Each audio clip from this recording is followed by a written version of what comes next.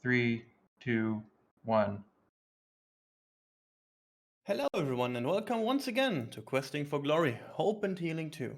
My name is Ustra Hazel. It is a wonderful morning over here in Europe and also a fantastic time for speedruns and to support NAMI, the National Alliance on Mental Illnesses. Speaking of support, please be aware that there is still a PayPal outage at the moment. We will make sure as soon as possible when it is available again. And now, without further ado, here is Suikoden 2 showcased by RJsmangit. Hello, welcome. Good morning, good evening, wherever your time in the world may be. I'm RJ. I'm going to be running Suikoden 2 for you. Mine's will get it started because we have the first incentive was to name the main character. Slight nod to the first game. The winning bid was TC Dole. Let's do it right. Let's do it right. Lowercase and all. And also, I have commentary with me. I have my good buddy 01337 with me. If you'd Hi, like to guys. introduce yourself. Hello, everyone. Glad to be here. All right, so timing actually starts once we hit no here, so I'll give you a quick 3 count. 3, 2, 1, go.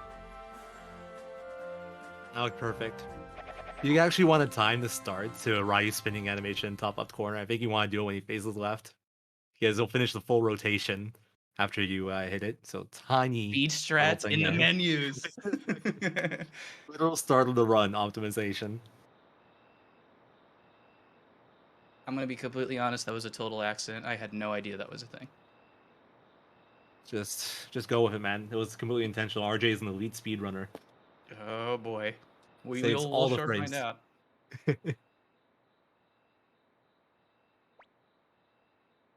So right at the start, we don't get the option to change the text speed like we would in Suikoden 1, so we actually have to deal with it for just a little bit.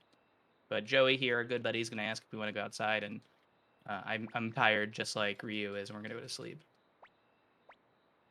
So slow medium text speed. You actually have to wait for the text box to finish before you can skip it. With fast text speed, you can just like mash and it'll auto finish the text box. It's actually a Yeah, so humongous difference in speed. Yeah, you'll see right away just how much faster it is.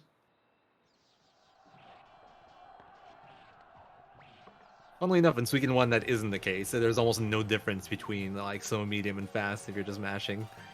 But here it is big, to the point where if you forget to do this menu to change the text speed before going out of your little tent here, you probably want to reset. It actually costs like probably 10 seconds or something.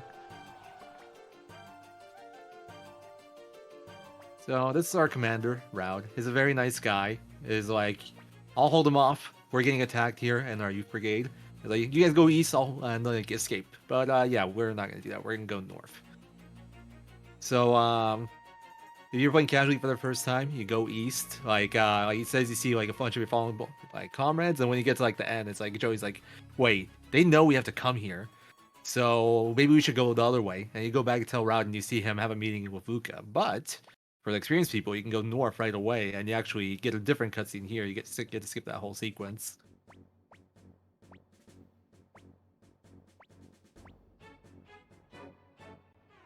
Anyway, turns out this is all a setup, and this is all planned attack by the Highland Army. They are essentially killing off the Youth Brigade to start a war with the city-states. Of course, we don't know that we're the Youth Brigade, we're innocent in all this. But yeah, they try to murder us here. We have our first battle of the run up into this one. You also saw right there on that first turn, we did something called a Unite attack.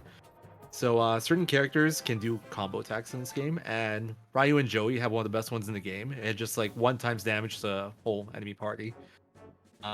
Which is really good. It might not sound like much, but since you get to distribute damage, as long as there's like more than 2 enemies, it's like very powerful.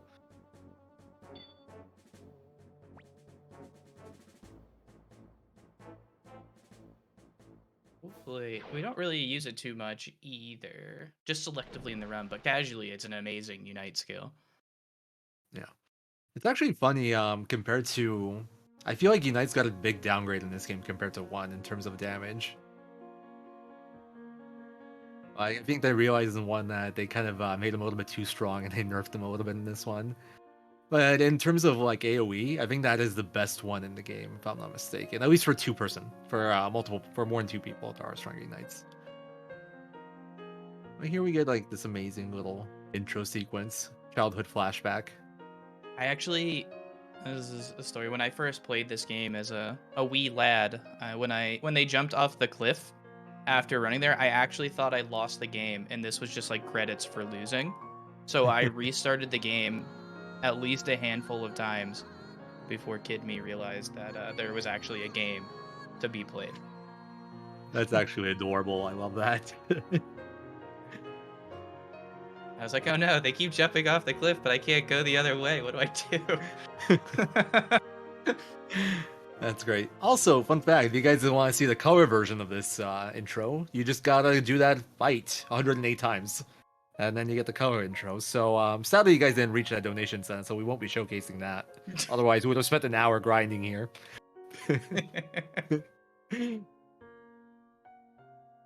Yeah. The really annoying part from a speedrunner's perspective about this cutscene is that it's right at the start. And this is the only cutscene in the whole game, well, only significantly long cutscene in the whole game, where you don't need a text mash at all or have any kind of input. So this is the only real bathroom break. And it's 3 minutes into the run, in a 6-hour run. It's a little bit cruel. I'm ready. Yeah, it would completely ruin the EXP route if you grinded 108 battles right there. Traditionology pointed that out in chat. This game actually, or I shouldn't say this game, this route has actually a very precise EXP route. And it's like we're not allowed to take any extra battles. The battles we take, for the most part, we need to have specific people alive. Like, there is no room for alteration. Up until a certain point. So we'll be pointing that out as we go along. But if you're looking for random fights to kill, like, we're not doing that kind of thing. We will be killing certain random fights, but it'll be very specific ones, and might have to grind for them. Hopefully not too long. Yeah, hopefully not. I've ran this in one other thing and did not have very good luck with it. So hopefully, fingers crossed, we can get some of the fights a little quicker. We have Hoishin asking you, Zero, why you like running games with no breaks. Because I'm a masochist. There is one you can take, but it's like, who likes RNG bathroom breaks? Because I sure do. There's like one war battle where you can set it up so you don't have inputs for like a little bit over 1 minute and 15 seconds. So it's like a decent bathroom break. But there's a chance that one specific unit can die. And if he dies, he has a text box that he would have to skip. So I've actually like lost time in the record before because I took that bathroom break there and then he died. Which is very unlikely, but it can happen. It's really hilarious. And then there's the other one with the refugee battle, where after like the first turn you have no inputs, but the battle fluctuates in like time between like 1 minute and like 5 minutes or something. Like it's just pure RNG. So you never know how much time you have. So you can't really do it. Anyway, going back to the story for a second. So we jumped off of the cliff and we were found by Victor and Flick. For those of you that played the first game, or this game for that matter, you will recognize them. They're recurring characters from the first one. It's also part of the reason why it's so nice to play this game after playing the first one. There's so many reappearances and like, what's the word I'm looking for? There's a lot of nostalgia, let's put it that way. But yeah, we're found by them, and they're essentially take us prisoner since they're kind of alive the city states, and we're from Highland with the Youth Brigade, and they don't really know what happened. But they're just like, you know, they're letting us stay at their fort. Like in exchange, we do some chores for them. So this is the chores right now. We gotta go get some flour, get some boots, get some flint, etc., etc. We're out of flour, so we go tell Pole. He's very nice guy, very friendly. He gives us a spoon for like our soups and stuff. Generally kind to us. And yeah, we're gonna go to Ruby real quick to go get some flour. You know, I should probably be running. Yeah, I was wondering. I'm like, what happened? I always do that. I'm like, I always, for some reason in my mind, think I'm gonna start walking. It's never gonna happen, but one day maybe it will, and then you guys will see. You'll all see.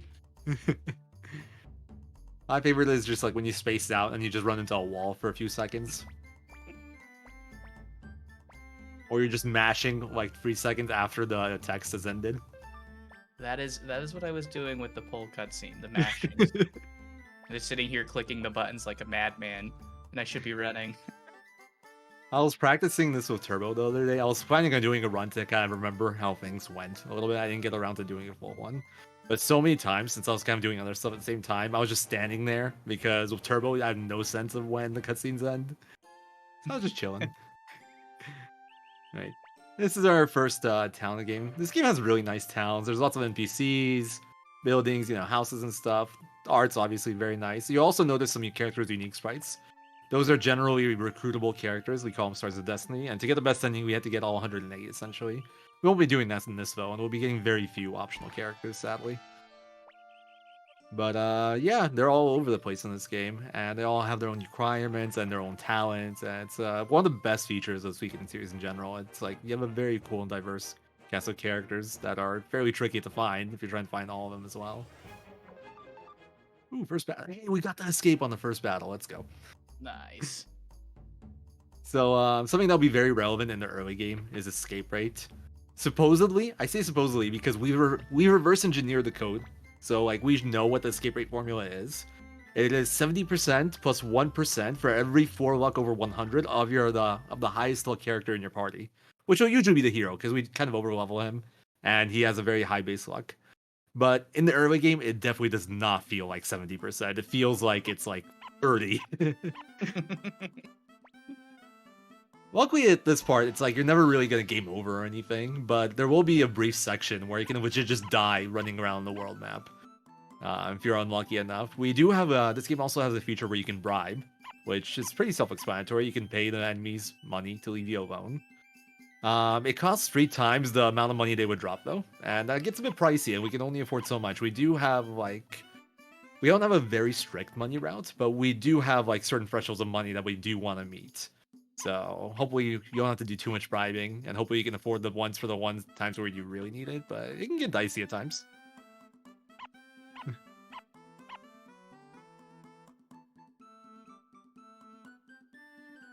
Don't mind me, Wrapping up just our wiping treasure. up the oil spots. Yeah. Fun fact, it's optimal to wipe up the oil, I think, from the top right position? Yeah, top right position. Because that's like where the animation always starts, so if you can run there, it's a little bit faster. But it's actually kind of hard. Like, the movement in this game isn't, like, very important. Or it's like it's not incredibly hard as well, but it does go pretty fast. I think you move like a step every 2 frames when you're running. So having very precise movement in this game is like somewhat difficult. Luckily, it's not all that important, but it adds up over the course of a run. Oh, you didn't let Flick murder you. So you had 2 options there. You could choose to try to bust through, and then Flick just like one-shots you with a sword, knocks you on your ass. And in terms of like option choices, there are some very important ones in the run, but for the most part, it's just like you pick the one that's faster. For example, the one with Flick like knocking you out, that's like 2-3 seconds longer. The one we just did right there, where we could explain to Victor and Flick what happened. That one adds like 15 seconds or something. Yeah, that one's my least favorite to autopilot through in the beginning. Makes me feel bad. That is definitely feels bad one, especially since you're just like past the like early boring part of the run. And if you're being picky, it's like, oh man, I messed up. Should I reset? But you're only like 10 minutes and you just got the tedious part done. And then you have that inner turmoil of to reset a 6-hour run 10 minutes in. Yeah. We prefer to have our resets 18 minutes into the run. Yeah. Speaking of, are you doing Safe Miss Monster or no? Yes, I think I will. I do have I was Good gonna man. save anyway, but I do have a backup too, just in case. But I was just gonna play it safe. Alright, good. That's a smart play. We'll get into that when we get there. But right now, we're escaping the fort. Joey found us at the fort. He's like here to rescue us. And I was like, oh, they won't expect us to make our escape so soon. So we bust out. And we're going to go back to Cairo, our hometown, to see Nanami, our sister. And just to, like, see what's going on.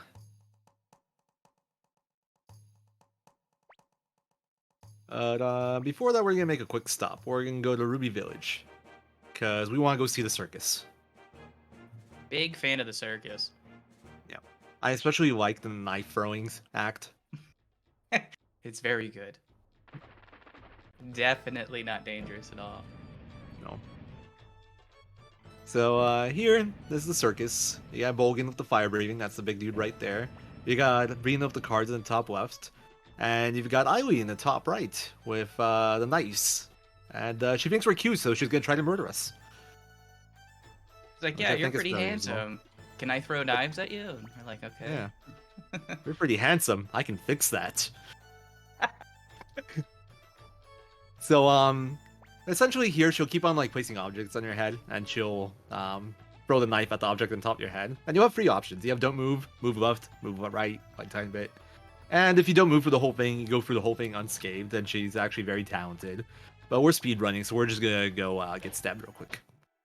Fast way. Yeah, it's faster to get knifed in the stomach. Also, fun Or fact. wherever. So, yeah, it doesn't actually show you where it hits you. I find it weird that if you move to the side, when the thing's on your head, you get hit. Like, shouldn't it just like hit the tree or something? I don't know.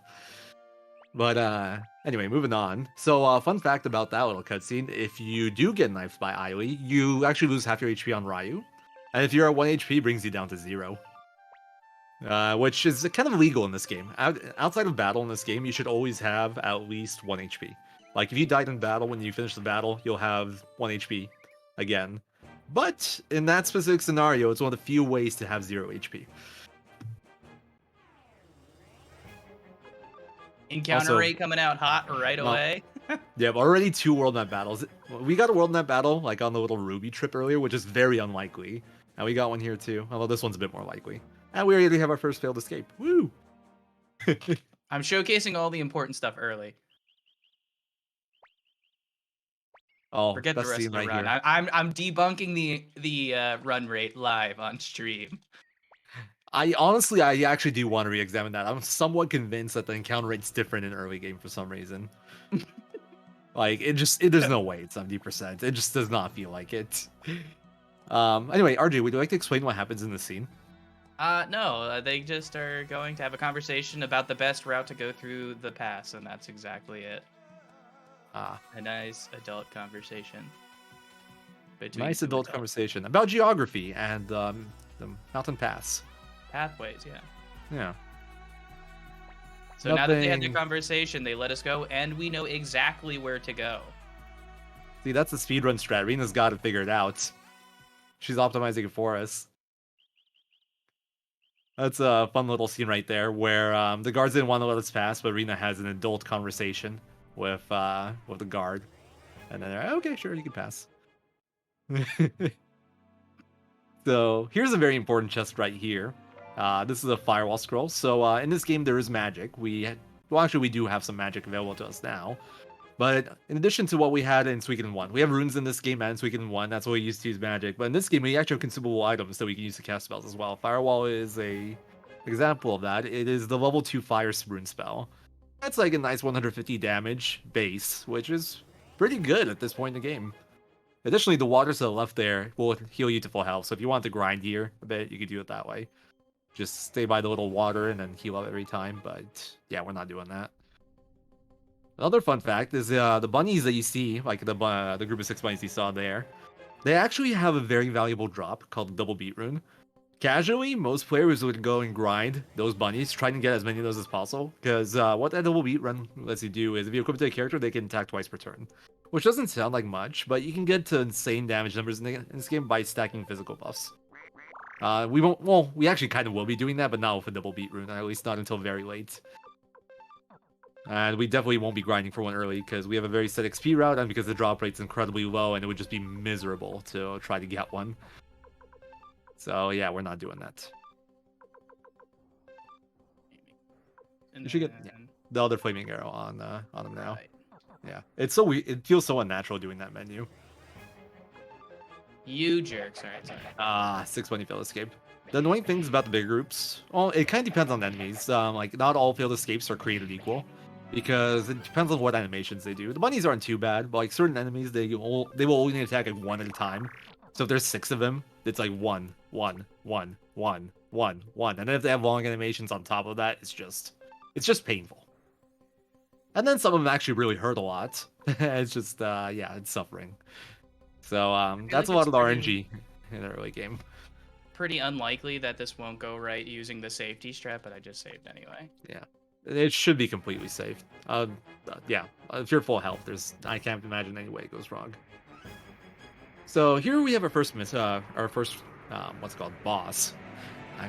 I blanked there, but this Mist Monster. Person of interest. Person of interest.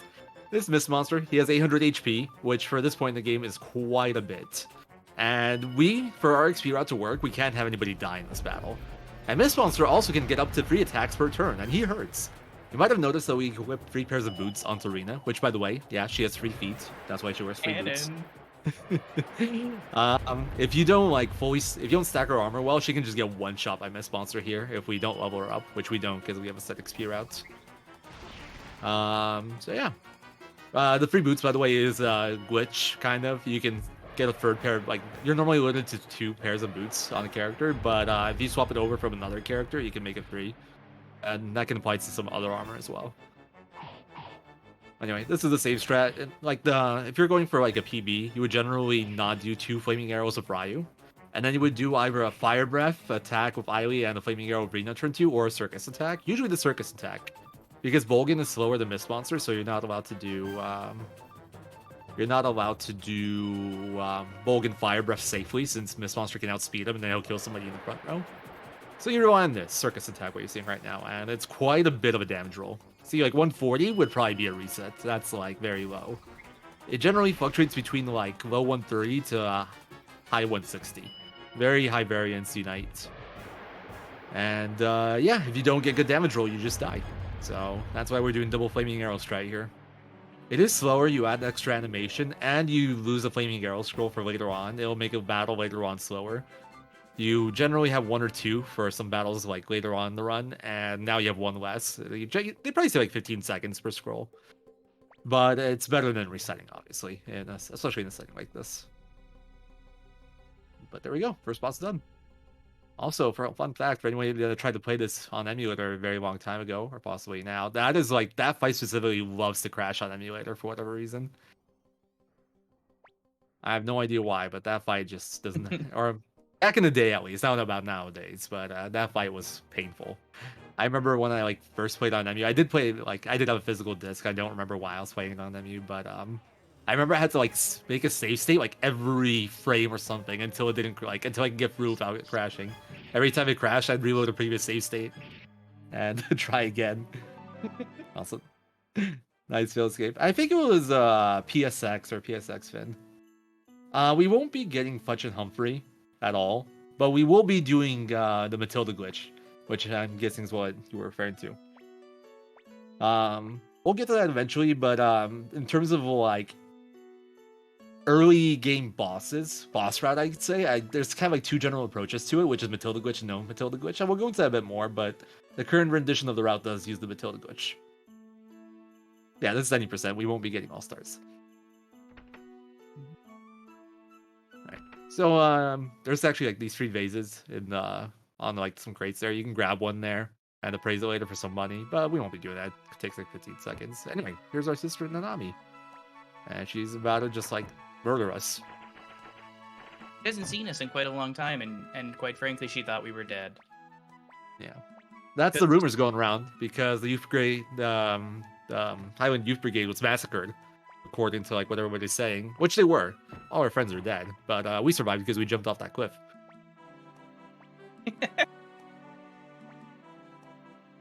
I always really like the animation in this scene, but this particular part right here always is okay, game, we get it. Comedy. Imagine how hard she had to slam him into that mountainside for it to leave that imprint.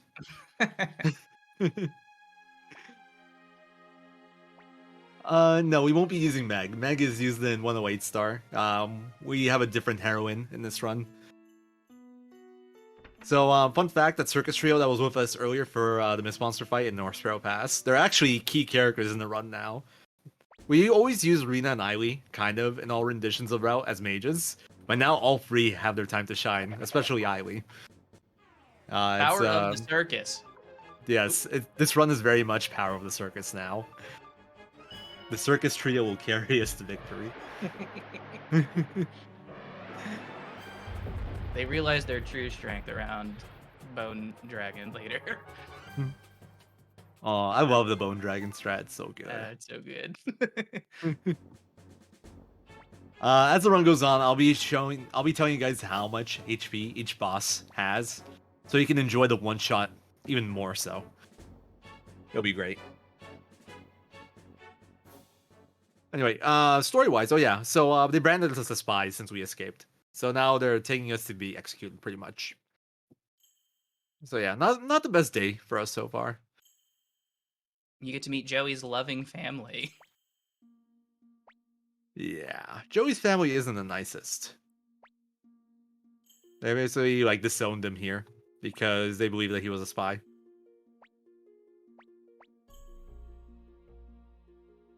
Sad stuff. Don't you just hate it? Parents, am I right? Always thinking you're a spy. Yeah, I can relate to that.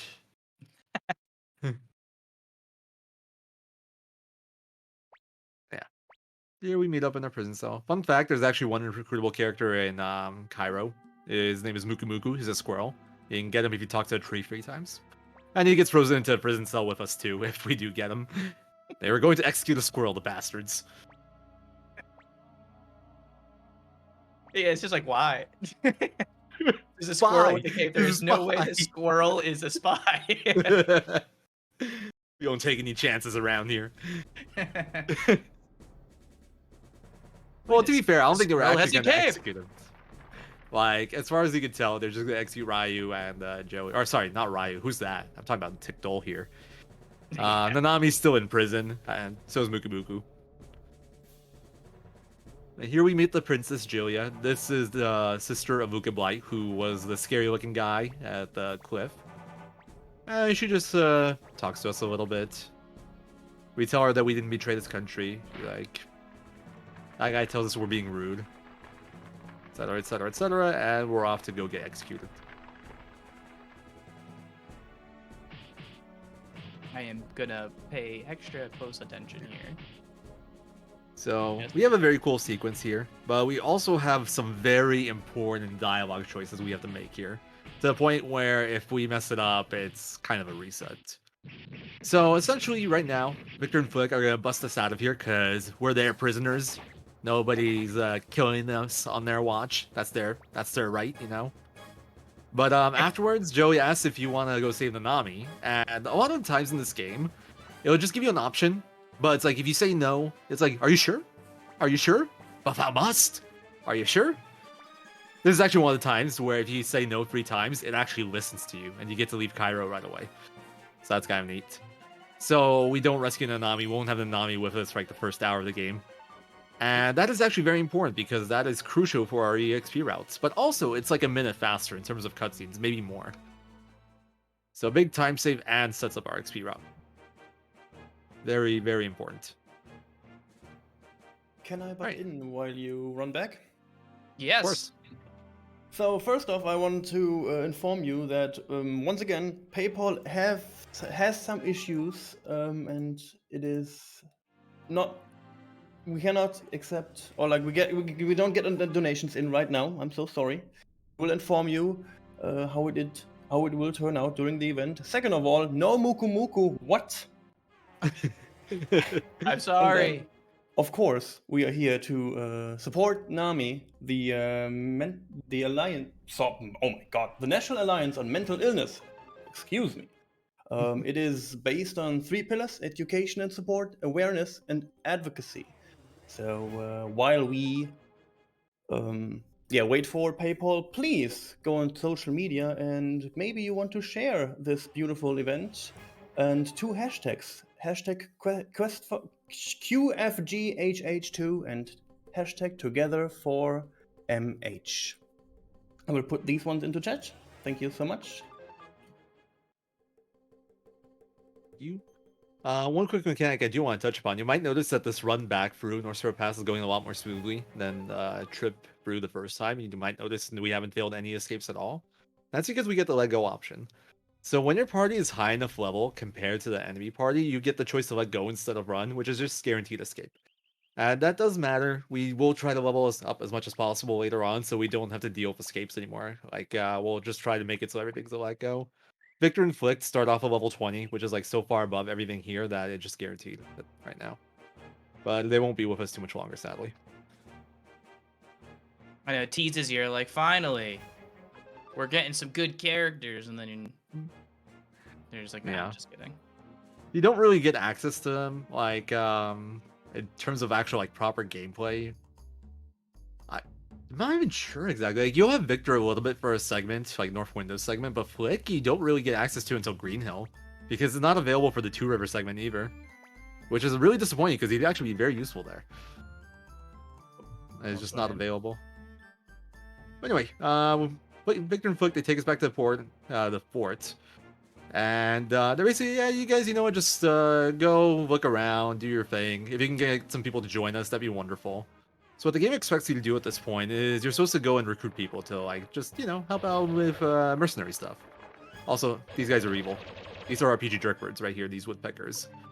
They're not too bad, but they have very long animations generally, and they generally like to attack one by one. So failed escapes with them are generally really rough. And this is the worst group in the area. And we failed to escape. Woo! The Suikoden 2 experience. We're living a dream, y'all. They did 9 damage. That's a lot of damage. Yeah, they actually do hurt. Like, if you fail enough, you could die here. I generally like to bribe this group whenever I see it, just because look how long this is taking. It's painful. We'll roll the dice. All right, there you go. Yeah.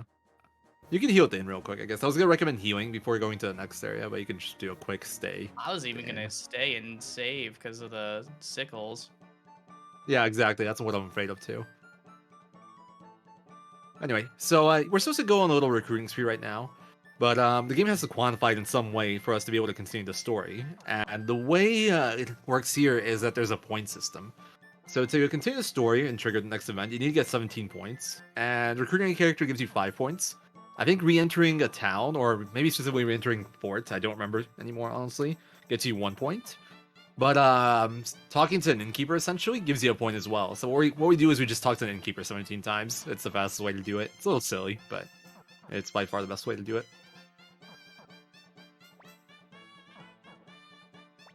Pretty little interesting tag.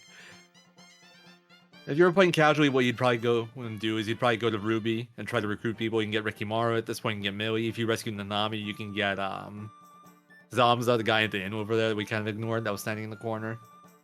You can get Kinnison and Shiro in the forest. There's plenty of people you can get to hit that 17-point requirement. And that's definitely what the game wants you to do, but yeah, that takes time. We don't got time for that.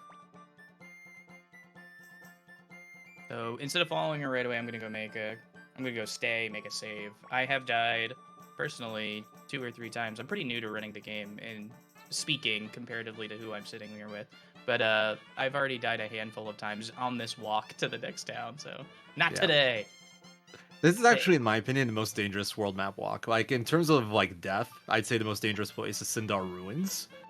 But in terms of just, like, random world map walking around, this is, like, the most dangerous part of the run. Because all you have right now are very low-level Ryu and Joey. And if you just fail a few escapes, you can get melted. And even though supposedly it's only 30% chance to fail an escape, it doesn't feel that way. It's not like when you fail an escape once, the next chance is better. Which actually is a mechanic in Suikoden 5, by the way. Every time you fail an escape in Suikoden 5, your next chance is 10% better, fun fact. But it's not the case here. It's the exact same chance as the first try. So you can just get stuck forever.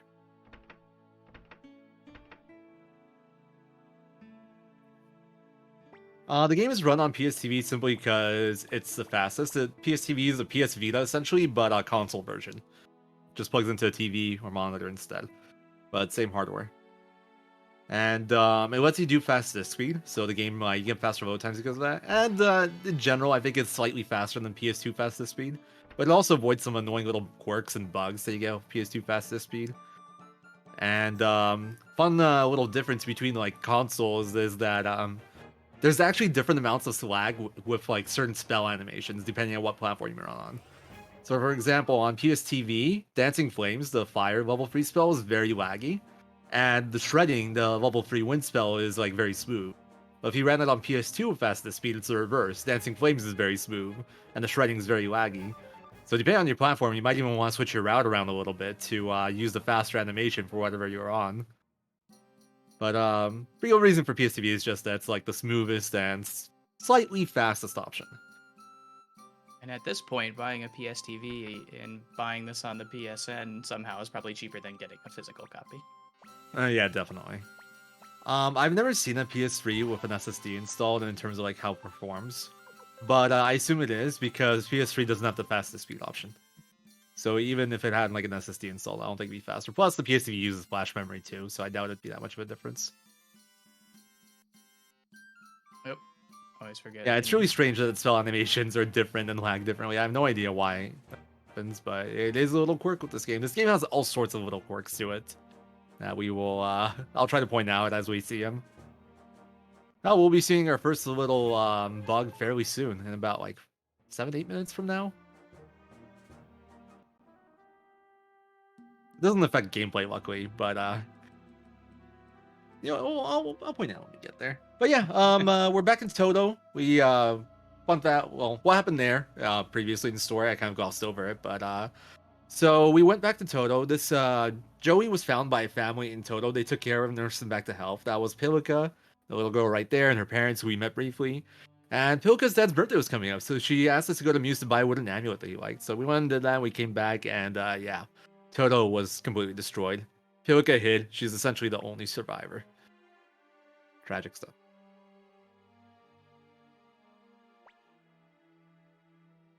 I should probably just give Joey back the flaming arrows before I forget. Yeah, as long as you do before Ruby Forest, it's fine. I'm so tempted to be greedy and do it when I do the equip menu for Ryu's accessories as well, but it's like, what if you get the free snails before that? That just super feels bad, man. So it's probably best to just do the extra menu early. Anyway, we also met Apple there. Apple's another recurring character from Suikoden 1. And she doesn't get too much attention in Suikoden 1. She kind of was an assistant, we'll say. I'd say no, a student is more accurate, of the main strategist in Suikoden 1. And sadly, he passed away. But Apple is just like traveling around, and she saw what happened in Toto, and she wants to talk to Victor and Flick, so we're going to take her back to the forts. Because she wants to prevent more stuff like this happening. Also, nice fail escape. I always get good escape rates against the ones that don't matter, like the 1 or 2s. But anytime there's Yeah. a 6, it's like I always fail. Oh yeah, those are the ones that game loves to make you fail. Right here, we're gonna swap that flaming arrow back to Joey real quick. You gotta give it over the gloves. So it's like you gotta Right. swap. Yeah, it's kind of an annoying mechanic. Someone used to be so much smoother about that. And I know that, and I still tried it anyway. I was like, wait a second, and I was like, no, I definitely did this before. I have done that plenty of times myself as well. I'm like, Completely ooh, an empty understandable. spot, and then it doesn't actually work. Nope. It has to be an equal exchange. You can't have somebody hand over something to like a party member for free. It's a trade. Not even your best friend. Nope. The deal's a deal. You can. I don't care the value, but you got to give me something. I'll take 1 medicine. It's fine. Anyway, so Victor, Flick, and Apple are having a meeting, and we are just gonna chill for a bit, put Pilka to bed, and they want to talk to us. We're gonna go and do that, but before that, we're gonna go and sharpen our weapons real quick. So the Suikoden series in general has a pretty cool weapon mechanic. Unlike a lot of RPGs where you can find weapons and equip them to characters, that's not so much a thing in this game. Instead, every character has their own set weapon, and the way you get a better weapon is you upgrade their weapon. So there's 16 weapon levels, and as you increase the upgrade, it costs more and more. And right now, even though it's not worth all that much, because since it's early game and early levels, you don't get that much. That only got us like an extra free attack. That is actually fairly significant for a potential battle we might take in the forest coming up, and also for the duel we're gonna have very soon.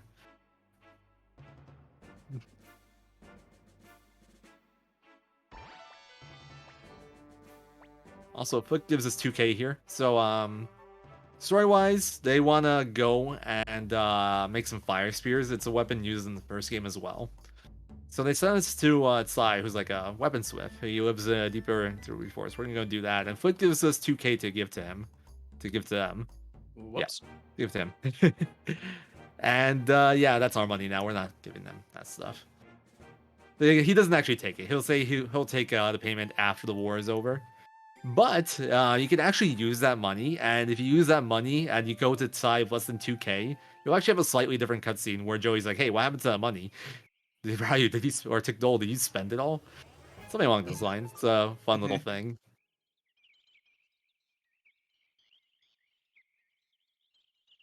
There's lots of little like dialogue things like that where if you don't do the exact thing, they actually will mention it. Yeah. SRD with the controversial opinions in chat. It's What actually else a is very new? good point. Yeah. I was looking for my ban SRD button, but it's not my channel, so. But yeah, that's kind of does make sense. But at the same time, most games SRD in the series, when a character joins his like your army, they come with a higher weapon level than like what you had at that point, or like somewhat like balanced to what part of the game you're in. So I don't think that's that much of an issue. I think it's really just an issue in 5, where for some reason every character starts level 1. Also, we found 5 spiders. This is one of the battles we were looking for, because either this or free slugs will set up our XP routes. Oh, scary poison. Or good. So this battle we kill with double unite. If we saw the free snails, we would use a flaming arrow scroll because they have really high physical defense. But this will take us up to a very specific amount of EXP in level 8. And we're gonna need that mostly to set up Joey. They're slow. 14 for Tickdole and 13 for Joey. Oh, like on the level up? Yeah. Yeah. I never really looked at that number. I was just looking at the totals. I think that's pretty good speed growths, honestly. I feel like they've been in like the 16 and 17s before, Um, but maybe 14, 4. Maybe you're right. 4. I think the speed right now fluctuates between 3 and 4. And you get 4 levels, I think. So 12, 13, 14. Yeah, I'd say that's on the lower end in terms of growth. But the speed route's pretty like set. The only thing we do kind of like try to eyeball right now is whether or not Joey's faster than Tickdole. Because we can optimize like 1 fight, 2 fights potentially a little bit better if Joey's faster. Anyway, this Sai is like, yeah, I'll help you guys. And one nice thing about getting the grind fight early is that we can put him into our party. So now our party level average is higher. And now we can actually let go of the 5 Woodpecker battle, which is by far the most annoying one in terms of failed escapes in this area. So that's good. If we hadn't gotten our grind battle yet, we wouldn't have actually been able to do that. We'd had to put him in our convoy. The reason for that is EXP is distributed among all party members based off how many party members there are in the party. So if Sai was in the party, he would have gotten a portion of the EXP that Joey and Ryu got, and that would have actually broken the EXP route. That's actually how we abuse the EXP system pretty heavily. We make sure that there's only like 1 surviving member, so they get all the EXP. And in addition to that, the way the XP scaling works in this game is generally the lower level you are in comparison to enemies, the more XP it gives you. And every level will always take 1000 EXP. It's not like games where like one level takes like 50, next level takes 100, and so forth. What's that? Every level will always take 1000 EXP. And since enemies give you more EXP the lower level you are in relation to them, you can abuse that to get very big EXP jumps by combining that with like killing off your party and big enemy groups and so forth. We'll be taking advantage of that quite a bit later on, but that was a small battle, gives you a size of like little example of it. We got 4 levels, we were level 4, so we doubled our levels essentially in one fight.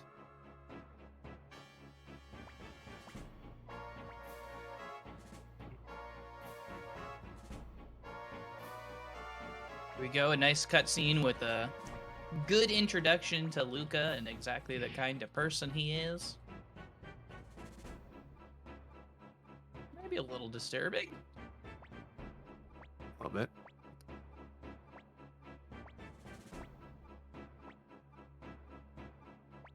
Can you read the dialogue here, RJ, please? This one? I was hoping all of it, but this will do. Oh, die, Gig. Yeah. That's My brain could not stop mashing. You're like, read the dialogue, and I'm like, no, push the buttons. No, that's good. That's the right speedrunner brain. Also, as already mentioned, the armor glitch. There's a few glitches in this game. Well, there's more than a few glitches in this game, but there's a few glitches for money. One of them is you can use with the armor, but there's actually another one I read about recently where you can barely glitch your money to max using Hayo's cooking menu stuff. I didn't remember exactly how it worked, but that's one I didn't even know about until recently. I think I read it like on Reddit somewhere. It's really neat. But we won't have any need for that. Like the money we need in this game, in this route, isn't all that much. I think the most we'll use is like 100k or something to upgrade Ryu's weapon at a certain point, and by then we'll have like 200 something k. But once we get past the early game, we essentially aren't really ever tight on money for a good while. And then like all the surplus money we'll use for like bribes and some late game dungeons. But money isn't really ever an issue. You like never really need the money glitch. If you can money glitch early, that'd be very valuable. But all your money issues are early in the game where you don't really have anything you can do with it. Or like you don't have any good way to get it, rather. Make a quick save here for the duel we're about to do. Yeah, this is the most likely run killer, probably. It's worse than the ruins. It's hard to choose. But anyway, we got our first duel coming up. You might remember Flick was level 20. Yeah, we gotta go fight him now. We're level 8. Have good luck. Luckily, we don't actually have to win the duel. We just have to do a set amount of damage. Yeah, 50 damage. But, like, the stat difference is pretty big. Without any armor, like, without getting the armor that we got in Ruby Force, equipping all that, and without getting level 8, he literally just two-shots you with 2 attacks. So, duels in this game are like rock, paper, scissors, essentially. There's attack, defend, and wild attack. Wild attack does double damage. Attack does normal damage. Defend lets you counter wild attacks. So, if he does defend, you will just do attack. You get guaranteed damage. If he does a wild attack, you defend, and then you do guaranteed double damage. But if he doesn't attack, he will hit you always, and there's no way to avoid that. You can hit him for wild attack for double, but you're still getting hit. So if you get unlucky with damage rolls, or if you're not geared up properly and he just spams attacks, you'll just die. And there's nothing you can do about it. Just a quick heads up, we will need the company name right now. Yes, the company name is Tai-Ho. Oh god. Chat, you're canceled. Yeah. Can we cancel all future incentives? I was gonna put a space there, that's okay. Hi-ho! That's okay. I can't wait for the castle name. We'll just pretend this is RNG manip to get us a good Tai-Ho. Yeah, we're trying to appease the Tai-Ho RNG gods.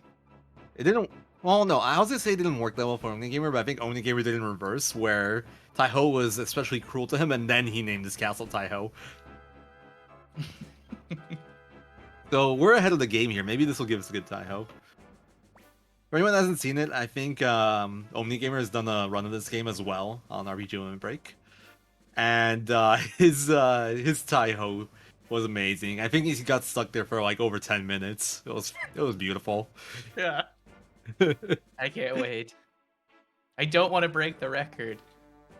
I'd be kind of hype, honestly. At the same time, I do want to go to sleep sometime to like... who am I kidding? It's never gonna be reasonable at this point. We must play Yeah, let's go Tai-Ho. Tai-Ho. Yeah, let's go Tai-Ho. Make it interesting. First war battle. All right. Woo. As the Tai-Ho company. Oh god. So I can't hear the stream right now, but no, I mean like the game. I was gonna point out the lack of music. You didn't have to yell Tai-Ho's name into my ears. That wasn't that came from somewhere else. Oh, my bad. Oh, I quickly unmuted the stream. That was like the exact moment it went off. It's more Tai-Ho manip. But yeah, we got our first war battle here. So war battles in this game, for those of you that are like playing or seeing this game for the first time, it's like, oh, this looks cool. It's like mini Fire Emblem, and like, you know, stats and stuff. You have special abilities. You can customize your like parties. It's all very interesting. But then you speedrun this game and you grow to hate it because it's all very scripted. Like nothing you do for the most part, nothing you do really matters. It's like every battle generally has a condition where it ends after a certain amount of time, a certain amount of turns, or after a certain event happens that you like try to force as fast as possible. So, yeah, fun stuff. So this war battle right here ends automatically after 2 turns. Doesn't matter if anyone dies. We do prefer we want as little fighting as possible. If they're gonna fight, you want them to not injure you. But if you're gonna injure units, you want them to kill them at least, because then it's less animation. It's all just about reducing animation time. Also, shoutouts to Connor Cordell, the most he had a brief stint with this game, running this game. He actually got record at some point, but he found out that you can actually mash when characters that you don't control or units that you don't control are picking their option, and they'll actually speed up slightly the input of that option. So, like, for example, when enemies attack you here, if you're mashing, the attack will come slightly faster, like when they select it. A little optimization there. Yeah, we'll spend a lot of time just like moving people out of the way and ending turn. Yeah. We run away. By the way, can you do something for me in the next war battle? If it happens, I'm hoping it doesn't happen. If Flick gets in your way, can you fire spear him? Because I actually realized that something you can do. Sadly, you only have one. But I honestly just want to send a message. Yeah, we gotta show him we mean business this time. Yeah. How dare he block us? So, this war battle right here, it ends automatically as soon as an enemy unit enters the fort, and we're gonna get ambushed from the bottom after 3 turns. Spoiler alerts. So what we want to do... God, really? Yeah. Apple told me. It's all good. So what we want to do is we want to move Tickdol to... Nice, he didn't block you. We want to move Tickdol 2 units down. And what that'll do is it'll force one of the units that ambushes us from the bottom to spawn inside the fort and gives us the fastest possible war battle. It's actually fairly new tech. There's a new runner, I'll say, that did a task of the 108 star run recently. I can't pronounce his name, so I'm not even gonna try. But if you guys want to join like the Suikoden 2 Suikoden Discord, it's like in there somewhere. I can link you guys if you like, if you're interested. He found that if you move Tickdol tunes down, you get a unit spawning in, which is really cool. And it's very fast. It probably saves like a good 30-40 seconds. Because if that doesn't happen, what you'd have to do is you'd have to wait for a unit to move in, and that's just random. It can fluctuate between like instant to taking like over a minute. There's no way of predicting it. But this just makes the battle end instantly. But what can happen in this battle is that Flick can move to a tile below you at the start because he gets to move before you, and then he can just block that path completely. And then you can't like just blocking it off so they can't even move in normally, and you can't spawn them in either. It's a massive pain in the ass. You can't get past them, it's just a jerk. And depending on how bad it is, it could lose you like over a minute.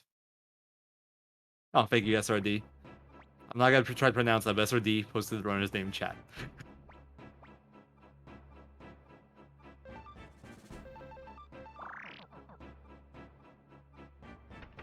Real quick, I think RJ healed there. I missed it. So anyway, you got some fort battles here. So this is actually where Joey's speed in relation to Ryu matters. If Joey's faster than Ryu, you can have Ryu attack and Joey Flaming Arrow, and then Ryu will attack after the Flaming Arrow, and he can hit the commander. But if Ryu's faster, then Ryu will go first, he'll hit one of the front guys, and they die to Flaming Arrows anyway, so you're just adding extra animation for no reason. But it's a small thing. This is also where the usage of the Flaming Arrow scrolls I mentioned earlier comes into play. The more you have here, the better, because they're really good in this fight. And the one after it. The next one we'll have to do without the extra Flaming Arrow scroll, whereas we have to do like 2 buggy attacks and then an auto, which is like 15 seconds longer. But this is also where the XP route comes in. After this battle, Joey will be a very high level 9, and Ryu will be a level 10. Ryu doesn't matter so much, but the level 9 for Joey matters a ton.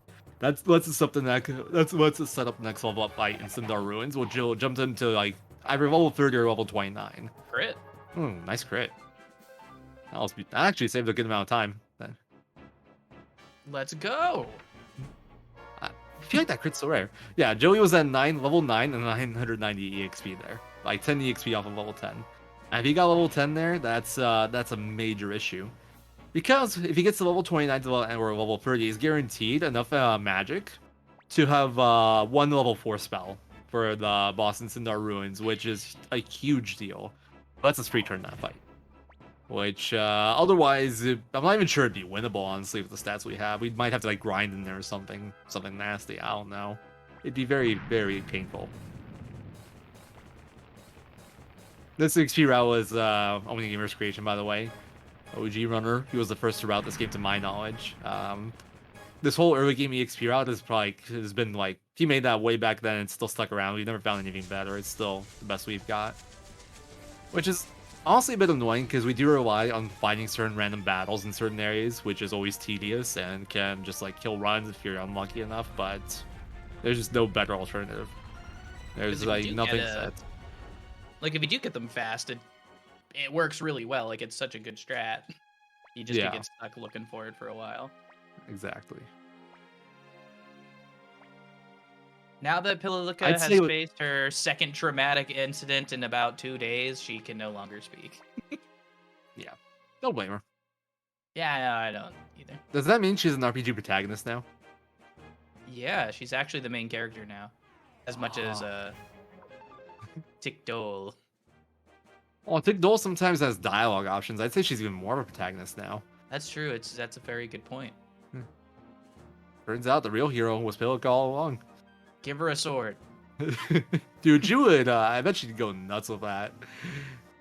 Can we have Pilica. Pilica? Can we have Pilica versus Luca Blight?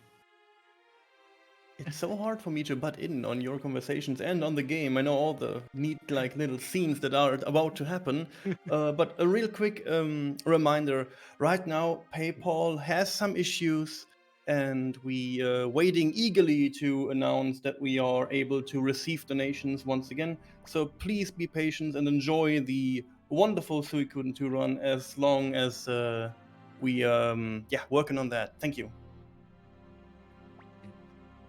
This would have actually been a Thank great you. moment. We got like 5 minutes of nothing here. Yeah, I was told that I was very familiar with the run, so I gave the green light to just butt in on the dull parts.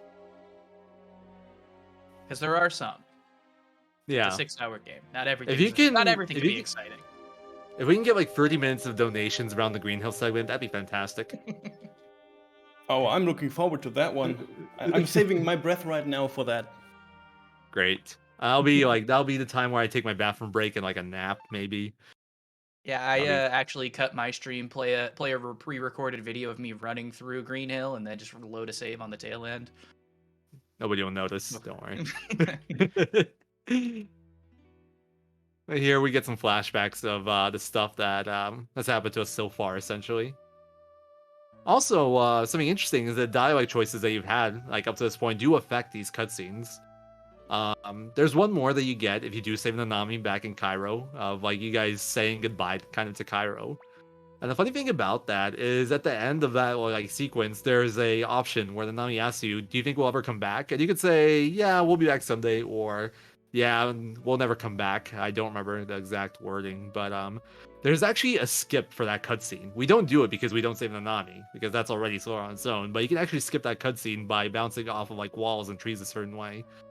And if you do that in the flashback, it just it picks this pre-selected option, as if you said it, as if the cutscene actually played. It's kind of funny.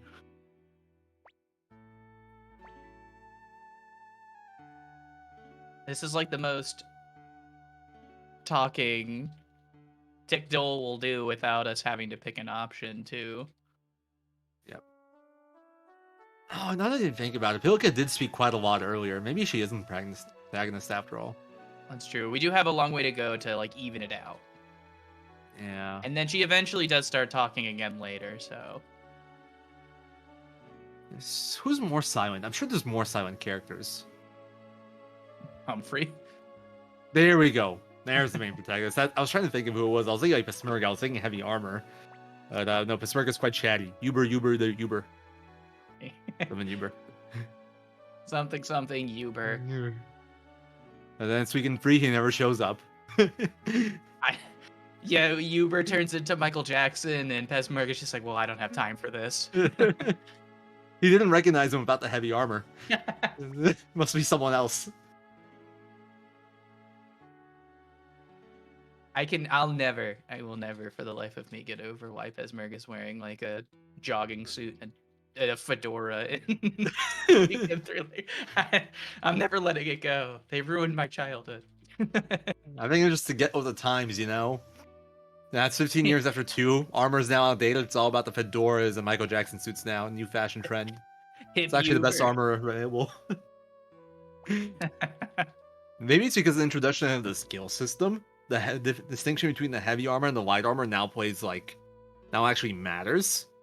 So, there's like, you know what? Maybe the light armor is better for my fighting style. And he goes with the Michael Jackson fedora outfit. True. Much easier to wield 2 swords when you're not wearing heavy armor. Yes. Wait, does he have 2? No, yeah, he does have 2 swords. It's been so long since I played Suikoden 3. Yeah.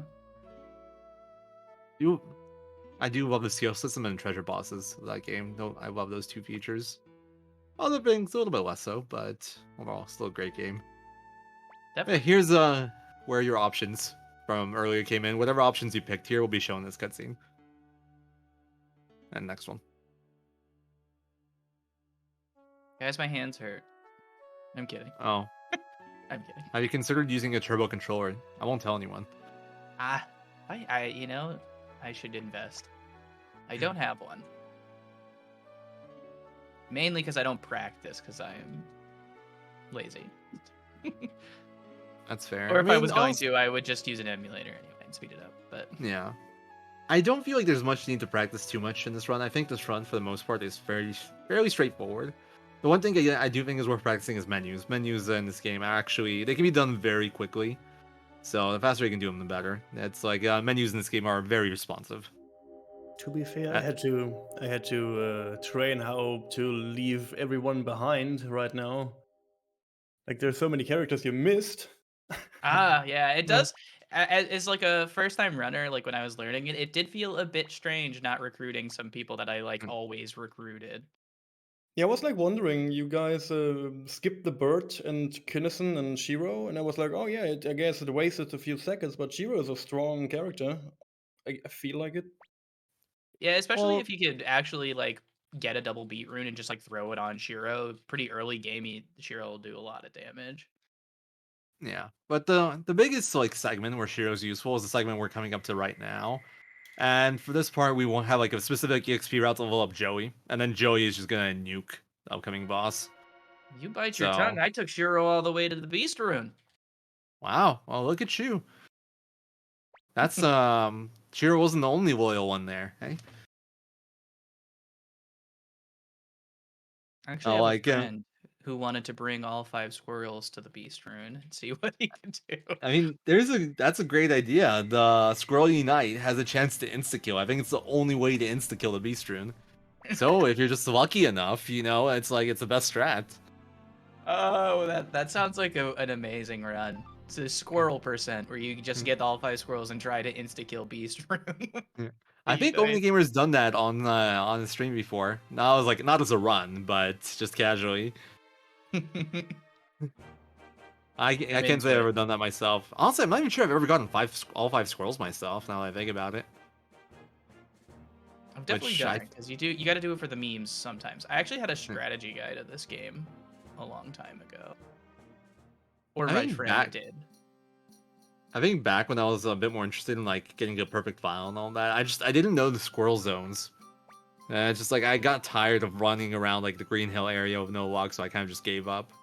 But now we do know the exact spots that they're supposed to like join in. There's some images on Suikoden source, like somewhere in the forum thread. I'm not sure which one, but it's there. It exists. Makes it a bit more pleasant. Also, I can't wait for you to like randomly recruit a squirrel, just like when you're moving through the Green Hill area. I think I've actually That's had my that dream. happen once. It was My like it was dream. hilarious. Like, wait, why did my game just like stutter like crazy for a second? And I get into a random battle. I'm like, wait, what? There's a squirrel in my party. It was actually a bit annoying though, because it threw off all my party menus for the rest of the run. Anyway, But your yeah. party was instantly cuter. Well, no, because I never got to add the squirrel. If I got to add the squirrel, I guess I had the squirrel for a little bit. So that's something. I think it was a 108 run, so I ended up kicking the squirrel out like when I got Humphrey and Fudge. So it wasn't that much longer. Anyway, Nanami's back. We ran into her trying to get into Muse there. She's like, oh, hey. Yeah, missed you guys. I busted out of jail. Nice to see you all. And she joins back up with us now, so we will have Nanami from here on out for a very good long while. Probably forever, right? Yes. I mean, she's our sister. She'd never leave us. Anyway, so after the battle at the fort, a quick plot update. Victor and Flick told us that we'll meet up in Muse. We tried to get into Muse, but they're on lockdown because of all the battles going on, and they don't know who we are, so they say no. We need an entry permit. And we just go to the inn nearby to just, like, figure out what to do. That's what's going on right now. I think my favorite part of this entire scene is that Gengen gets his own room. Have to share. That is pretty funny. So casually what happens here is you'll have a party of 5 here, I think, naturally, before Nanami joins up. I don't remember exactly. Maybe it's even 6 and you kick people out. But what the game does is it takes your pool of available characters, which is like, we could get side characters at this point, like Shiro and Kinnison, as mentioned before, etc., etc., etc. And it would just take random characters from the ones that we've had, like we've gotten, and fill up our party. But we don't have any extra characters, and the only one we have is Gengen, because it's automatic, so we just have Gengen with us. That's why that room is mostly empty, because we don't have any optional characters. Yep. I'm just listening to you and not picking the right dialogue. Anyway, this is Alex. He's a treasure hunter, and he found a way to get into the ruins, but he needs some muscle to, like, protect him from the monsters and stuff. And yeah, we've been working out, so we're gonna help him along. In exchange, he'll give us his entry permit so we can get into Muse. He Well, took one look at Gengen and knew we were the ones. Yeah, that's how he knew we were serious. That's a captain right there. That's Captain Gengen. That dog has a sword? Let's go. At one point, I did a casual challenge run where I used only Gengen and Freed for like most of the game. And then for final bosses, it was too easy, so I just used Gengen. And I beat Beast Runesi and Colgan with only Gengen. That was great. So, Gosh. Gengen's the best character in my book. He has actually beaten everyone. He'll protect us. That's like Wait, I think one of the best parts about this game is you can make every character viable for use if you really want them to be. Every character is, like, honestly, this game isn't very difficult, so you can essentially use whoever you want. And, like, the challenge will, like, vary based off who you use, but it generally will be fairly reasonable no matter who you pick. But some characters are definitely better than others. It generally comes down to how many rune slots they have more than anything else, because if you have good runes, that's just, like, the best way to beef up characters. All the most broken characters in the game, like, in terms of, like, casual setting, are the characters with, like, 3 rune slots. Not to say that other characters aren't valuable, but that's just, those are generally the OP ones. Anyway, There's some pretty hot movement around that statue there.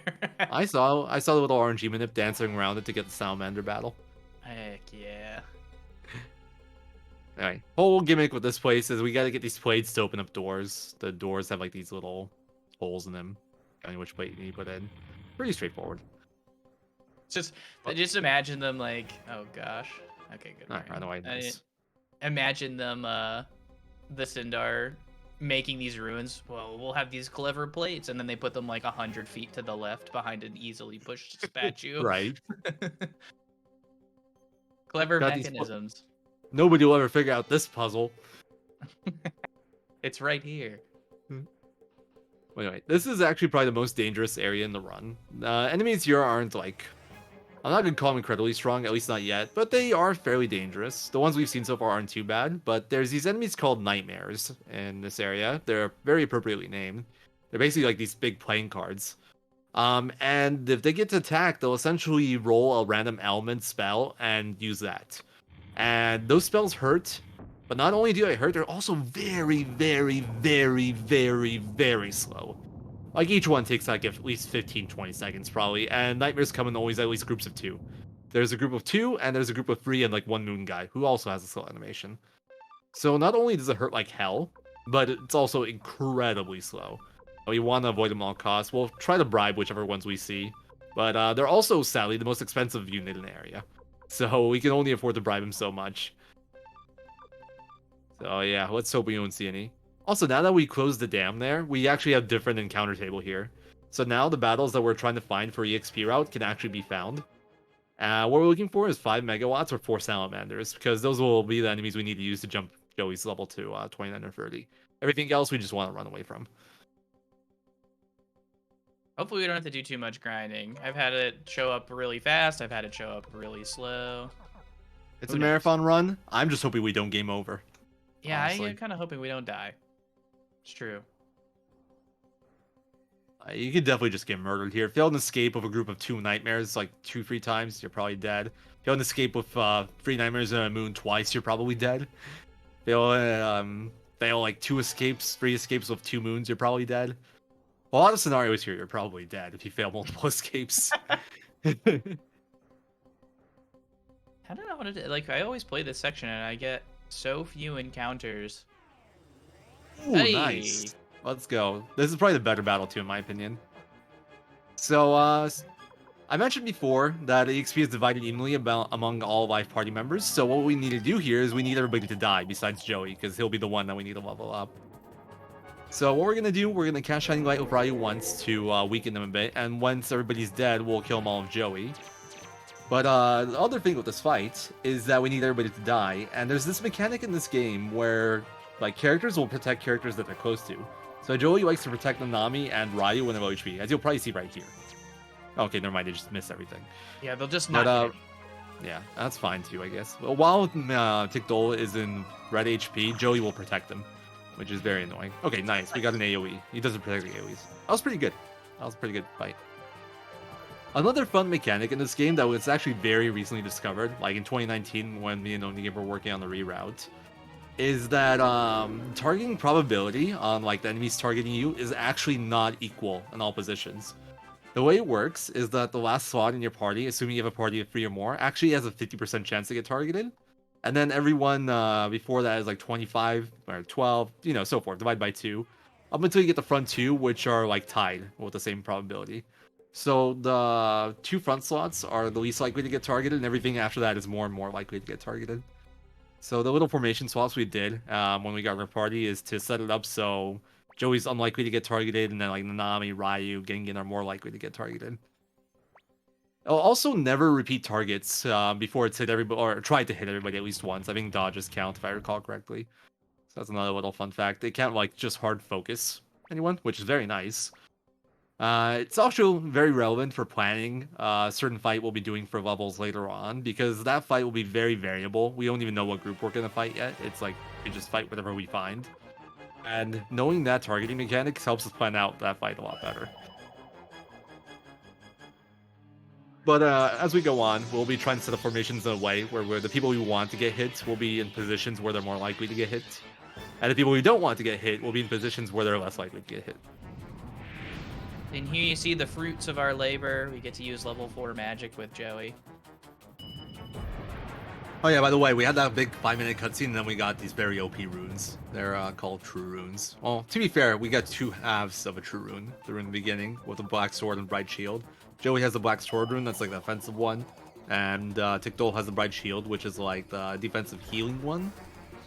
So yeah, Joey has a cooler rune. And it'd be really nice if we could use it more often, but sadly we can't. Yeah, this is why we don't really go out of our way to recruit characters. You can see the kind of damage that Joey's pumping out here.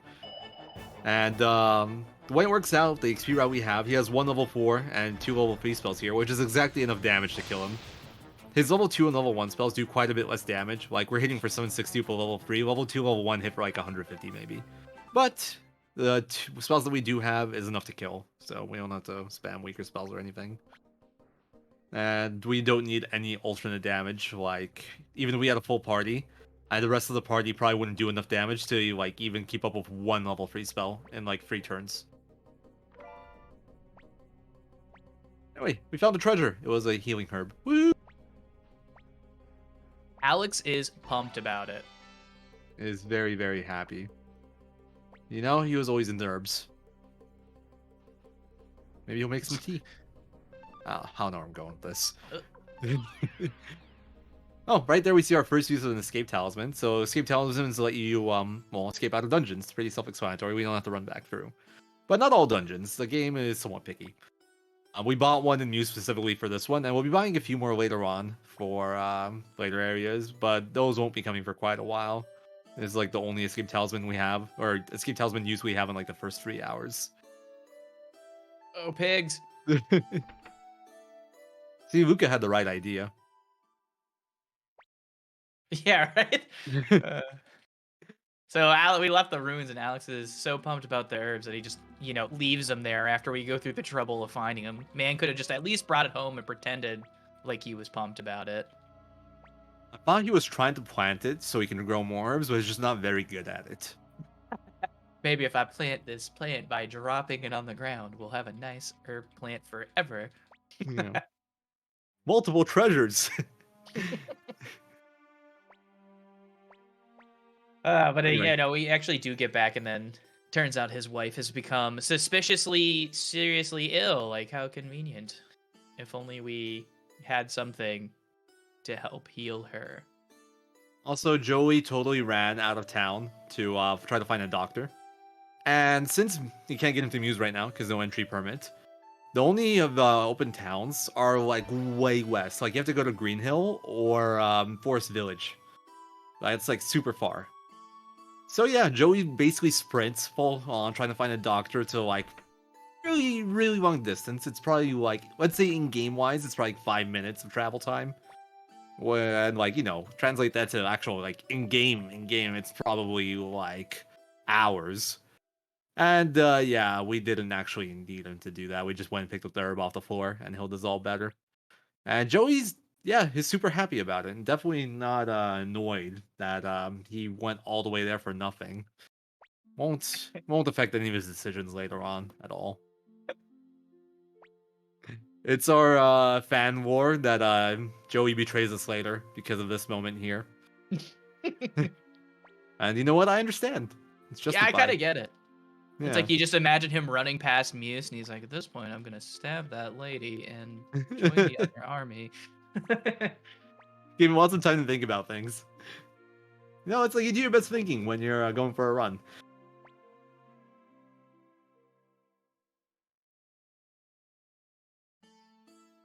Alright, Hilda's all better, and we held up our end of the bargain, so they give us our entry permits now. They have 3.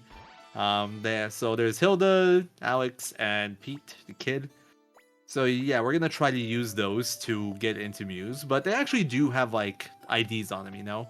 So we gotta try to be Alex, Hilda, and Pete. That has like ages. I don't know if it has photos on him. But yeah, hijinks ensue.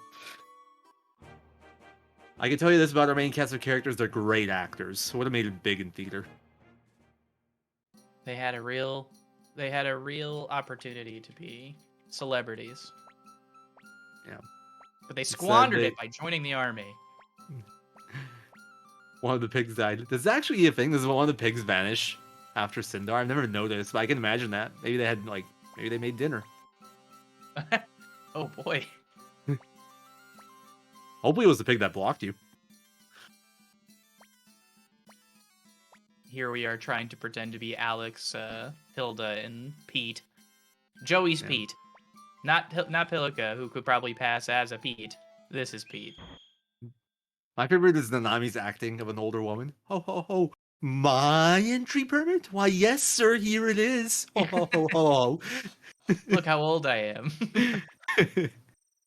This is totally how women like in their like late 20s, early 30s act. Ho ho ho ho. It's like that movie with I forget the movie, but they have it's just a picture of like a grown man and it's written in crayon on there. It's like I'm 12.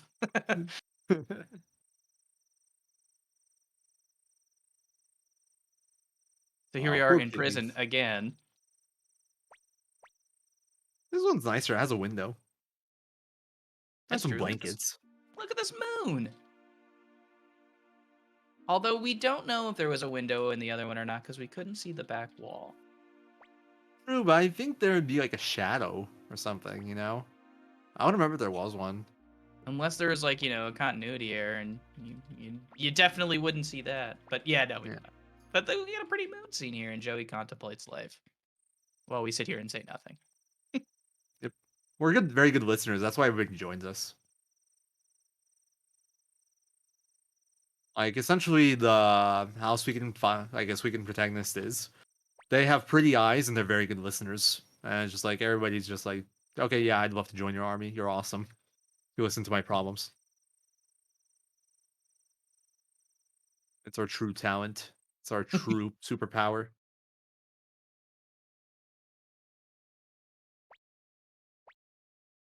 Anyway, Victor and Flick, they find out we were here, and they get us out of jail, and we're now finally free to explore Muse again. Woo! So, something glossed over, in Sindar Ruins, there was a treasure chest that contained something called the Fire Lizard Rune. The Fire Lizard Rune is a rune that you can equip to a weapon. That's also a thing in this game. There is such thing as weapon runes that will be very relevant later. They essentially give you certain effects on your weapon and your physical attacks, for the most part.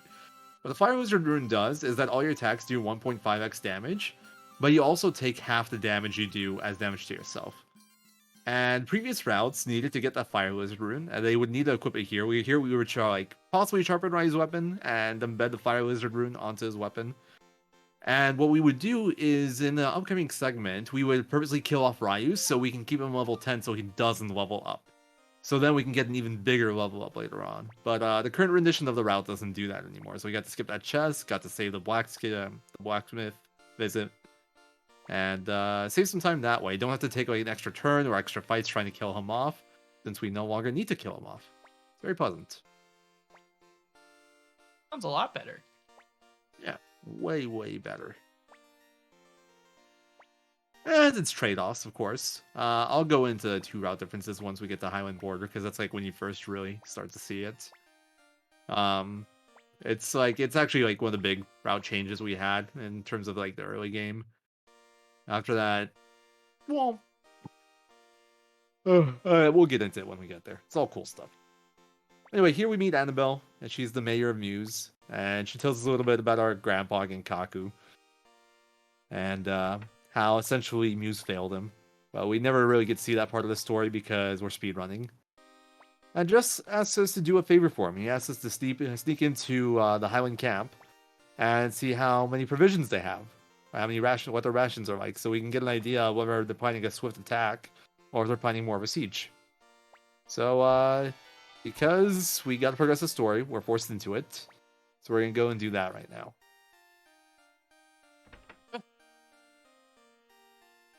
First, we're going to go... That happens. Understandable. Walls are tricky. Kid, get out of the way. This is so frustrating in that there's so many like random NPCs that'll just like walk in front of you. One little cool thing about this game is you can actually push NPCs in this, just like you can push objects in this game. Well, some objects. Like at the start of the game, we push those boxes around as part of the chores. But you can also push NPCs. Doesn't have a story use or anything. But what it does let you do is if you ever get like trapped by an NPC or like need to get past an NPC to go somewhere, you can just push him out of the way. And it's not very useful in this game, but it would have been so great to have that in Suikoden 1. I think there's like a few specific NPCs that made them add that feature in this game from Suikoden 1.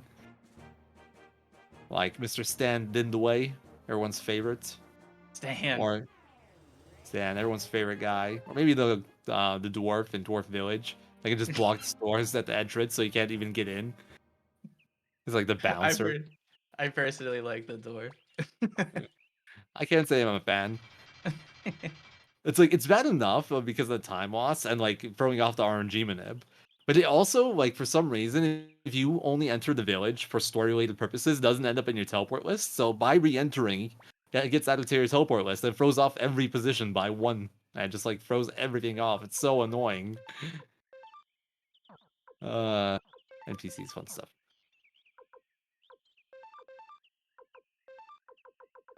Here we've got a menu. While you try to infiltrate the Highland camp, I would like to remind you all that we are supporting Nami with this beautiful marathon, and it's okay. If you're not okay right now, yeah, reach out to Nami if you need maybe support on mental health issues, because mental health is as important as it is physical health. And if you want more information about Nami, go to ok2talk.org.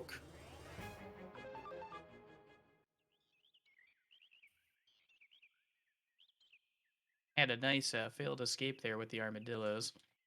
Yeah. You hate to see Generally, the escape right here is pretty good at this point. Like, you have a level 30 Joey, so you can let go of a lot of stuff, but not everything. Not everything.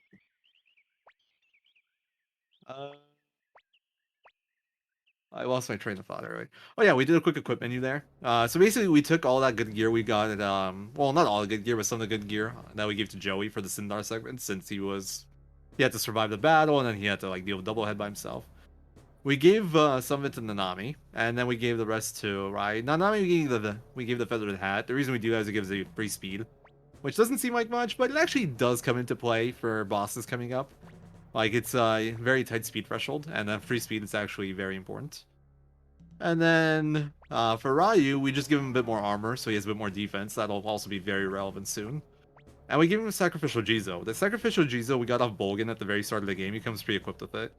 And what the Sacrificial Jizo does is when where a character is KO'd in a battle, and they have a Sacrificial Jizo on, it'll use up that Sacrificial Jizo, and that character will be revived with half their HP remaining.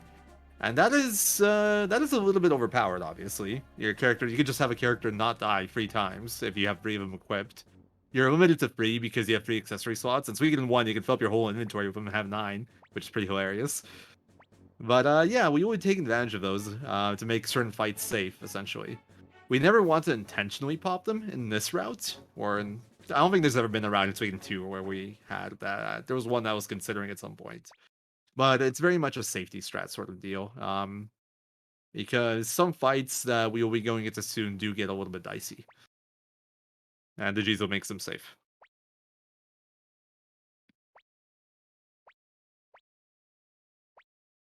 We also stripped Joey there because essentially we are not going to get to use him anymore after this point.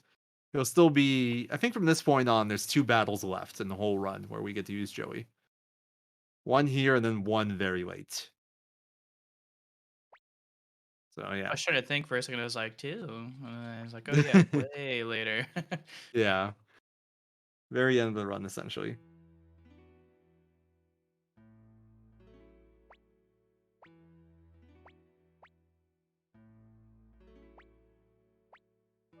Right. Coming up, actually, is where some of our XP route planning comes into play. So coming up, we'll have at least 2 force battles. One with just Ryu and Joey against 4 soldiers, and one against a group of 6 soldiers with the rest of our party excluding Joey. So the one we're about to do right now, our older routes, what they would do is they would intentionally kill off Ryu, and Ryu has very high evade, so you have to kill him off by attacking with the fire laser Rune that I mentioned earlier. And then you would finish with Joey. So you would do that to avoid leveling Ryu here, so you can get a bigger level up later on. But current route doesn't do that anymore. Instead, we just take this fight as it is, have Joey nuke him real fast, don't have to kill off Ryu, and we jump up to level 25 here. Which is quite a bit for this part of the game, but it honestly isn't that much in the grand scheme of things. 25 isn't very high, it's like... I'd say average party level here should be around like 16, 17 or something, I don't know. So, a bit stronger than we're supposed to be, but not by too much. And then right here, we're going to have one more battle for group of 6. Since Ryu here is level 25 already, he'll essentially gain no EXP from this. But this battle will level up our other character, specifically Nanami. And the reason we brought Gengen inside with us here is to make sure that she levels up so less. We actually want to make sure so she doesn't level up as much, because it sets up some later boss fights better. In a way that I will explain when we get there. This one we just nuke with Ryu real quick, and Nanami will jump to level 25-ish, if I recall correctly. It's been a while. 19. Yeah, with one less character, it'd be about 25. And you actually have the option here of trying to wait for Joey. And if you do, you keep on fighting those 6 guys. But with this XP route, we don't want to do that. With the previous XP route, what we would do is we would kill off Ryu in the first battle, and then the next battle there, we would intentionally have Ryu at full HP. Well, we'd heal Ryu and kill off everybody else, and then kill the battle of just Ryu. And Ryu would jump from her. Why do I keep calling Ryu? It's Tick Dole. It's Tick Dole. I'm tired.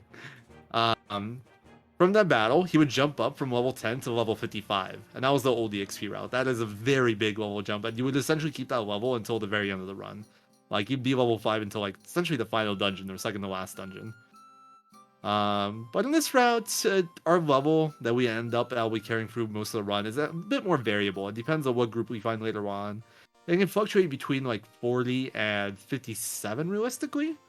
If you're being a bit unrealistic, you can actually get to like 80, but you have to take a fight that you normally don't take because of the danger and it's slow. But yeah, that's like the big difference in XP routes, with like the 2 route differences.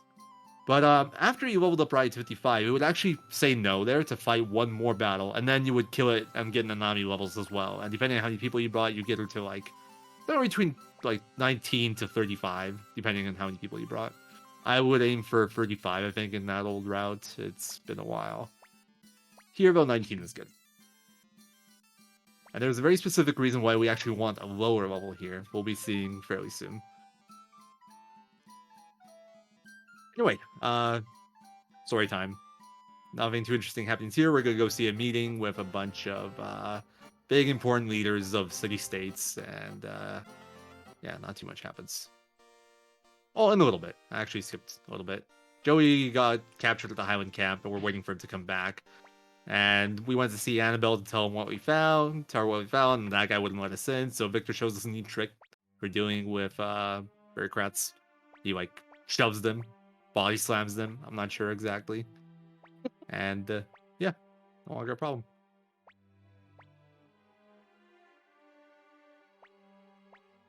And Jess is super inconsiderate to the fact that Joey is just captured. He's just asking for whatever information we were able to find. So Victor's extra angry about that. We're all pretty angry. Annabelle's Annabelle's a very cool leader. She has like good head on her shoulders. She's like kind, but still like, does what she needs to do. Like, you need more leaders like Annabelle. She's like genuinely a good person. Jess is kind of a jerk. And we'll be meeting some other leaders really soon that are generally very selfish and concerned only with like their well-being or their city's well-being. Not so much as like for the whole. They're not very concerned with the whole city-state in general. Not the nicest people. They're not all bad. They're like, it's a mixed sort of group. I just get mad every time I have to look at Jess's face. It's just Yeah. very punchable. He definitely has a very punchable face. Sadly, you never get that option. In my dreams, maybe. I'm definitely not dreaming about Jess. My dreams can be better spent. Fair enough. Also, look at how plastered Tikdol got here. Look at how many drinks there are at that table. He got wasted. Yeah, what? He left his sister to like go wait for Joey outside of Muse. They just like went back to the tavern. Like, yes, I'm not finally unsupervised. Time to get drunk. Unsupervised. I think like Leona probably give him like non-alcoholic drinks, but I like to think it's alcoholic. It makes me laugh more. It's pretty funny.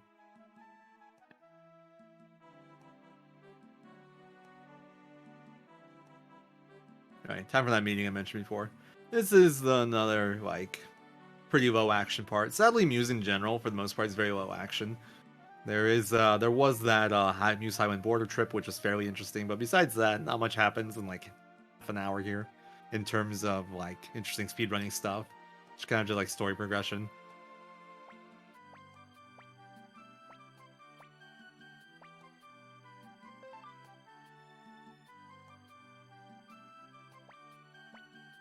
There's a cute little scene where the lady won't let Victor in because she doesn't recognize him, but she instantly recognizes Flick. Flick? The blue lightning? Oh my god! Please come inside. Victor's And just then like... Flick teases Victor about not being able to use his special trick that he just showed us. Well, I bet he could. He just, didn't want to. Be kind of Yeah. rude. Yeah, I don't think it would have reflected very well on him. I wish we could just get that, like, Victor to use that little trick everywhere, Anytime somebody's blocking our path, you just bring Victor in our party, activate the little trick button, and just, like, sequence break. Just go along shoving people out of the way. Save Yeah. hours on the speedrun. I'm trying to think of, like, what'd be the best thing to do that with. Maybe we can, like, use Victor's little trick on the Muse Highland border gate. Just, like, shove that out of the way, go straight to El Renel. Or maybe North Sparrow Pass, get rid of the guards there, and go through Cairo. And, like, to 10, what was it? Yeah, it's Tenzon Pass. Uncoded, already waiting there for an ending. Yeah. Oh, there is actually a fun little glitch. That's a bit niche. But you can actually get back into North Sparrow Pass after coming back. I forget the exact window. It's after Nanami joins your party. So I think maybe post to like Muse, like at around this part, I guess. I don't know. But what you can do is you can go to North Sparrow Pass with Nanami in your party, and she'll try to use the same little trick that Rune used, but instead you get a bunch of fighting sounds and it doesn't work at all. But after that, you can escape Talisman, and then it'll let you walk past the guards. Then you can just like go through to like all the way to Cairo. You can even go to Tenzon Pass, but there's guards blocking the actual like Tenzon Pass. But you can go and farm more double beat runes if you're playing casually, and you can explore Cairo. Cairo dialogue becomes like endgame dialogue, if I recall correctly. It's pretty interesting. It's a very fun glitch for anyone that's ever tried it. I recommend it. It's very cool.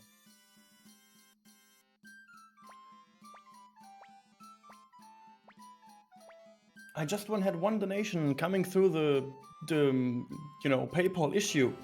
My Hero Zero donates $17 and says, "I got a good feeling about this Luca Black character." No. Oh no. Thank you so much. Thank you for the yeah, we're still donation. working on the whole PayPal issue. We will inform you if it is working normally. Thank you. All right, coming up. Go ahead. I was just saying, nice to get a donation in. Hopefully, we can get through the issues. I hope so as well. All right. Coming up, we got our next war battle. And this war battle isn't too bad in any percent. In 108 star, this war battle is horrid. And casually, this war battle is a bit brutal too, because this war battle actually features a recruitable character. Only time in the whole game that this is a thing. You can see that little soldier by himself in the middle. That's Gilbert. And to get Gilbert to join you, you need to injure him once. You have a very good chance of doing it with Flick's Fire Spears. Flick will pretty much always do 2 Fire Spears on him, and those each have a 50% chance to injure him, so 75% chance off that. And if that works, then fantastic. But if it doesn't, your odds are significantly lower. You're very unlikely to get it from that point on. And in addition to that, even if you do get him, he can actually get attacked by the Highland army and die. And if he dies, he can permanently die. And if he permanently dies, then you're not getting all 108 stars. So, fun stuff. Luckily, it's 90% though. We don't really care. I don't even know if it's faster to get him or not, honestly. It's like, you kind of have trade-offs in different war battles, whether or not you have them. But, don't have to worry about it, luckily. Hey, look, the Matilda Knights. Ooh, I'm sure they'll be very helpful. They're not just going to be here and slow down the fight. Yeah. By the way, this war battle, we do literally nothing. With, like, the units we control, we just wait the whole time. So it's like just pure RNG. And, yeah, this actually, like, it's not one of the more high variance war battles, but it does have its fair share of variance. So it actually comes down to how many units die and how many units, like, attack, etc., etc., etc. It comes down to, like, attack animations and stuff. But, yeah, it can fluctuate by, like, I'd say up to 2 minutes. Like, the fastest battle will probably be, like, 2 minutes faster than the slowest battle. And, once again, it's not something you have any control over, so... fun stuff. This is why I mentioned earlier that Suikoden 2 speedrunners don't really like the war battles all that much. There's just, like, a lot of the war battles basically just come down to pure luck. In terms of, like, what the result is and how fast it is. This isn't even a big culprit of it. And Flick just kind of gave up on the mission. Just attacking Seed instead now. Yeah, that's why it's so unlikely to get Gilbert. Because, like, Flick doesn't even attack him. And Gilbert will always attack Flick. So that's, like, that's kind of your chances there. You can try to move, like, your units up to, like, try to hit him too, but your units are very weak. Your odds of hitting Gilbert aren't that high. I'd say the only real reason to move a unit up is maybe move up Tickdoll's unit to Bright Shield Gilbert if you do get him, so he doesn't perma-die. Although if you recruit Hannah, you have 2 more attack, and then it gets a little bit more reasonable. Hannah is a fairly fast recruit. We don't get her because there's no reason to. But, that does help a bit.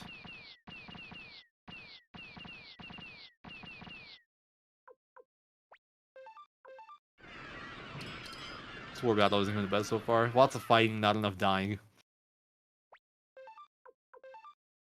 Flick just hitting whoever. No rhyme or reason to whatever Flick's doing right now. Yeah, Although, this to is be another fair, thing in too. a real war, he is just kind of surrounded by 3 enemies. No excuses. Be better, Flick. Yeah. Another thing is archers. Like, bow attacks have longer animations than melee attacks, so we don't want bow attacks. But sadly, we're just forced into them a lot. Bow is actually extra slow because it's double the bow. I don't know. It has, like, more camera movement and stuff too. So it's extra sluggish. Nothing we can really do about any of this stuff. We just kind of just have to deal with it. Take our lumps. Colgan coming down to attack these guys who have had no interest in the fight so far, but Colgan has a problem with that. That's actually horrible because Victor will now attack Colgan. Victor will Yeah, I never know. fight.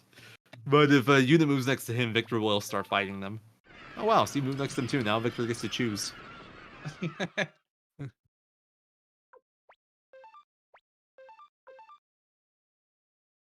This is the fourth different unit that Flick's attacking. He really can't make up his mind. Hey, look, somebody finally died. At least it was a bow Ooh, person. finally.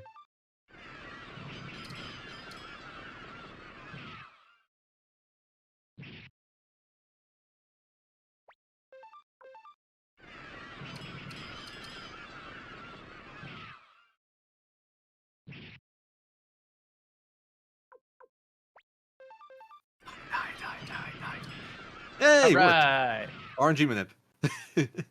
I was hoping for both. A double KO would have been best, but well, it's close to done anyway. There's like a turn or two left. Just gotta Yeah, at wait this it point, out. we're just kind of like, please, just don't do anything for a turn. You're all gonna leave soon anyway. When I do runs of this, I do it kind of like on an MU on PSTV because I can have the music patch fixed set up on that. So you have no music here. The music patch fixed that. It's like an NTSC issue.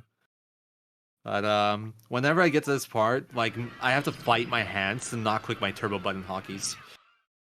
So I so I don't speed up the game. So the run remains legitimate. Every instinct in my hands tell me speed through this. Alright,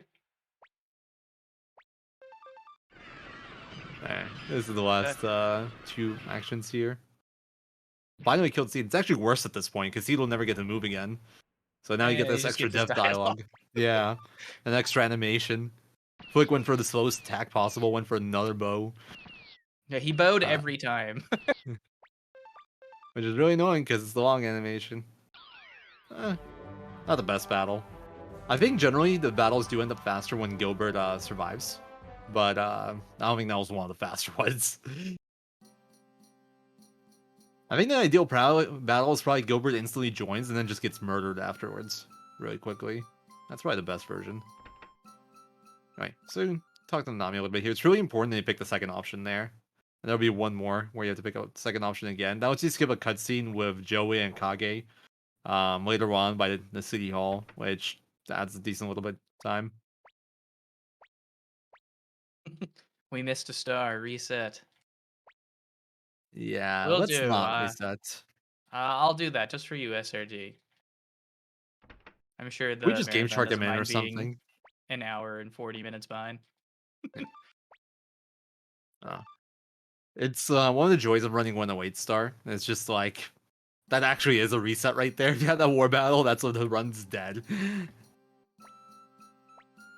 I think how I did it for marathons is I just saved before the war battle. If the first two fire spears don't hit, I just reset.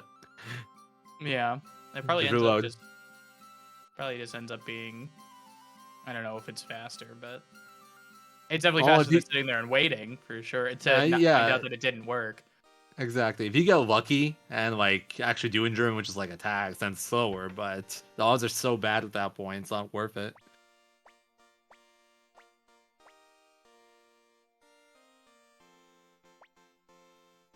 That's probably fair. Can you like well, you can only control yourself. There's no way to get fire spheres on you, right? Yeah, sadly not. Yeah. Would have been lovely. I think you have Hannah at the point, so you could actually move up Tickdole and help him help out a bit. But it takes a while, so you don't get that many attacks since you have to go like 5 tiles. And then there's like it's not even that high odds of injuring him even with Hannah. Actually, no, Hannah goes on Flick. I'm mistaken. Your unit's always join Nanami. Hannah goes on Flick, so it helps Flick with injuring Gilbert. Since Hannah gives you 2 more attack. In terms of the formula for the war battles, never quite mentioned it because it's very rarely relevant. But it's essentially attack minus defense plus 4, and then times 5%, with a minimum of 5% always. So let's say a unit has 10 attack, enemy defender has 6 defense, so it's 10 minus 6, 4 plus 4, 8, times 5%, 40% chance of injuring them. And then there's certain things, there's certain abilities that add on stuff. There's things, for example, like critical, where you have a 15% chance per like instance of critical on a unit to do 2 damage instead of 1. And there's like a lot of skills that we can use just to like as well, I don't want to call them non-combat, like special skills we'll call them, like fire spears, for example, which we've been using so far. Fire spears are actually very crucial to a run for war battles. And we'll dictate a lot of the luck that happens. It's like, it'll basically be, did our fire spears work or did our fire spears not work?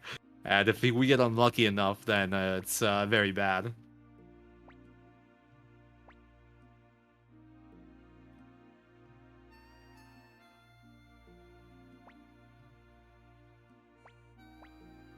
Just a nice little dinner date scene, or not even like a dinner date, just a nice little conversation with Victor and Annabelle.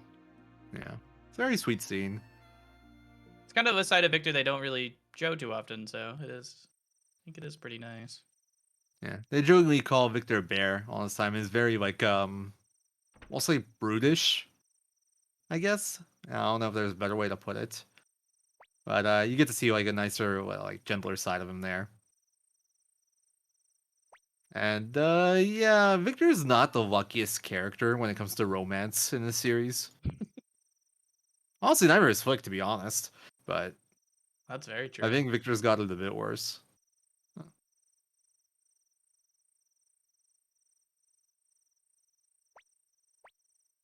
Our friend's already here. What? What do they mean by that?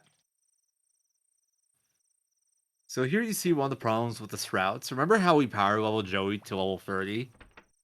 Well, this isn't an even match anymore. So Joey came to kill Annabelle. He came to betray us. We did this, yeah, this is our fault. If only we didn't level him up. If we left him at level 2, maybe this could have been avoided. Sadly, that's actually impossible. The game automatically gives him to you at level 3 when you get him back in the fort. So there's really nothing we could have done, but... What if that yeah. was a thing, though? Like, if he legit was lower level, like, they'd struggle, but she'd somehow survive or something? Like... Yeah, you get a completely different story, just like completely different game if you somehow kept Joey at level 2, which is completely possible. No reason. That'd be a hilarious Easter egg, honestly. I'm just imagining that'd be a fantastic Easter egg. It'd be impossible, so it's like if you cheated, it's like, oh, you cheated? Okay, well, here you go. The game's over. We're giving you a different story ending. Yeah, Joey killed Annabelle. Curse's sudden but inevitable betrayal. It's all because of that incident with the doctor. Anyway, Joey also opened the gates, so now Highland's invading Muse, and we're trying to get out of here.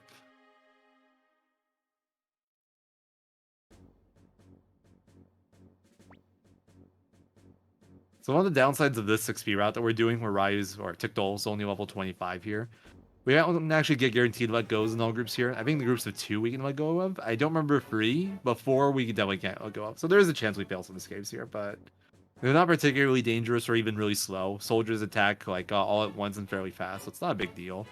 But you can lose a little bit of time here. Ideally, you could also get no battles here, but you generally get at least like 2 to 3. I've seen 1 before. I'm not sure if I've ever seen 0, but I'm sure 0 is possible. That was pretty okay. 2 battles and they were both let goes. Yeah, that was good. Well, can't complain about that. All right. Coming up is everyone's favorite part. It's time to meme. The part of the run that you all came here to see. It's almost time for the man himself, Mr. Tai Ho. Woo! And our company's named after. Our inspiration. Yes. We named it in his honor. Please let us through. While really you washed your face in the river, I have another $25 from NDK with no comment, which is going to the Persona 5 Strikers Any% Fight the Reaper Super Boss. Thank you so much for that. Thank you for the donation. I'm really disappointed that Taiho's Chinchoronin game doesn't have any fun mechanics like it does in Suikoden 1. One of the things we discovered recently in Suikoden 1 is that you can actually like influence how the game goes. Not even talking about RNG manipulation, which we actually do in the Suikoden 1 run for Taiho now. But like essentially the closer you throw to the middle of the bowl in 1, the better your rolls will be. More or less. Like you can't, or I shouldn't say you can't, but it's incredibly unlikely to get like a 1-2-3 or a triple 1 if you roll middle of the bowl, and it should never go out of the bowl if you throw middle of the bowl in Suikoden 1. Whereas, and goes reverse the other way. If you aim at the sides, way more likely to go out the bowl, and way more likely to be a bad roll. But in this game, as far as I can tell, it's just like it's actually properly randomly simulated. The position of the dice doesn't matter. It's just pure luck, which is a shame because anything we could have done to point the odds in our favor would have been fantastic. But for anyone Yeah, not well- familiar, go ahead. I'm going to safety save. Yeah, that is wise. Roll your money and be dead. Then Ren will be dead. Well, it might have even been worth to pick up like the Fire Lizard and Fire Sealing runes just to sell them in case this went wrong, but saving is probably better.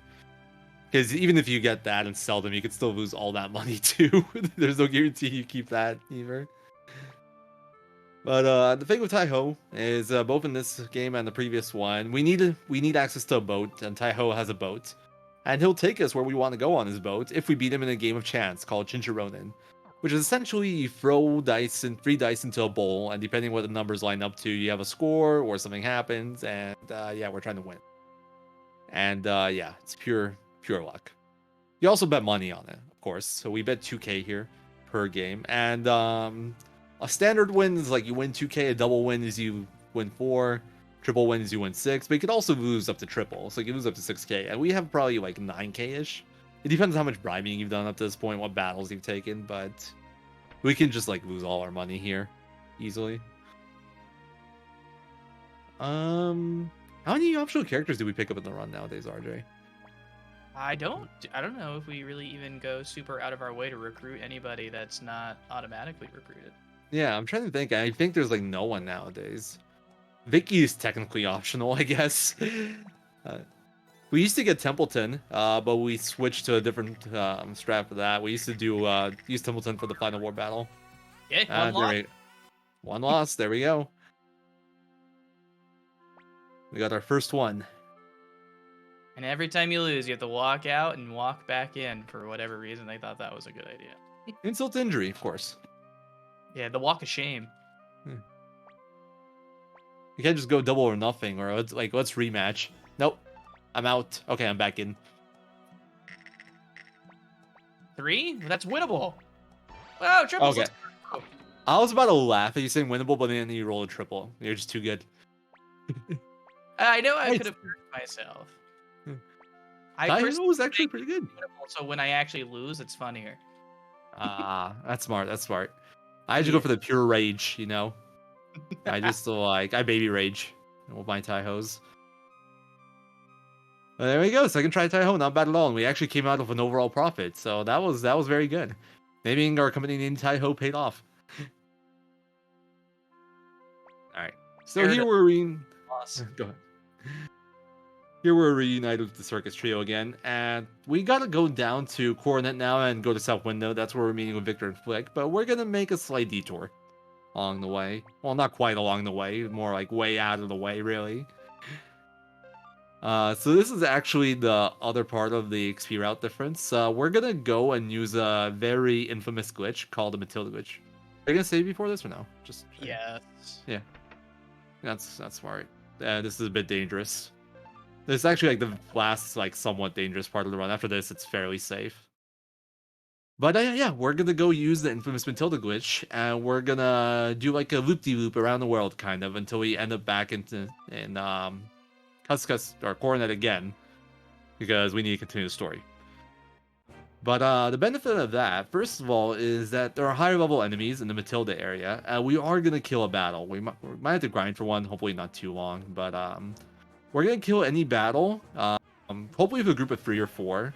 With 2 phantoms, we might take 2 birds. It's a little bit too weak.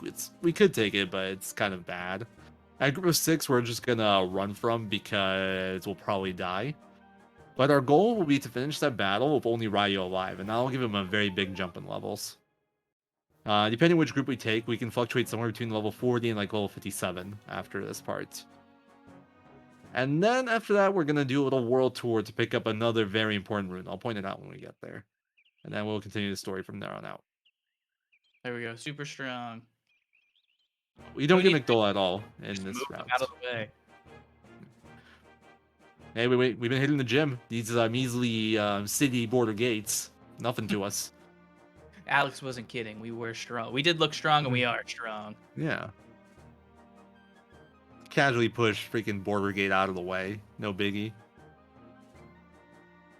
Okay, No guess we battles can yet. fight on the way back. Yeah. I guess I could save again, though, technically. So if it does go poorly, we can be closer. You can. I probably wouldn't bother at that point, Yeah, but it's up to you. you're probably right. Anyway, here we're gonna go talk to this bookcase. Actually has something incredibly important. That right there is the violence rune. We woke up today and we chose violence. So violence rune is actually like crucial part of the routes. What violence rune does is by default you equip it on a character, doesn't do anything. But when a character loses their half HP, they get the Fury status, which is a 1.5 times damage multiplier on physical attacks. And they also get the violence status on the next turn for 1 turn. And what violence status does, it gives you 3 times damage on physical attacks, or like physical based attacks. So those two stack together. Let's Yeah, see if we that's can- like the one group you don't want to take just because it doesn't give Yeah. enough XP. Those two stack together, and especially for a turn, you have 4.5 times physical damage, which we'll be stacking along with other multipliers and stuff to just get massive damage numbers. Violence definitely solves most of the problems in this game. It also creates most of the problems in this game.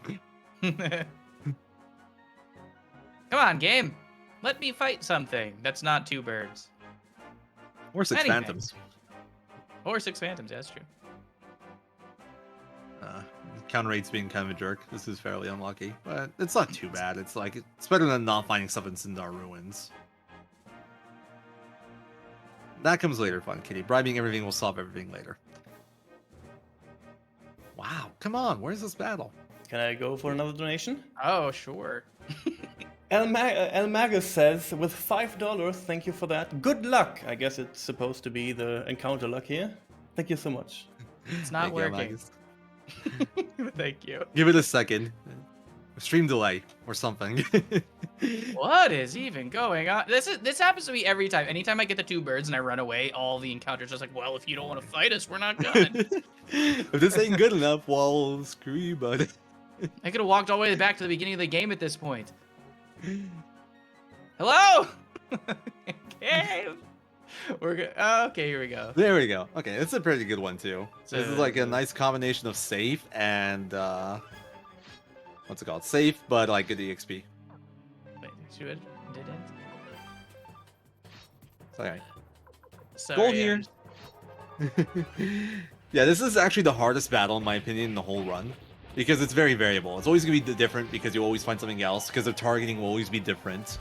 Because they have different attacks they can do. This is like the most unlike scripted battle in the whole run. So this is the one that requires the most focus.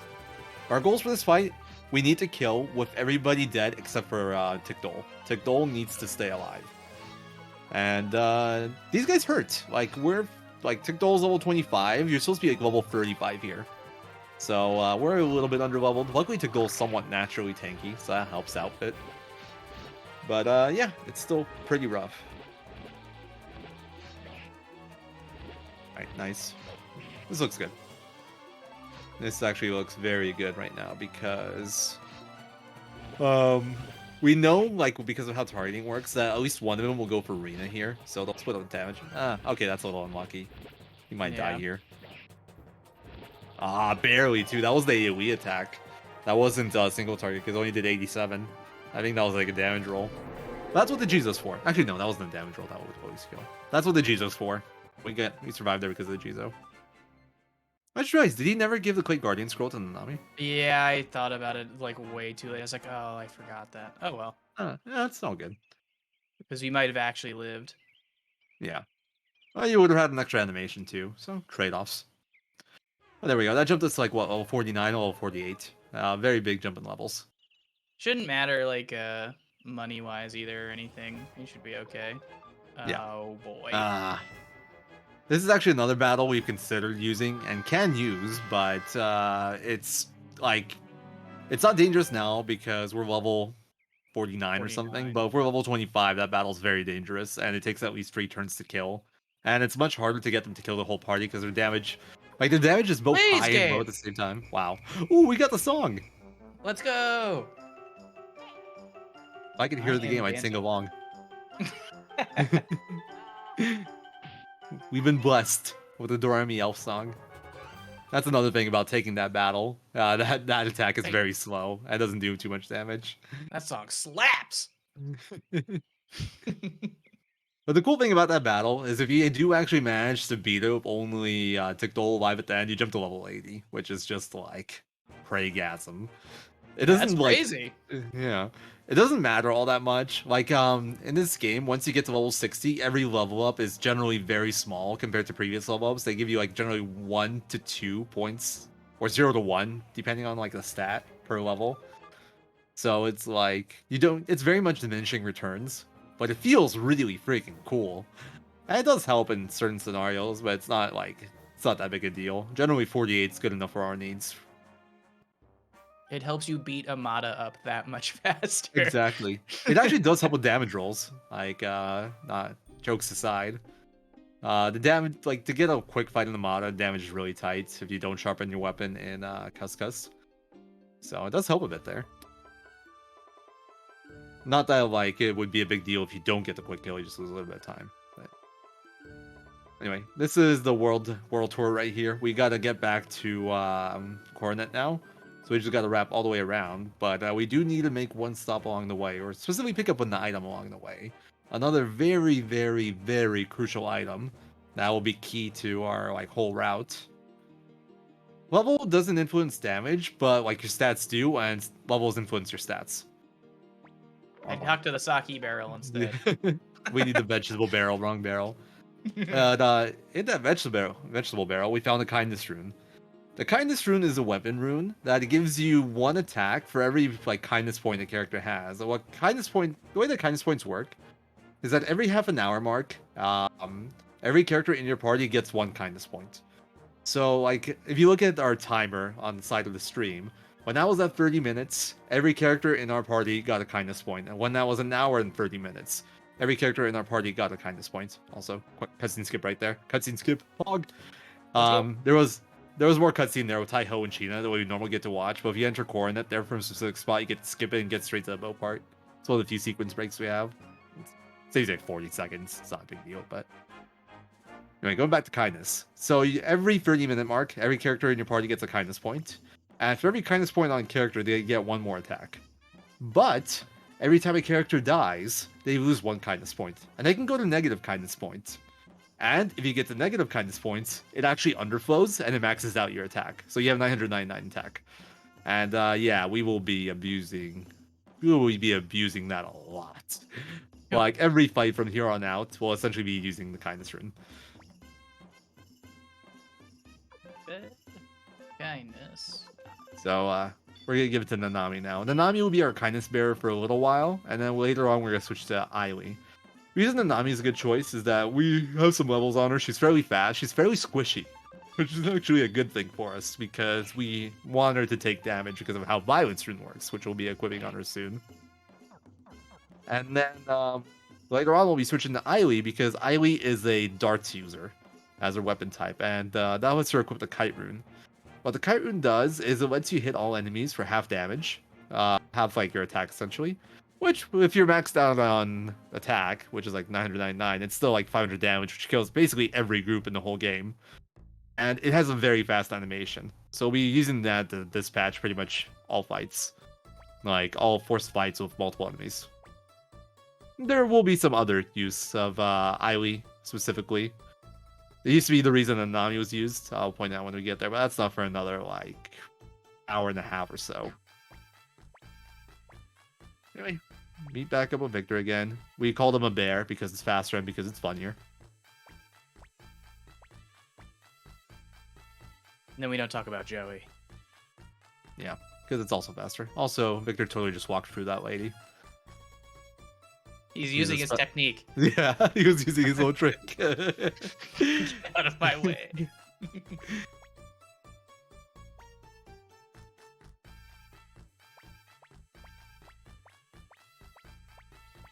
Alright, we meet back up with everybody here again. By everybody, I mean fucking Victor. They're gonna go meet the mayor here, Grand Mayor. So we're gonna go and do that, and he's gonna tell us about a little issue with organs playing late at night in a distant village. No, I'm thinking of Exit Fate. Oh no, here it's just missing people, I think. But we're gonna have a certain enemy or a certain character from the previous game show back up again. Also, because we burned that Jizo earlier in the fight in Matilda, we don't have one now, which does make this part a little bit worse. It's not too big a deal, but we'll have to take the next coming fights, boss fights, a little bit safer than we would have had to if we had the Jizo, because we would have the safety net of the Jizo in case we got unlucky with attack patterns and Nanami died. But Don't let me since forget the friendship rune. I usually grab it before I come here, so I don't want to autopilot past it again. I'll remind you. I've done that before too. And it's like, oh, I gotta go back for it. I've like almost left South Window before, and I'm like, oh, damn it.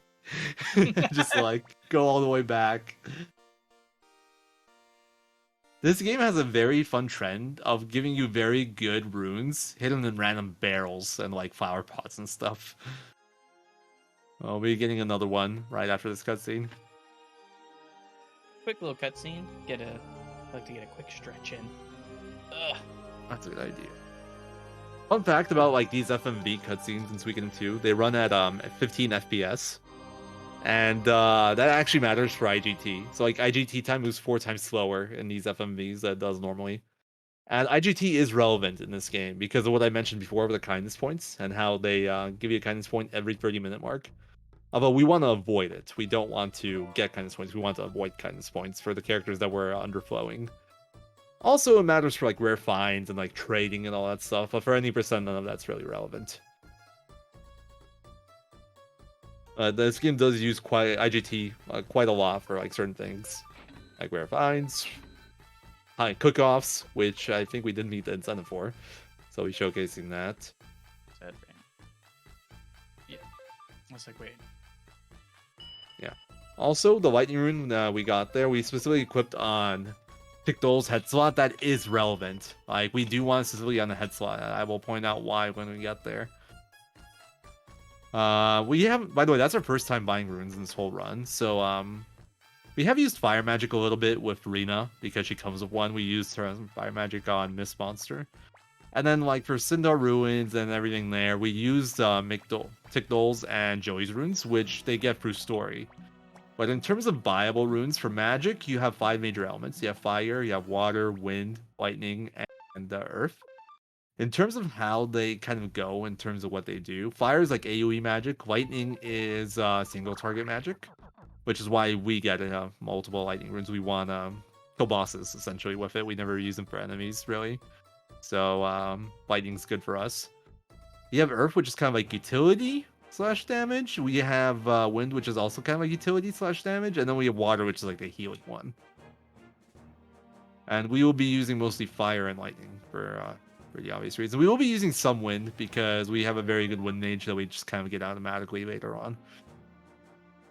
But for the most part, we will be using mostly lightning, and then fire will have a use, but we won't be using fire quite directly, I'd say. It was before my time Java Web, so I'm not sure how the Underflow was discovered. I imagine somebody just equipped the kindness rune, had a character die, and then it's like, wait, why are they dealing 1,000 damage per hit? But I'm not sure.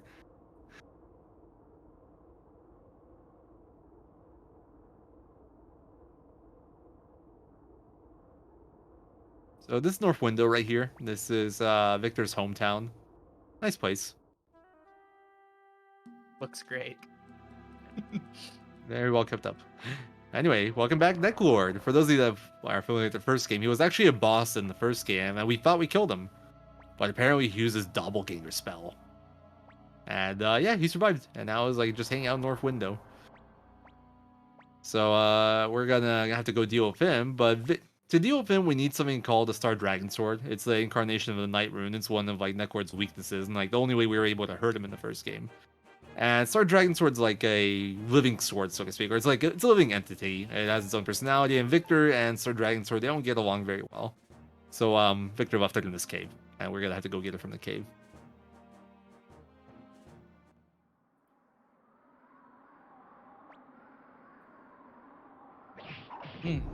Hopefully I don't teleport out. Please don't. Something I have actually managed to gloss over for like the last 2 hours, I wanted to mention way earlier. So moving in this game, it's like it's 4-directional, up, down, left, right. But what something you can do is you can bounce off walls like RJ is doing right now. What that lets you do is essentially lets you move diagonally, because like every step will move you like one tile in the direction that you're holding. But if you bounce off a wall like that, it'll move you like one vertically and one horizontally at the same time. So you essentially move at double speed when you bounce like that. And it is like one of the marks of a very good runner is to be able to like optimize your movement by bouncing wherever you can. Like, assuming you want to go in the direction that's like useful for it, you don't always want to do it, but optimal movement basically comes down to taking advantage of this bouncing mechanic as much as you can, both on the world map and in dungeons. And because it's like tricky and some of these walls are deceptive in terms of their hitboxes, sometimes you just end up running into walls for like a second or two and look silly, but it happens. And it's definitely worth going for, even if you mess up sometimes. It saves a good amount of time throughout the course of the run. Yeah, I try my best. It's probably one of the last things if you were ever gonna learn this run that you would need to focus on. So it's something that will just come with experience. You'd probably want to go and like once you're comfortable with the whole run, you probably want to go through like each dungeon and like world map area and just kind of like get a feel for like what's minimal steps with like what bounces. But it's definitely not like you don't need to know the optimal pathing to finish the run or anything. Yeah. Awesome puzzle. We just pushed that rock out of the way. Ooh, we did it. Anyway, here you can see like these little like things blowing you down as you saw there. We gotta push the rocks to block the air. But puzzle's pretty straightforward. That one you just push that rock, and then here comes the complicated one, quote unquote. Just push this rock left and then up. And there's like 2 paths here. The bottom left one's the one we need to take. And on this part, we have 3 chests and this old man is just hanging out in this cave for whatever reason. But if you talk to him, he'll offer to teleport you out essentially. And if you accidentally do that, you have to redo this whole part again. Which is I've never done awkward. that before. Nope. Who would do that? This room in particular, I always forget that it's left and down, and I always run up. Yeah, I think that one took me a while to like memorize for whatever reason. Feels unnatural. I don't know why. Anyway, 2 chests we picked up there. One was 3,000, which is nice money. It does come in handy. The other one was a boot gate rune. That's a very important rune that we'll be using. It's another magic rune. The unique thing about the boot gate rune is that it has spells that actually damage your party as well as the enemy party. It's level 3 and level 4 spells also damage your party. Actually, it might just be level 4. I think in this game, level 3 doesn't damage your party. We'll be taking advantage of the level 4 spell a lot, because damaging our party is very useful when we have the violence rune, where we want to trigger that by taking half our HP as damage. We'll be using that as part of our setup for certain fights. So, important rune there. These are ripped minotaurs. Jeez. Yeah. I want their workout regimen. Same. Oh, I don't think I'll be able to finish it, to be honest. Yeah, I don't know if I'd live. I might not make Yeah. it. Probably won't. Fun fact about those Minotaurs, in the old route, we would actually fight the group of 4 if we had, well, mathematically it makes sense. If we had exactly 57 magic, you'd want to fight those Minotaurs. Because the other variation of the route, where we had level 55 Ryu, we wouldn't do the Matilda glitch and get the Kindness rune at this point. So we wouldn't have the Kindness rune now. We wouldn't be able to do the strat we're about to do. So we'd have to use magic. And that would potentially give Eily her level 3 spell. Anyway, so this battle, first turn we just defend. What we're trying to get here is Nanami to lose half her HP.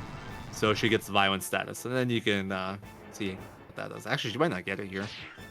Okay, nice, she got it. Right. I know what I'm talking about.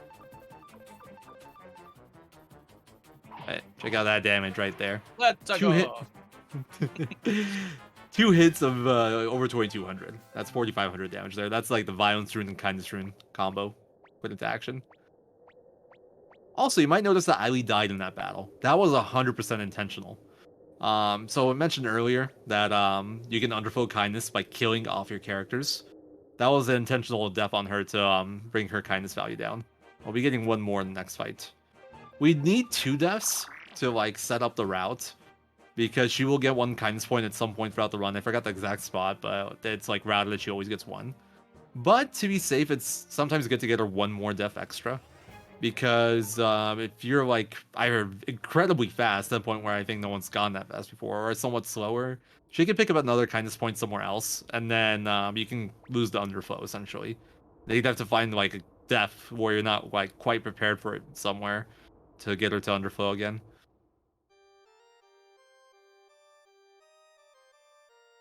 That is a fun fact. That's already mentioned something cool in chat, that you can lose the fight against our Dragon Sword and the game will progress. Sadly, it's pretty slow to do that because your party's pretty beefed up. Like, it would take him a year to kill off Tickdol. Tickdol's too swole. Yeah. He definitely used the definitely used that's the a feels Minotaur bad, man. workout regimen. Yeah, definitely. I'm still thinking Also, of the abs. if you move just the left statue there, you would have opened the middle door, or like middle secret path there. I forget which one's which, but there's like these 2 puzzles. They both have like a second door where there's a treasure. One of them has a blue ribbon, one of them has Darkness Rune, which are both pretty damn cool items, but sadly not very useful to us. So we just do fast puzzle.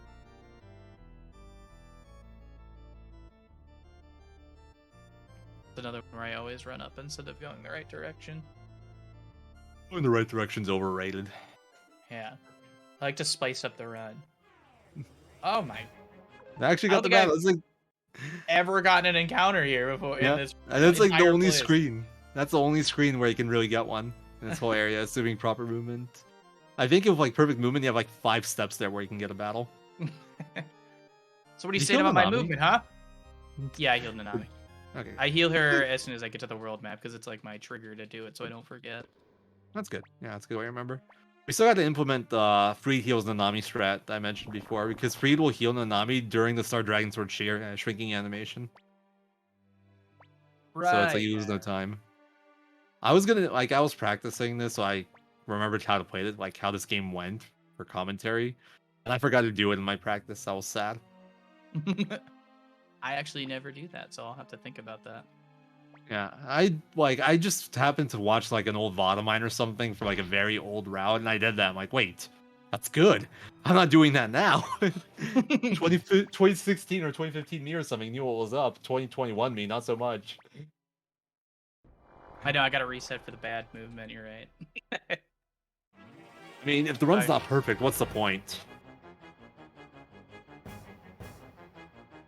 Alright, so this is a battle right here where we could play it a lot more aggressively if we had a Jizo. If we had a Jizo, we would have Nanami attack here, because not only would she take more damage that way, so it'd be easier to proc violence, but she would also, like, if you get double AoE'd or double hit and she dies, she'd come back and we'd still be fine. But right here, because we have to play it safe, she won't get violence, so we have to extend this fight 1 more turn. Yeah, just heal her, right? I'm not sure if Freed goes fast enough. Does he? I actually don't know. I think it's supposed to be like Ryu heal. I'm actually not sure myself. Yeah, I mean, like, why wouldn't I just use him anyway? So, something you haven't really talked about is the speed too much. So for enemies, the way that speed works... Well, actually, let's go back to our party first. So speed is pretty straightforward for our party. Fastest person goes first, etc., etc. But there's also a mechanic where certain things give you a speed bonus. Specifically, for the most part, healing. Like healing magic or healing items. So when you use a medicine or you do a healing spell, your speed actually gets increased by 30%, is a good way to put it.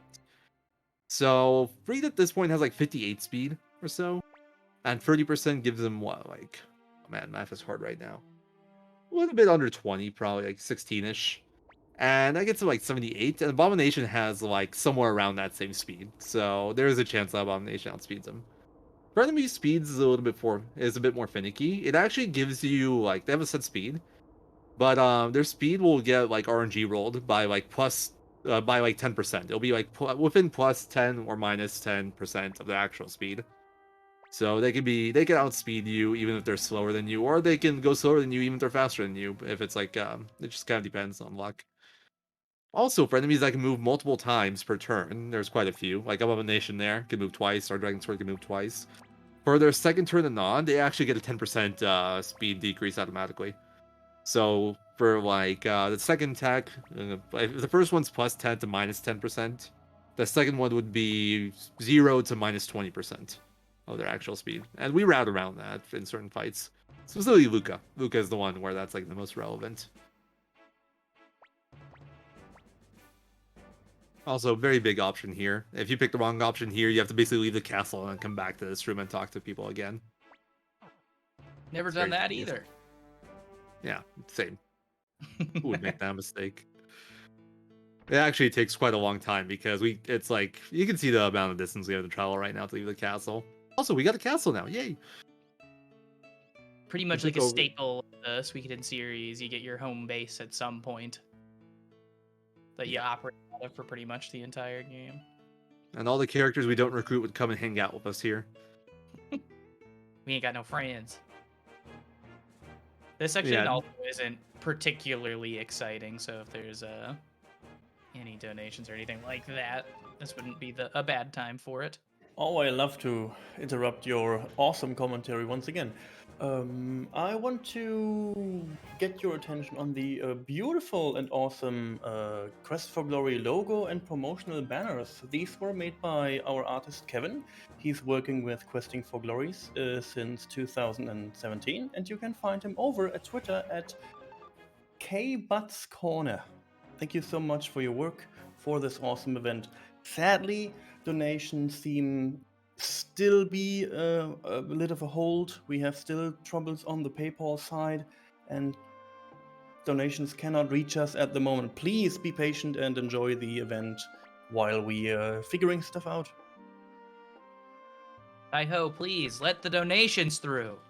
Yeah, I wanted to make a cool donation train with your favorite characters, and I wanted to ask you guys about your favorite characters too. My personal favorite character is Sierra. In the entire series. Oh wow, entire series.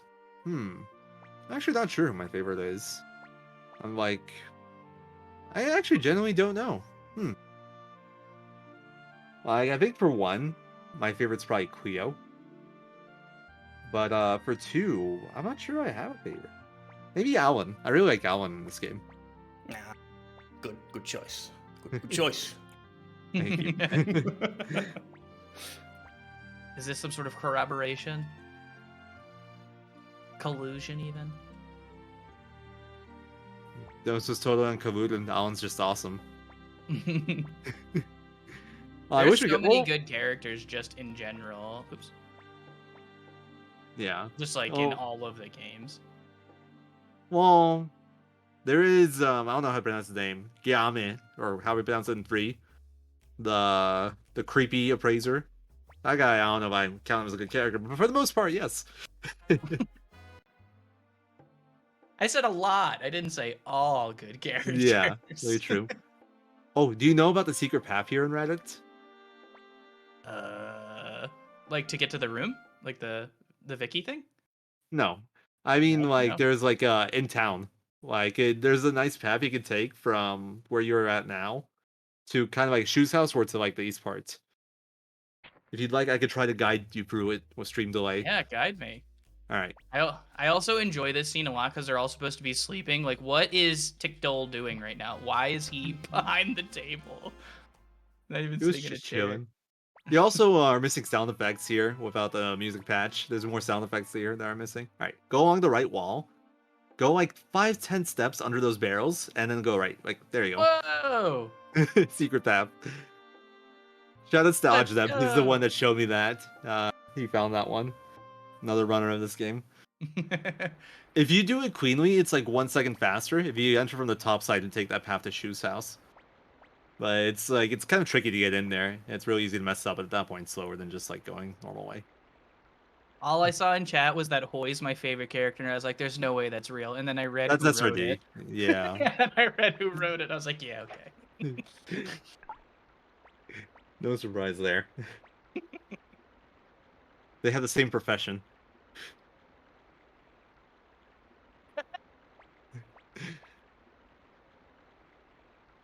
Anyway, story-wise, basically Apple says she's not a good strategist, and we need to get someone better, and she knows someone better. His name is Shu, and we're doing all this stuff to try to get Shu to join our army, so he'll be our strategist. And Shu threw a coin in the river. Says he'll join us if we find the coin. So we're asking these guys to close the sluice gate, and this guy's like, "Oh, you want me to close the sluice gate? Make me!" And you got to beat him up real quick. Well, it doesn't actually say make me. It's like, if you can beat me in a duel, but... Well, I didn't mean I to wild attack, but that's fine. okay. He's gonna do a lot of damage to me. Yeah, look at how strong Amada is. 8 whole damage. Honestly, I'm amazed he even got 8. Something I haven't mentioned in the previous Flick duel is there's actually variance to the damage too. Like, in general, for attacks in this game, there's a, so it does like a normal formula, which is like attack minus defense, multipliers, etc., etc., etc. But then at the end, it adds an RNG value between 1 and 9, which for random battles isn't all that relevant. It's somewhat relevant for Mist Monster only. Everywhere else, it doesn't really matter. Maybe the fight Spider Fight and Ruby Forest of Buddy Attack, I guess. But for the Flick duel specifically, it matters a lot, because you gotta do 50 damage. And then the variance between 1 and 9 damage actually ends up being quite a lot when your goal is 50. In addition to that, if you wild attack or defend the wild attack, that variance is doubled. So you have a fluctuation of like 16 damage on those. It's a little bit silly. But that's the only time it really ever matters in the speedrun.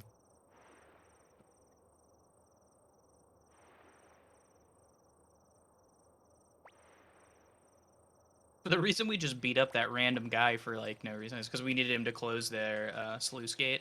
Because Shu threw a coin in here, and I was like, if you find the coin, I'll talk to you. Yeah, I'll join you if you find the coin. And we did it. Look at us. And I love this like rom-com moment where instead of everybody, getting out of the water, he comes in with everybody to have this conversation. I don't know. It seems like a nice night out. Look at the moon. Great time to go for a little dip. And here you can see with the long pan up, it was actually Richmond that threw the coin into the river. Shu never actually threw the coin. He switched it out for a rock at the last second. So Richmond hooked us up. Money well spent. That's we hired him to get us info on Shu. Actually, I had to give him our real life money. Well, real life in-game money. That's what I say. I didn't give him any. Could you imagine? You just have to Venmo somebody at Konami to get Richmond to do something for you. Dude, if Konami ever releases Suikoden 6, I can definitely see that happening. Oh, you want to recruit this character? Just Venmo our developer here. Oh, what are we doing? They're not Venmoing developers. We're Venmoing like marketing guy or like CEO. But where are we going? Well, you can't say Taiho's name in chat. That's probably for the best. Thank you, Automod. Yeah, Automod's honestly just doing us a favor. Also, I could probably fix it. Let me see.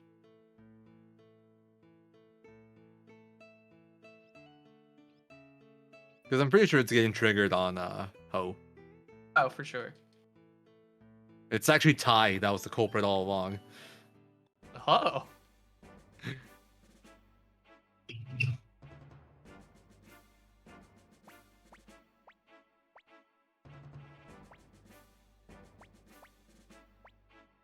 Okay, no, I can't. Maybe I can, but I'm too technologically inept at the moment. So, Was it like super late at night for you? What do you mean? Oh no, it's just super early in the morning. Yeah. No, I think it's still night, technically. 3 a.m. I do like this string of dialogue. He's just like, "You're gonna lead, okay?" Yeah, sure, if you say so. Yeah, I mean, Why if not? you want me to. Yeah, makes sense. I guess. Not really, but well, I'll do it anyway. So there's a quick glimpse at Nanami's attack for his 999. See the kindness rune doing its job. Yeah. Sad that we never actually get to see the 999 because like of defense and stuff. It feels so much better. We can actually see 999, you know, the triple nines. Yeah. The actual, like, floor, or not floor, but the max damage of the kindness or whatever. Yeah. Oh well. So damage of kindness. Alright. So here we got another war battle. Feels so empty without Gilbert here. Yeah, it does look a little funny. But anyway, so this is another scripted battle. We're supposed to ambush Sol G by getting around them in the water. So we kind of like, that's what happens here. We spawn in. So traditionally what we thought we had to do. Okay. A little sorry. hiccup there. Yeah. Traditionally what we thought we had to do is we had to attack Sol G. So what we do is we move that state army soldier that's above Tikdol 2 to the left to attack him. That takes 2 turns. Well, we recently found out that you can actually just do repair cell for Bright Shield with Tikdol, and that also triggers the next phase of the fight. So, yeah, that's neat. Saves us a full turn. It's like 30 seconds. Also, this is like probably, in my opinion, the best bathroom break in the run. Because since he waited with the State Soldier above Tikdol and then had Tikdol do something, you have no actions here for like a solid minute, 10 seconds or something. But the problem with taking the bathroom break here is that jerk right there, Freed, who's getting murdered. Okay, he actually lived. It would have been safe. But if Freed dies here, he has a dialogue box. And you have to skip that dialogue box. So if you take the bathroom break and he actually dies, you're stuck in that dialogue box. So there is risk to taking the bathroom break here. A lot of thought has been put into bathroom strats for this run. Bathroom optimization. Yeah. Sadly, the run's so optimized that the bathroom optimization suffered. Hey, you killed the unit. Nice. Probably should move away from Solange. Yeah, you can probably buy a turn. There's like no one near him. Mm-hmm. That's probably a smart play. Also, my favorite thing. I'm not sure if it still happens with the current war battle strat here now with the repair cell. One of the funny things that can happen though is that like Flick will just run out of the fort or the castle and instantly fire spear a state soldier that he knows is on our side and we're plotting this, like doing this whole plot with. So I just say, yeah, let me go and try to murder my allies real quick. Gotta make it look good. Wow, this guy's going in. Yeah, dude, this state soldier guy's popping off. This is actually a really good war battle. The more units generally, the way it goes, the more units die, the better. Because that just means less actions taken. We already had like 2 die, which is great. The state soldier's ready for war, already moving over. Dude, these state soldiers chose violence today. So I actually, like, the first time I was learning this run, I forgot to, or I didn't do, like, the Bright Shield or repair stuff. I didn't do it right. So they never transitioned. And the fight went on so long that really, like, the only people left doing anything were Freed and Gilbert, and they were just fighting each other for, like, 5 whole minutes. I've never seen that. That sounds hilarious. It could be my first PB. I'll have to see if they can look for it. Alright, yeah, if you got that, send me a clip. That sounds awesome. We did it! First war battle win! Yay! We're heroes! Yay! Look, state soldiers are all happy and celebrating! Yay! So very shortly from this, we're gonna get to name the castle. That is true, and I have a name for that if you need me to. Let's give it like another. We're not gonna do it just yet. We're gonna leave the room and come back. So we'll grab it when we come back, just so I don't forget.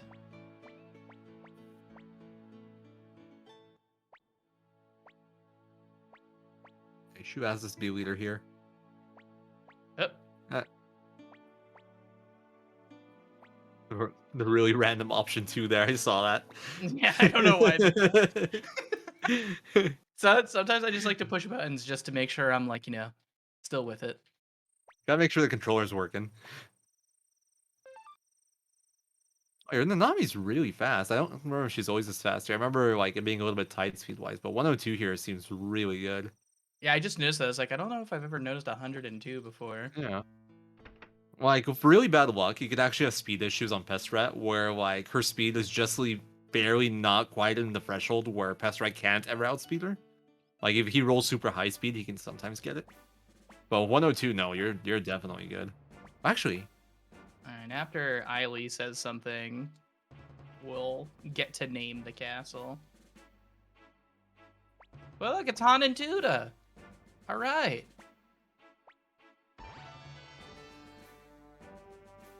you can actually recruit Tuda earlier. We talked to him in Muse, but there's no point. Like, first of all, he doesn't offer anything. Second, you just get him here. There is anyway. only one castle name, and it is Grayskull. Grayskull. That won't fit. Not completely. You'll have to cut a character. Yeah, it's spelled with one L. Okay. Right? Grayskull like that? Yes. Okay. Perfect. All right, Let's Grayskull go. Castle it is. Taiho Company of the Grayskull Castle. Led by Mr. Tickdole. Led by Tickdole. I like naming it A cat, like just the letter A. So like when you go to teleport to it or something, it just says A Castle. Like I'm teleporting to A Castle. Fast and fits well. Technically, always true. Yes, I'd love to join A Army. All right, I'll go to A Castle. A. Go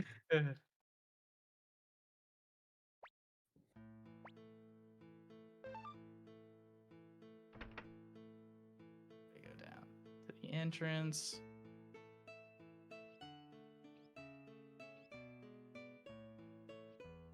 I feel like most sequences, like after you go through a section to do the next section, you end up trying to leave the castle.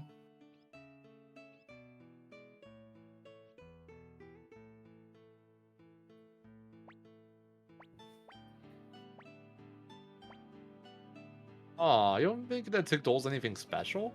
Yeah, he could do No. better. You had a great chance to call yourself unbelievably cool. And we gotta work on Tickdole's self-esteem. He's a humble leader. Can't get too big of a head. What's the fun in that? Yeah, that's a good point. He's just mad that his rune isn't as good as Joey's. Sad but true. How come Joey gets to start with a level 4 spell, but Tickdole doesn't? Doesn't seem very fair.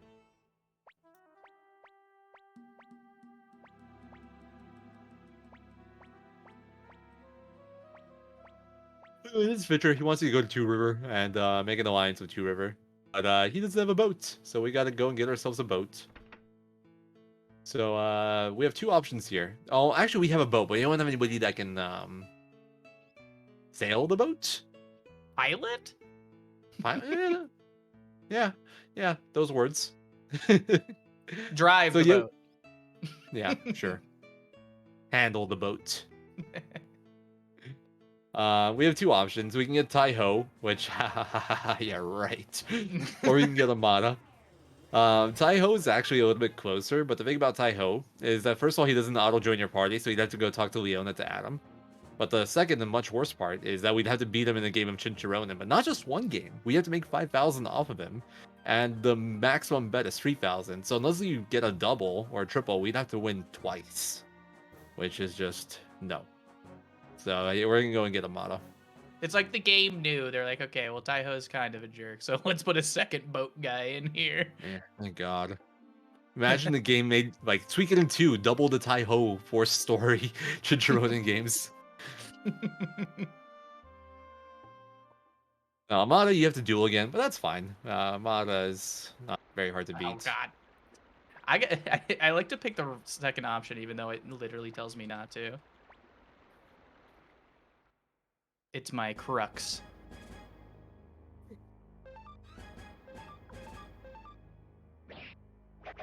Wrecked Amada. Alright, just don't defend, buddy. I should have read. That was stupid of me. Wow, Oops. dude. You actually took 50 Amada duel. That's embarrassing. I actually don't have I don't have a dialogue for this one. All right, we're just gonna. If it's not even, just match Wild Attack, honestly. That works too. Well, I made a good fun out of this one. Yeah, you made the duel interesting. So here we get to see RJ showing off the duel system, as if like what it would look like if we couldn't read the text and know exactly what they were gonna do. Because if only I had the text and the notes right in front of me. yeah. Well, to be fair, So with duels, they have like dialogues, and depending on dialogue, they'll do a certain action. The game actually essentially tells you when you're first playing like through for the first time. Obviously, you won't know which dialogues correspond to which action. So casual experience is fine. You kind of just take a guess. Like with the advent of internet and guides and stuff, you can just look it up now, and it makes the duels very easy. But the like kind of interesting mechanic behind it as well is that generally characters have like 10 dialogue choices. Like for each one, for like 10 for attack, 10 for defend, 10 for wild attack, but they'll only go for 4 for each until you get one wrong. So it's like if you play like the optimal like pattern, or if you counter each of their actions perfectly, they'll always stay within the 4 for each option. But if you like do like tie or lose, they'll go from the pool of 10 again. It makes it harder to see what they're gonna do. I don't know why it works like that. It works that way in 1 as well, but it's a fun little thing there.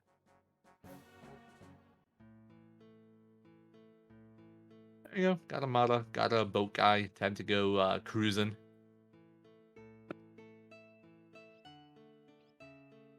We And get I to use drive our this- yacht. Sorry. Yeah, go ahead. I use this opportunity to once again say that we are incredibly sorry that the PayPal donations cannot go through at the moment. But on the bright side, we raised over $23,000 so far, and thank you all for that. It's a huge number. We try to get it to work, and please check out NAMI because it's a great cause for mental health. And yeah, thank you so much. No, not Eiley. It ate my up input. Rena with Nanami. I get the feeling that I sound like a broken record right now. I'm so sorry. Oh, you're fine. No Thank you. worries. Yeah. Definitely worth mentioning. That too. And I'm just, it's awesome that I could like be here for this run. It's my favorite game on the PlayStation. It's just cool to see this get fast. Same here. It's probably why we're crazy enough to run this game. Yeah, right? Spend 6 hours at a time, sometimes more, trying to get a speed run done. Let me ask you a question then. How safe is the run for a marathon?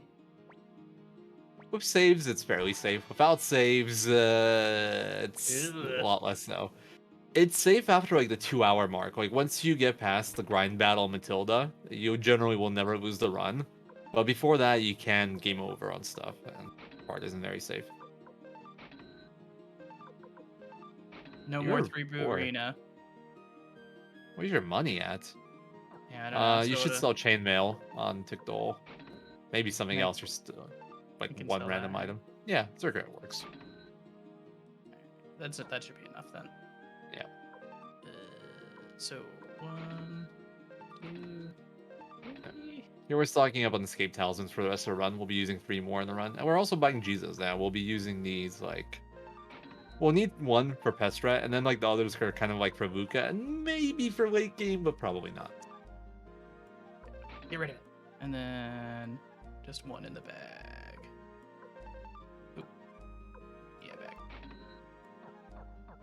I wouldn't say, SRD, I wouldn't say it's safe to just complete a run. I mean, with saves, sure, but you can just die in like Sindar Ruins or traveling world map early. Like the biggest risk in this run is probably just dying in random battles. If you just fail enough escapes. That's like the most dangerous thing. That and Flick Duel. Besides that, I'd say the run's fairly safe. And Miss Monster, but there's safe strats for that.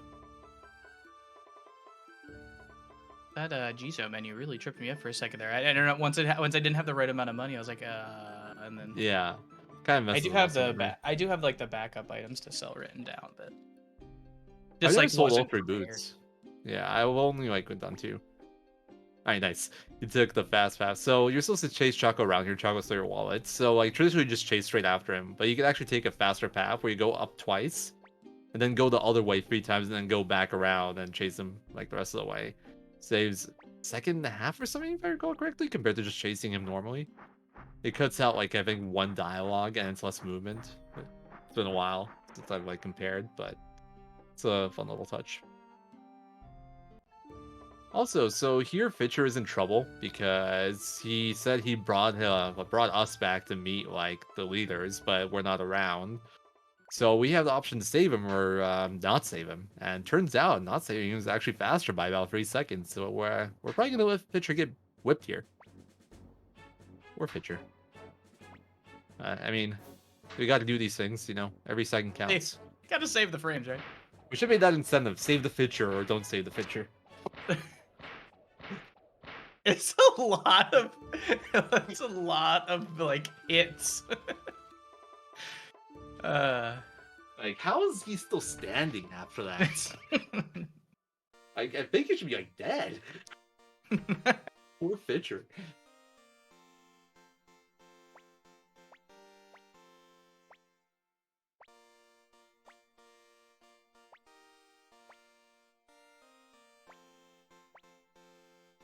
Also, since Choco stole our wallet, we actually have 0 money here at this point. Oh, no cutscene skip. There's a little cutscene skip you can do there. It's like, the thing is, it's hard, and it saves you like almost no time, so it's barely even worth it. If you can do it fast, it's worth going for. But you can skip that like 1 text box with Fitcher. Just a little fun fact. I had no idea. Yeah, it's like, it's barely worth it. It's like, not something you really need to worry about. I forgot how to do it. I think you have to walk some of it too because of like sub-pixel stuff. It's weird.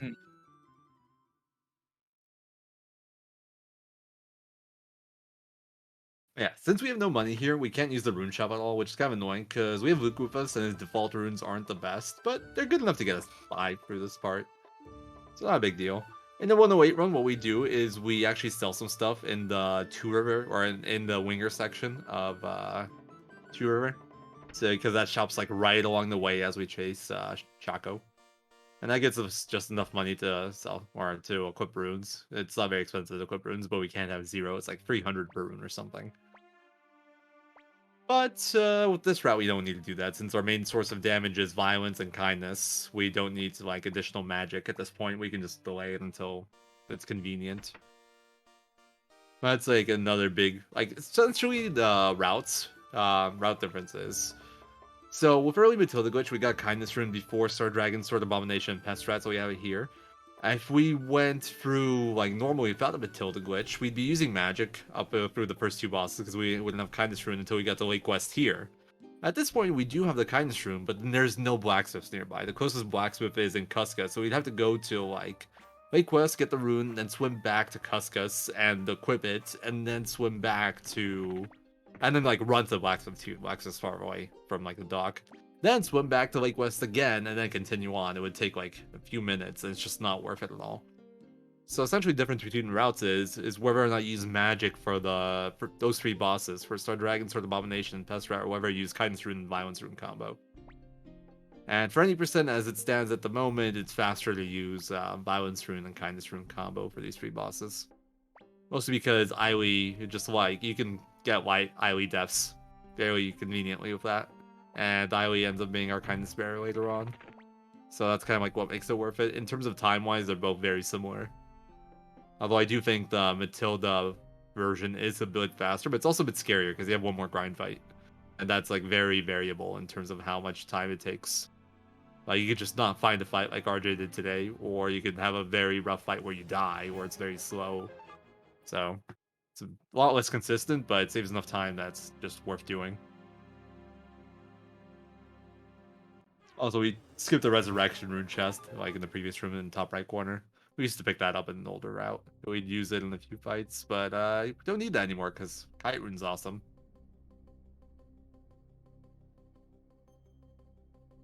I used to think the Kite Rune was just like so stupid when I was playing casually as a kid. I was like, this doesn't help at all. Yeah, same. I thought it, like, I never used it until I was just like testing random stuff, kind of with that reroute that me and Omni Gamer were doing. It's like, wait, that animation's really fast. And then like I timed it. It's like 4 seconds faster than like any magic we do, any fast magic animations we do. And then like with a different kindness bearer that can use it, it just lined up so damn well. I'm gonna save before this just because I don't know. This fight sketches me out. Yeah, it's safe if you know how to do it, but it definitely has some weird scenarios. I think, well, you know, I say it's safe, but there is always that 1% chance that Nanami misses. So you know what, it's probably for the best. Sadly, this is like Pokemon accuracy, where like 100% accuracy is actually like 99.1% or something like that accuracy. I don't remember the exact number, but there's no such thing as 100% accuracy with like attacks.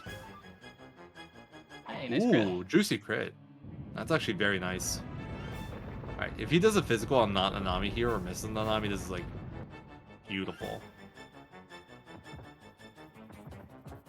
Ah, hit her. That should still be a not thanks to the crit.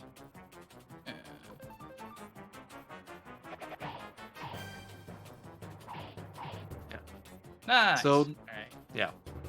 If he didn't get the crit there, he would have had to do like a 4-shot on shredding or bolt of wrath and shredding, or go for a riskier option going for family attack. Because you would have been short about like, what is it, 1200 damage or so? Yeah, 1200 damage.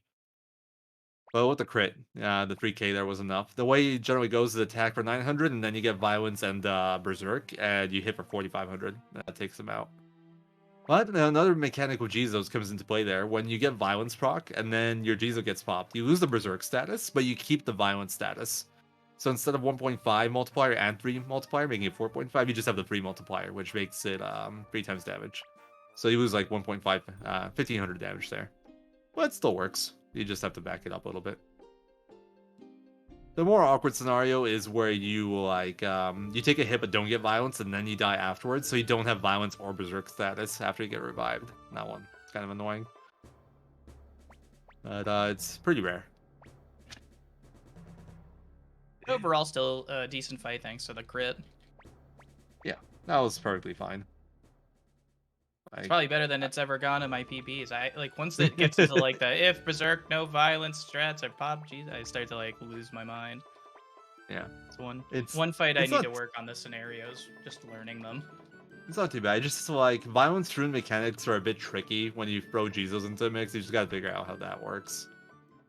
Like I actually had to refresh myself because there was another runner that needed some help with it. I had to think about it real hard, and I've spent a lot of time with this game, so I know this game incredibly well, and I still needed to think about it.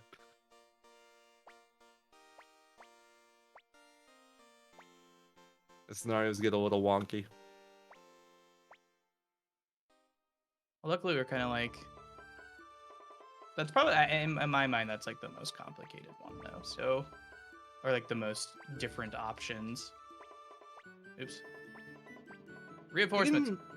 You can have that happen in like multiple fights, but well. Yeah, multiple fights. By that, I mean this one Abomination, really. Yeah. I think the rest are a bit more scripted. But it's just like the mechanic behind it's the same on both. You tend to get these scenarios more on pest strat because of the attack patterns. And because you have a Jizo, so you can go for that strat more often. Whereas for Abomination, a lot of the time you don't have a Jizo because you lost the Matilda, so you have to play it safe. In which case that never really matters. Kind of forgot we were already at the battle section. When I was walking out of the inn, I was like, "What am I doing?" And then he runs for you. Luckily. Yeah. It auto moves. I've had that happen before too. It's like, wait, where do I go? Oh, okay. Game's got me. Yay. It just feels like it's the Two River section just feels like it's flying by. Yeah. By the way, check out that pirate Highland soldier. He walks up to you, just goes arg. Wait, great blessing. No. That ain't it. Oh, something I learned from another streamer named Sacrificial Jizo. For anyone that likes Suikoden, check him out. He does side-by-side gameplay of Japanese and English versions of games and compares them. And has done Suikoden 1 and 2, I think he's doing 3 so far. But something he caught in one of his playthroughs is he can actually scroll between runes by pressing left and right. So like if RJ selected Lightning Rune there with Ryu, and he could just press right instead of backing out, and it would have been on his Bright Shield rune. Which I played this game for like over a decade, and I did not know about. So, fun little mechanic there. That's interesting. I don't think I actually knew that. Yeah. Obviously not. I mean, I didn't know either, and I've been playing this game for a very, very long time. The game never tells you, obviously. I'm amazed I've missed it this whole time. I don't know how common that knowledge is, but it was definitely new to me. We go and get Ridley back and pump up the kobolds. You love to see it. This is also a place where dialogue options is really important. If you pick the wrong dialogue option, you get a lot more cutscene in the third battle. It takes like 40-50 seconds longer. I have definitely never done that before. Yeah. I think at one point I had a record with that in it.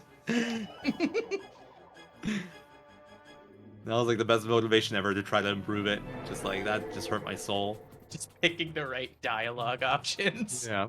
50-second time save. You just literally pick the correct option. There you go. We see Shining Light come into play a bit there. We haven't used it too much for like nukes. We did it in like Highland Border, but Shining Light, until we get pretty far into the game, will kill most enemy groups on its own. Especially with the level that we have Tickdole at. Pretty good spell. It's also Bright Shield's only damage spell until it gets to level 4, which is only unlocked if you get the best, like, if you get all 108 Stars of Destiny before a certain point. So, yeah. Bright Shield's kind of weak, unless you really know what you're doing. To be fair, the healing spells are very good, but why heal when you do damage, you know?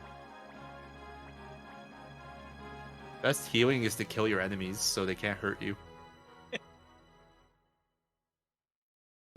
True. It's kind of like playing Pokemon casually, to bring up Pokemon again. It's like, why would you do like anything other than just kill the Pokemon or make them faint?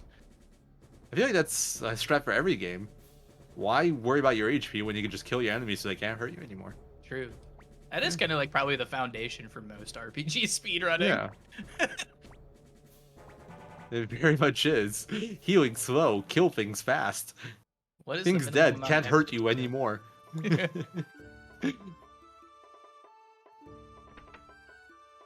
Bye, Hans. Never gonna see you again.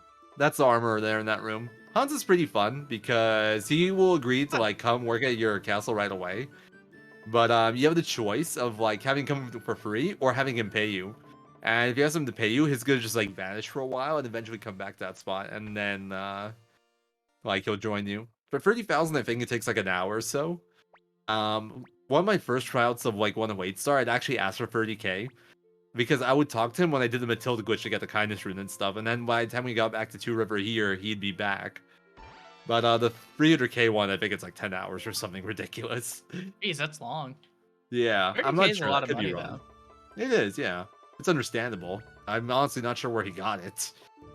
It's like, if you make, What does he go you managed to to? make 300k in 10 hours, why do you need to open a shop at my castle?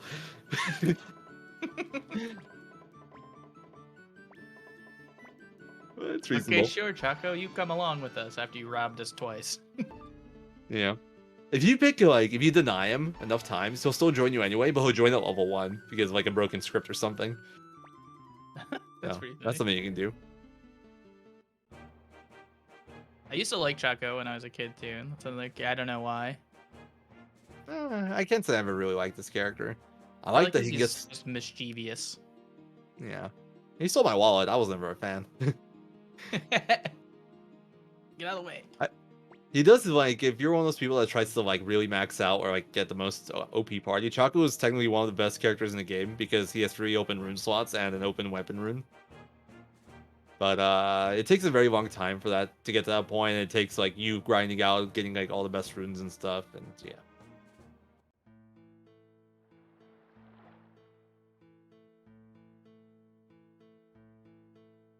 No, I'm just mad Also- that he's not used in the run at all.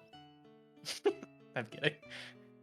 He is used a tiny bit in 108. Well, I mean, he has to be because he needed to get Sid. But I think there was some version of it where I had him use magic in like either Necklord or Golem. I forget which one.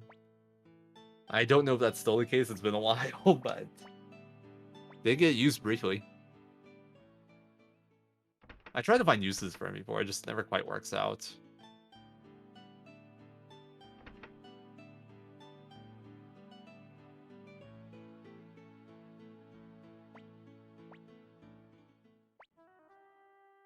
The ominous something bad has happened music. Yeah, Green Hill went down, even though they had a major troop advantage. Sounds like they had a cunning strategist. Also, this is like the Resident Sleeper part of the run now. It's Resident Sleeper / Hand Destroyer part of the run. It's the worst combination. Yeah. It's Slash high bringing school it arc. as text. Or I guess it's not high school. It's slash school arc of the run. I'm gonna bring Eiley and Luke along with us.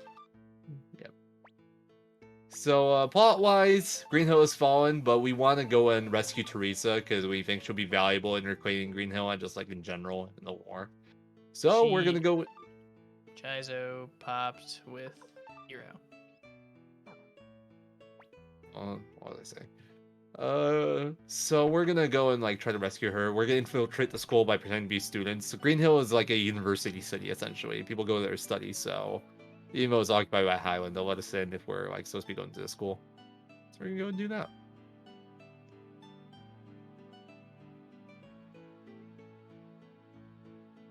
Just running into the table a little bit there. No big deal. Running into tables is like a Suikoden speedrunning tradition.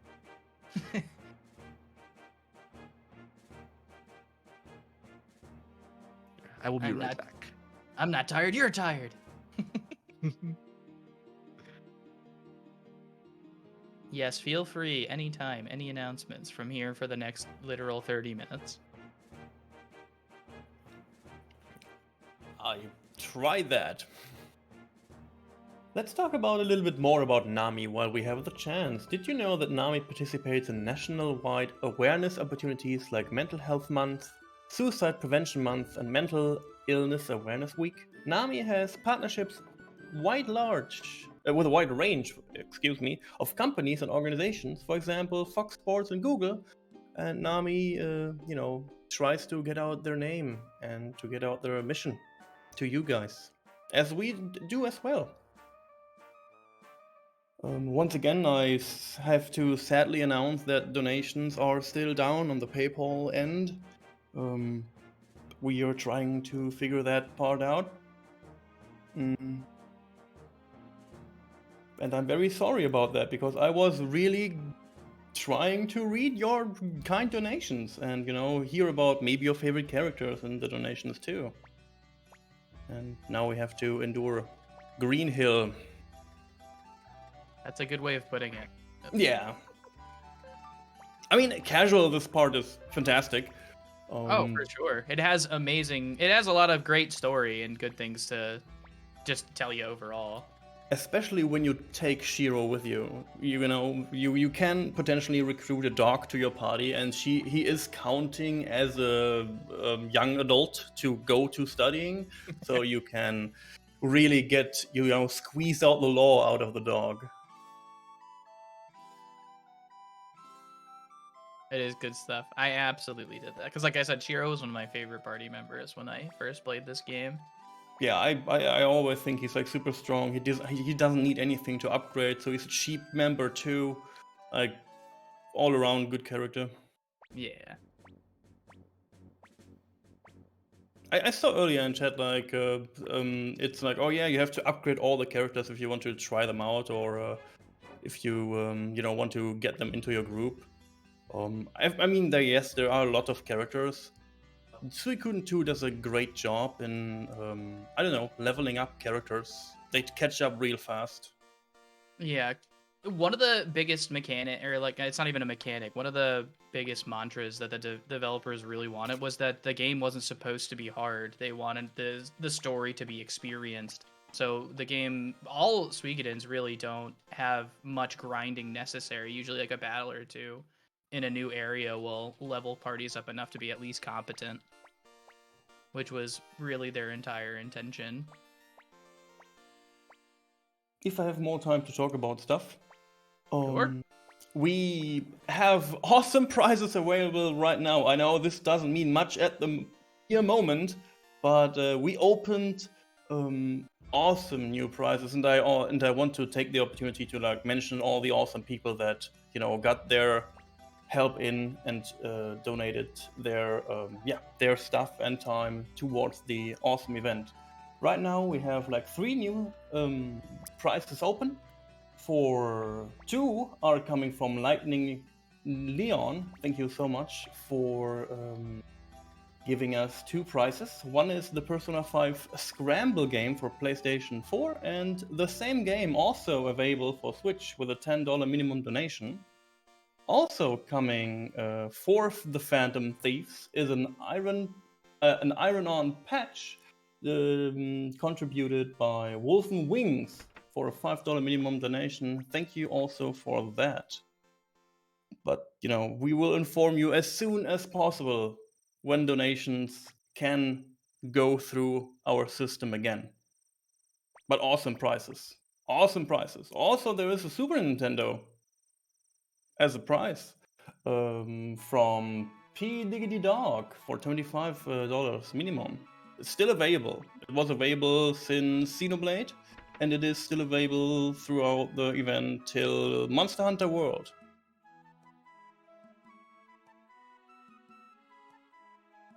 Perfect. Just to touch on your comment on WED, there is the what am I trying to say? Ayuden Chronicles is coming out eventually. Oh, I totally know Yeah, that. very true. And I don't have a credit card as a, European because it's not common here. So I couldn't back it up when it had this Kickstarter campaign. And there was awesome stuff you could get. Yeah, they had a lot of very nice Kickstarter bonuses. It's something I think everybody that likes Sweden games and just RPGs in general is probably very much looking forward to. I think it's coming out 2023, I believe. Oh, too long of a wait. Yeah, there is another game coming out next year. Yeah, it's a Ayuden Rising companion game, which was actually they talked about it as a backer reward, so backers I think it will either pay less for it or whatever. But yeah, it's like a side-scrolling action RPG that's coming out I think in the springtime, is what they said. Oh wow, that's fairly soon.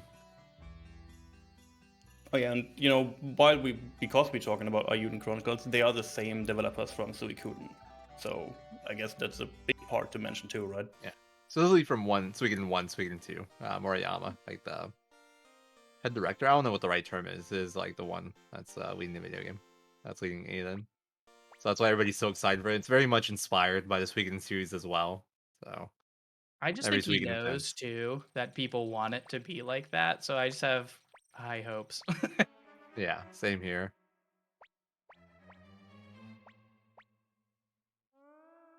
And sometimes 4 gets a bad rep, but people didn't really like the way it turned out or whatever. But I still think 4 is good, and I think 5 is actually a really good game. Yeah, 5 is up there for me, one of my favorites. It just has these little things that make me not rank it as highly as it should. Mm-hmm. 2 things. Weapons always starting at level 1 even for new characters, and the really slow encounter screens. Oh god, yeah, the transitions in and out of fights are terrible. Yeah, they're painful. To make it FF10 battles seem super fast by comparison. It's just yeah, 4 I like too. 4 I think it's probably the worst of the main 1 through 5, but it wasn't a bad game by any means. I still very much enjoyed playing it. Yeah, and I'm a firm believer that 4, if it didn't have the boat driving mechanics, that it would probably be way better received. Yeah. Add a 6-person party and maybe add more islands or make the world map smaller. Yeah. I think it'd be fantastic. Oh, a little bit more plot too. I felt like the plot was a little bit fast paced. But hey, you know what the real best Suikoden game is? Suikoden Tactics. I recommend you guys all to run it. Fantastic speedrun. Not even completely memeing anymore. That's the best part. You actually have piqued my interest with how much you've grinded it down. It's a more manageable run, and I want to play it casually first, but when I do, you should, man. It's actually a pretty fun and fairly reasonable length run now. It's 4.5 hours. Well, I think my PB is 4:34 or something off the top of my head. I don't remember, but it's I still have an 8-minute death in there somewhere, so it's pretty good now. But that it could go lower. Yeah, it's been a pretty fun run.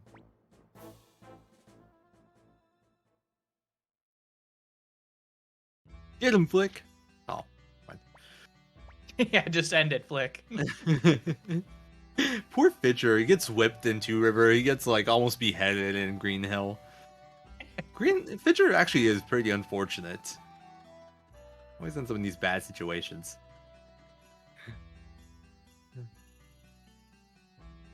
Yeah, I agree on Wood. If you let you switch your parties like everywhere, not just on the world map on the boat, that would have helped a ton too. It's like it's a cool mechanic, but you barely ever got to use it, which is a shame.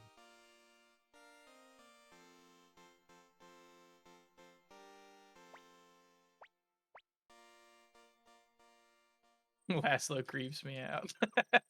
What do you mean? His short shorts make it easier to root for him. Who has short shorts? Lazo has short shorts, and they're awesome. Definitely makes him more lovable.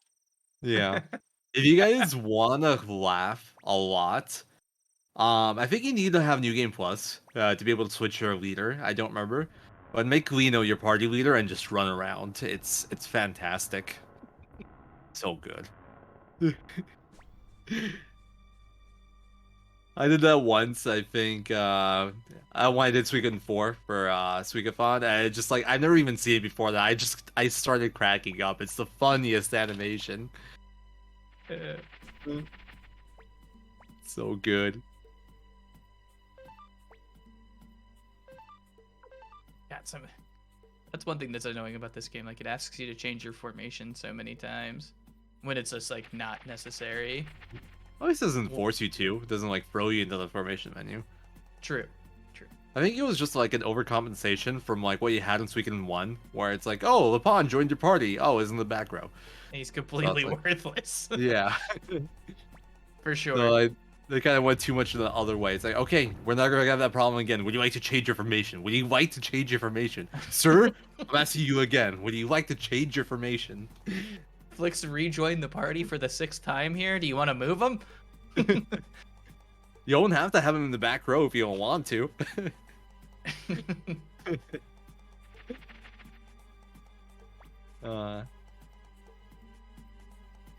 Hey, we finally get to our favorite forest that we will only be going through once. Ha ha ha ha. Yeah, just kidding.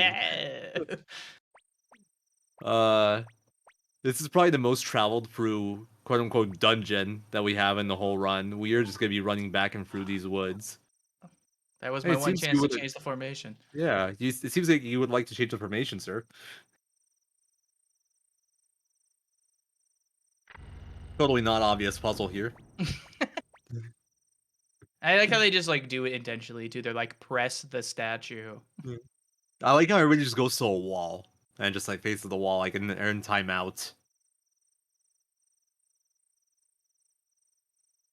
Anyway, we gotta run through some woods here that we found through a secret passage, and we're gonna go find Teresa's shack, and we're gonna have some words. She's gonna tell us what happened here, and how they lost Green Hill to Highland.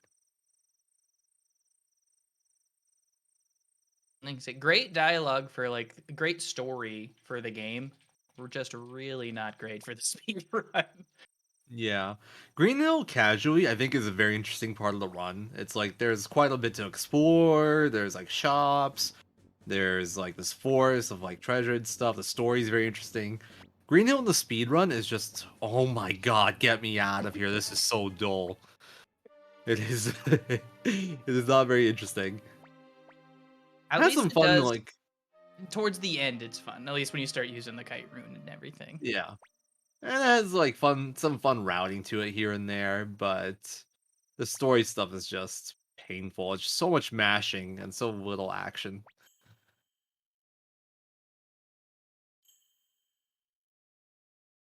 All right, RJ, give us a story. What's happening here? Oh, I'm drinking water. Oh, never mind. Muse soldiers were released and they went to as refugees to Green Hill.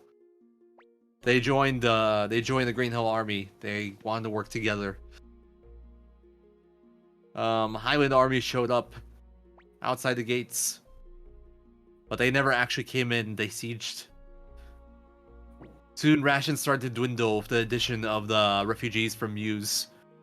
Conflict started to break out between the refugees from Muse and the Green Hill soldiers over who gets rations. Eventually, started fighting and stuff. And just like that, the battle was lost without ever having fought.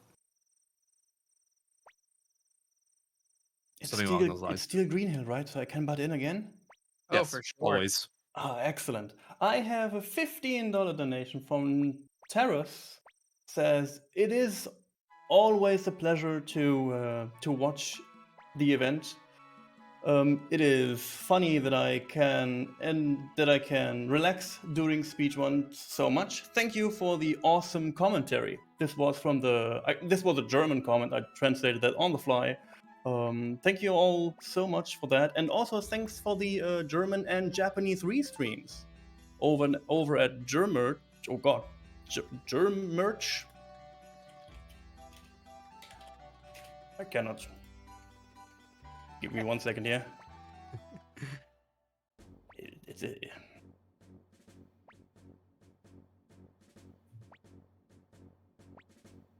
That worked out well. Thank you for the restreams and on the restream teams. I cannot, Oh, the Japanese restream is Japanese_restream. There we go. And the German one is Germansch. Thank you so much for the restreams. Now we have it. Thank you for the donation. Anyway, we've been found out because we saw Joey and we had to go and talk to him. So now we're trying to escape. Whee! But yeah, Joey's actually the commander that was responsible for the takeover of Green Hill. He was the one that got this done. So Joey's a big shot now.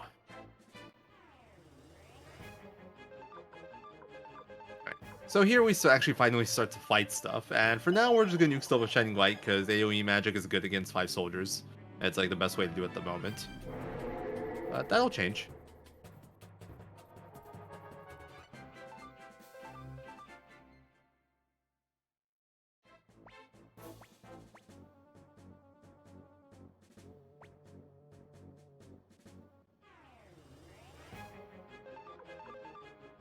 I was like, what am I doing?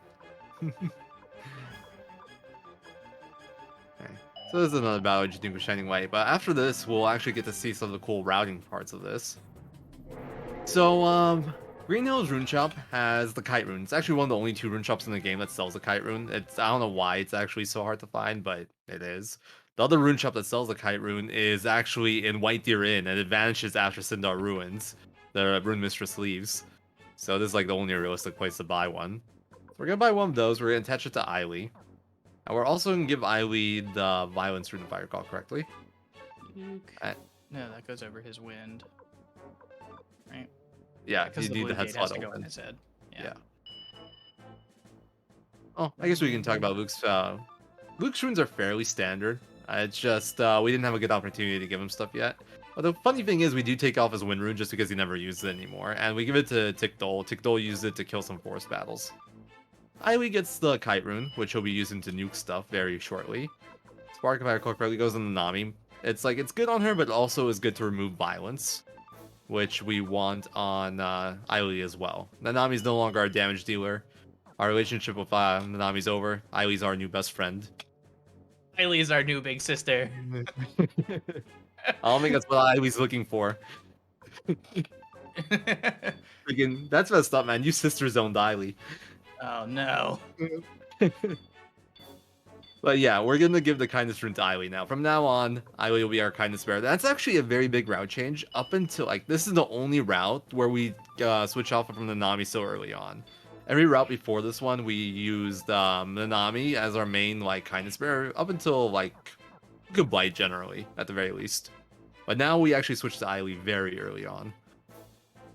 And also, we equipped the Friendship Rune onto Tikdol. I didn't mention that, but Friendship Rune is another weapon rune. It gives you 1 attack for every 2 recruits you have, essentially. Which isn't a huge deal since we're running any percent, so we're not going to get that many recruits. But it does help in duels, specifically. That's why we have it. But anyway, this is where the fun begins. Kite Rune! Except when she misses, because she can miss. Yeah. So, it's just like physical attacks, except it hits all of them and does half damage. So there is still that 1% chance to miss, or potentially 1%. It's based off tech stat and enemy tech stat, but it's routed so for pretty much every relevant battle, it's 1%. If it's not 1% chance to miss, I'll mention it. There's one fight in specific, but marathon strats, I'm not even sure we'll go for it.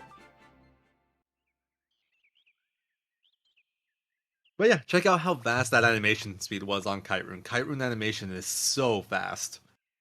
That's why it made this route that's what made this route the new current route. Before, what we would do here is we'd kill the 4 groups of 5 with shining lights. There will be 2 more groups of 5. And there'll also be 2 more groups of 4. And the groups of 4 we would free will. We would just have a 3-person party here of Flick, Nanami, and Tikdol, which is faster because you skip out on dialogue boxes with Ivy and Luke.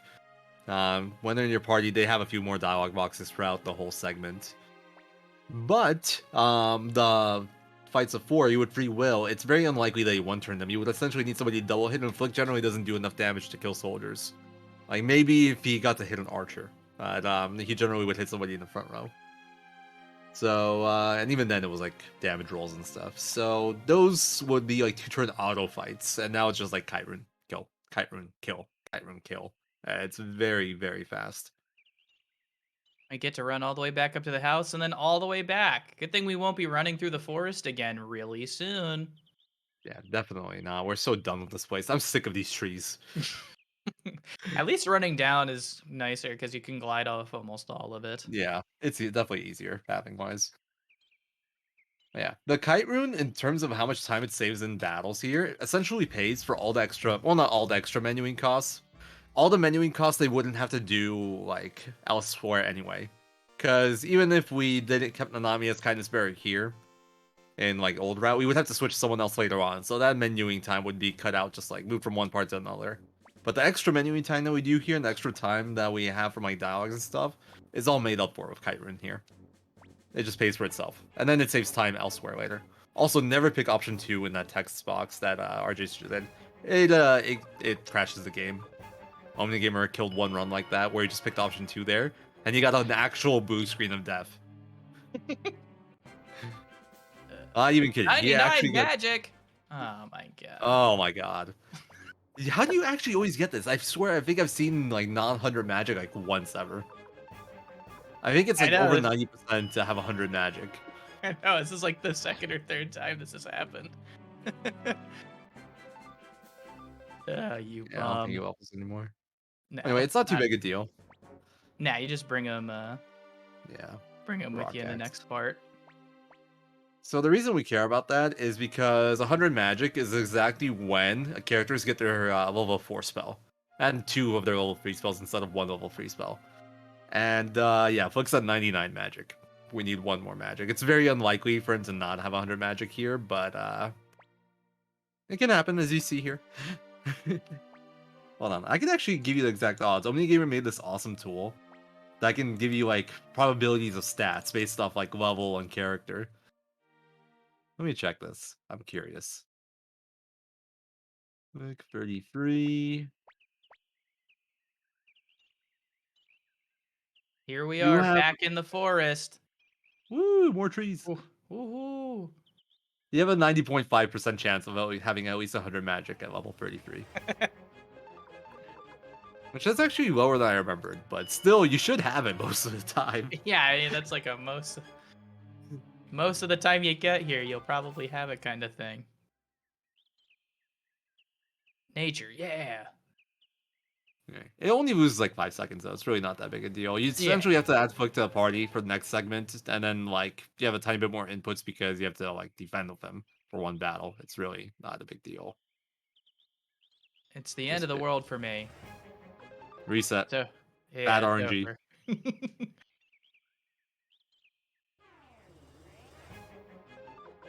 Oops. That isn't Kite Rune. Uh, It's so But satisfying just watching this. Just highly nuke everything constantly. yeah. I actually really like doing the menus to the Kite Rune. I don't know, something about it. You do it so often, you get pretty good at it rather quickly. So it's like fun to do. Although I always kind of just found menuing in this game to be fun. The menus in this game are super smooth. It's very satisfying when you do it right. Like, this isn't one of those games where the menus feel clunky. It's just that it's unresponsive. Like, the menu moves faster than your button presses do. If that makes sense. And I think that was the last forced battle we have to do. Yeah. Also, Foot totally just knocked out Teresa. Punched her in the stomach. Not very gentlemanly if you ask me, but whatever. He's trying to save her life. And like the bodyguard. By the way, those flowers right there, the Monwars, they actually have no attacks. They literally do nothing. It's just like a coding error or something on those lines. They just literally have no attacks. They just stand there.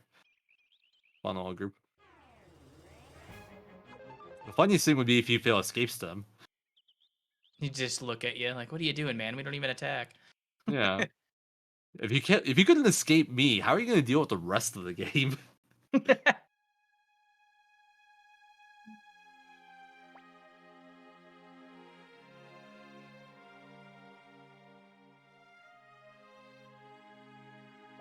Absolutely not, Gangrel. Bust open those Pringles. Let's go. Yeah. It's Never 7 too a.m. early. I wish I had the Pringles. I am. I got this chicken, well, it was a buffalo chicken slice of pizza in front of me. I was planning on eating it before the run, but then we started 3 hours earlier than I thought we were, so I had to wait until after now. It's like I'm just looking at it. So good. It's staring at you menacingly. Yeah. It is It's like it's strange even that in the box, but there's that like little gap in the box, you know? You can just see it.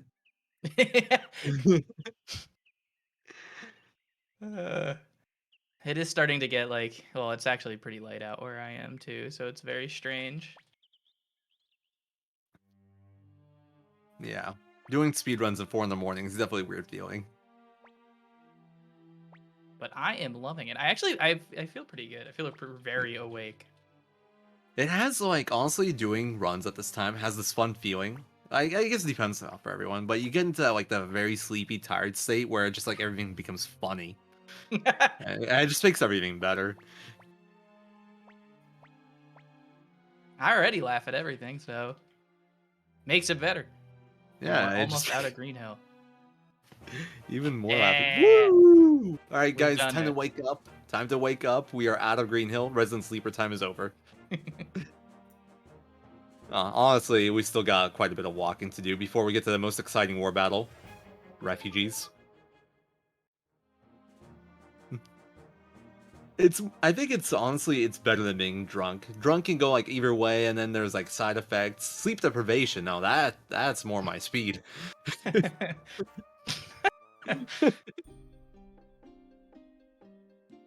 No, it's like it's not something that's easily replicatable. I don't recommend doing this intentionally. It's just like when it does happen, it's pleasant. But yeah, get your sleep, guys.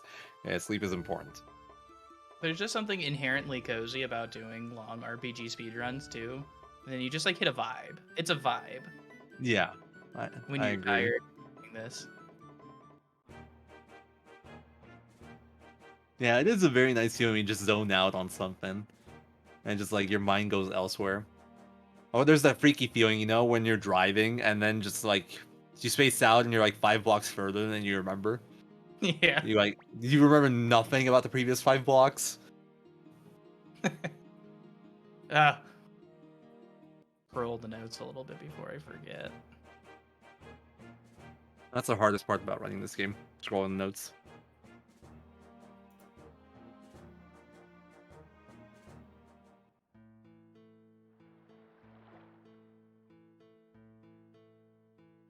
I wouldn't say it's cause for concern, and like, it happens. I'm sure everyone that drives has experienced that at some point. Like you're still paying attention, but you're not Yeah. there. It's just like it's full on autopilot. In a way, it might. I don't know if you become a better or worse driver when that happens. My money's on worse, but I'm not so sure because I don't think it's like. I mean, I could be completely wrong on this. I don't feel like your brain isn't processing like that kind of driving and like making the decision making involved. I think you just don't remember it. I think it's just like such strong autopilot, but I think like the reaction time might still be there, you know? I don't know. now I need to Google studies. I need to know. I need to know about the research.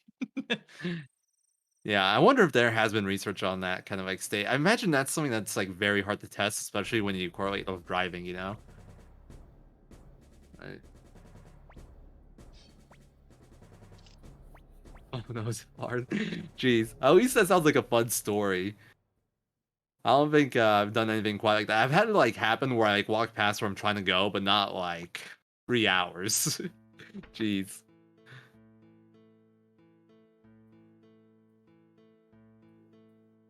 I've had it happen during speedruns as well. You just go for a few minutes like, wait, what did I do? But at the same time, you know, whenever that happens, nothing really goes wrong, does it? It's like, if you blank out for a few minutes of your speedrun's probably been going well. Bogan, Nanami, and Circus Trio minus Iwi.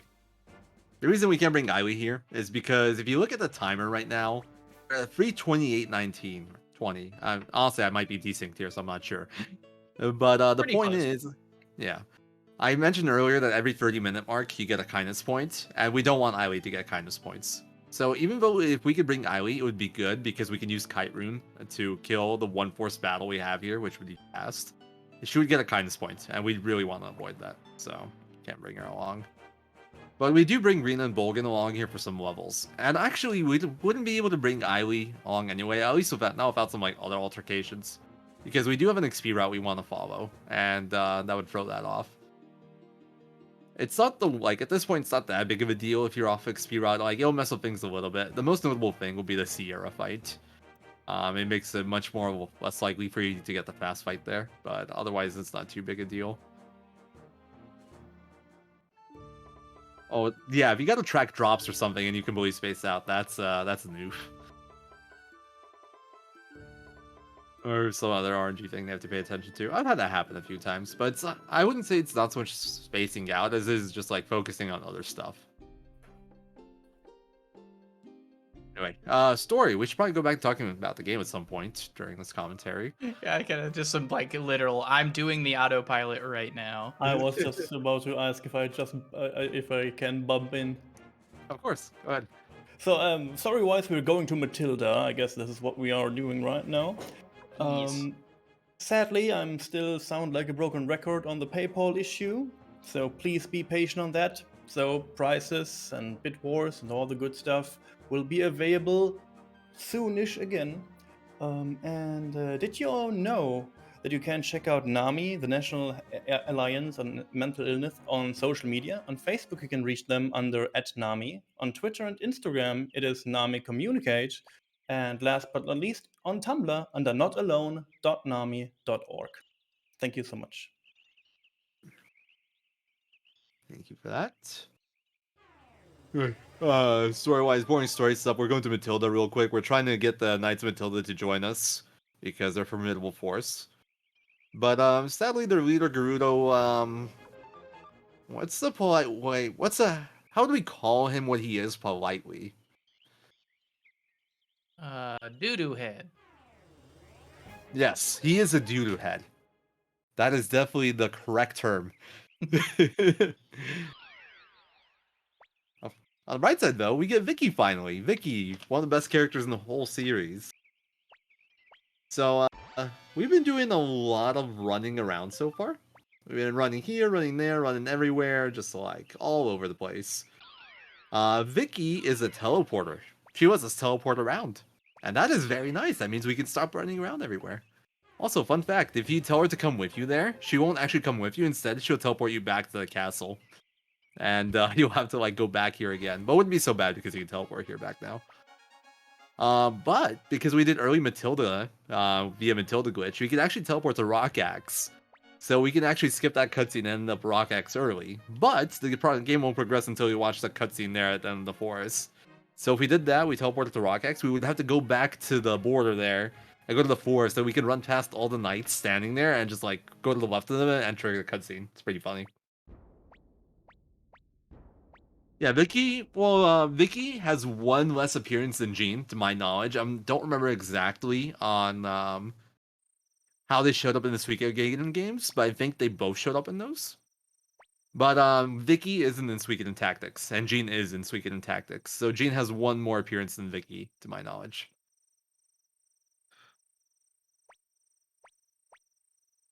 That's not true, SRD. He joins the Highland Army. He is not reasonable.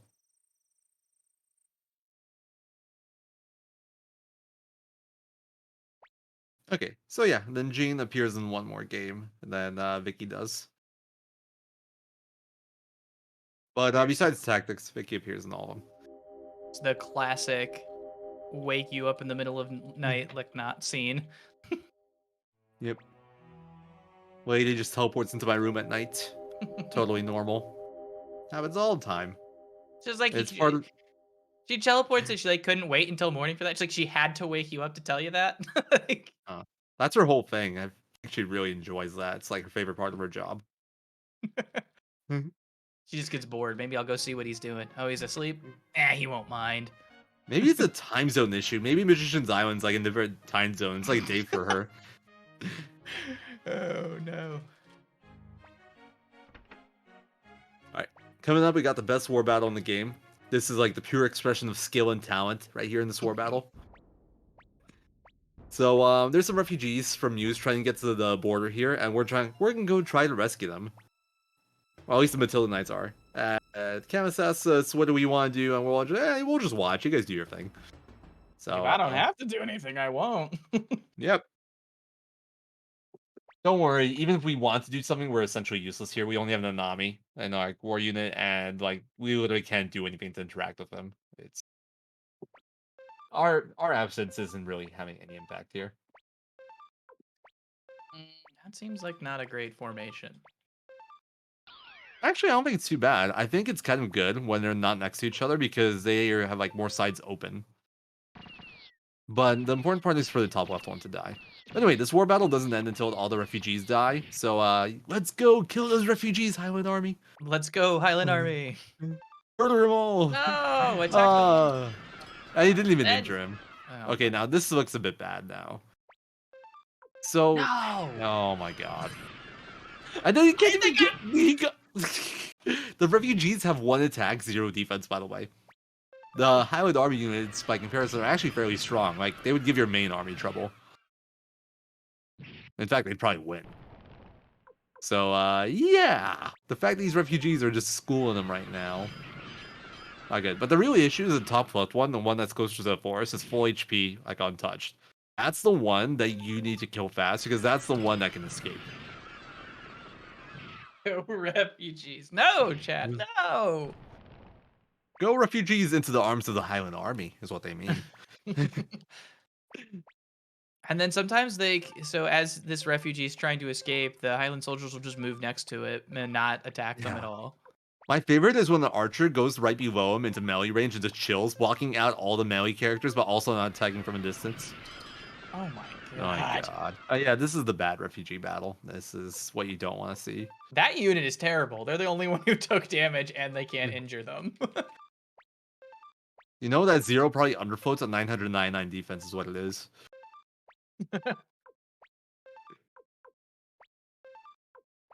That move to the right was actually pretty good instead of just going straight up, because it did give them another chance to get hit by somebody else.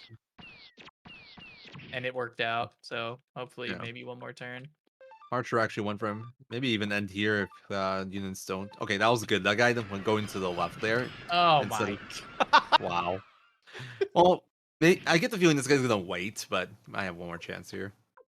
Yeah, how'd I know? I have seen enough refugee battles to know how like the AI is gonna troll at this point. I don't know the mechanics, but I recognize it. Please get him. All right, good. All right, fine. We take those.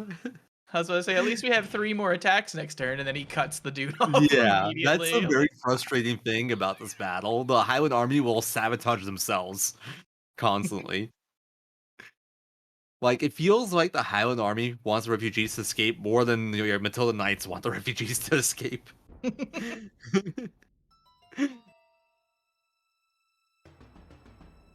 I have no idea if it's possible for the refugees to win. I know it's possible for the refugees to injure Luca Blight's unit. We've had that happen for like multiple times now. I don't know if it's possible for them to kill Luca Blight's unit, but I'm not sure if anything would happen. I can tell you that if the thing that like for something weird to happen, the refugees would actually have to kill like the whole Highland Army or something. And even then, I think the game will just like soft lock or something. Yeah, it'll just be like, what? Yeah, I think it'll just like you'll literally just only have refugees moving for eternity. I don't think there's any win condition coded there. I could be wrong, but I like really doubt it.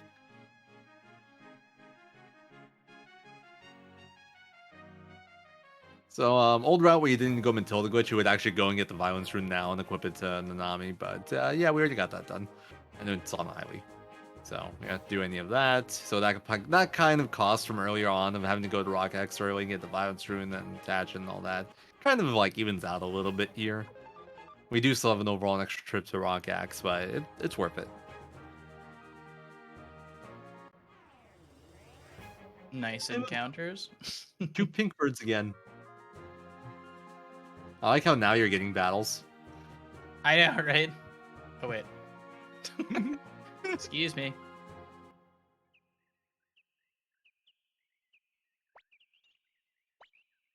Okay. Convoy.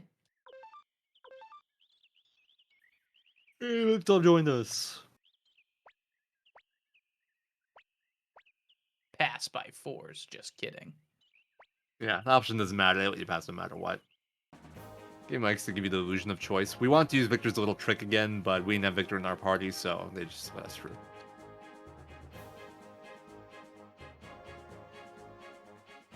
The worst part about the Batilla segment is not being able to push the gate, in my opinion. Just not even running past them. Yeah.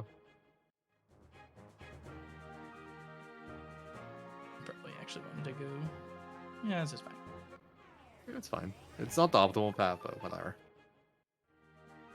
Optimal path involves like bouncing off a bunch of trees on the left side. Yeah. FMV time! Woo! All right.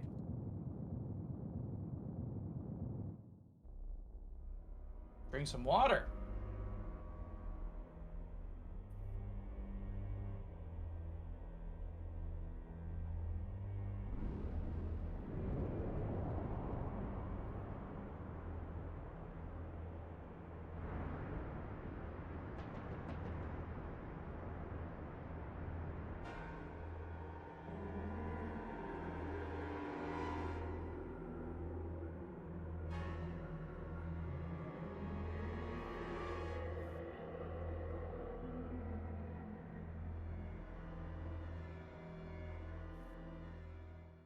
Scary wolf in the sky! Don't know what that means, but happened.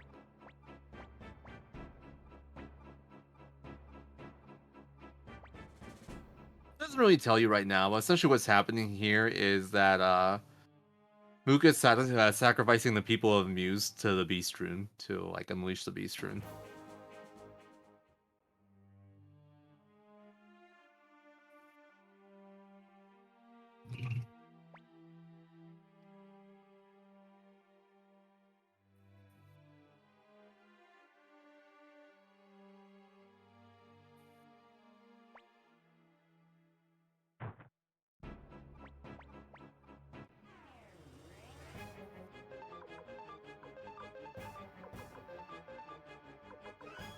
There's no mega medicine. Did you ever take off flicks? Nope. We'll do it after. Now we do it. Yeah, it's fine. So one of the cool things in this game, we never actually covered like the whole item thing. So there's like free item accessory slots, so you can use it to equip items or consumables or accessories to give you stats. But if you have like an empty slot, you have the option of taking from your bag, where you can take a turn to pull something from your inventory into your character's like inventory. And it ends up being a little bit faster if we set it up properly to equip a Mega Medicine to Rina in that battle instead of doing a separate menu for it. It's a nice little touch. It's something that we started to take advantage of a little bit more of the reroute. But it ultimately isn't that big a deal, just a little optimization. But we want that Mega Medicine on Rina for a fight later on. It's like kind of needed for safety. A lot of the time you don't need it, but just in case, it's very good to have. Makes you feel better. It's the kind of thing that just makes you feel good that you have it. Yeah, because if you're in a situation where it's relevant and you didn't have it, you just die. It completely messes up the fight. It's almost never relevant, but if it's relevant and you don't have it, you're just like, okay, I guess I just lose now.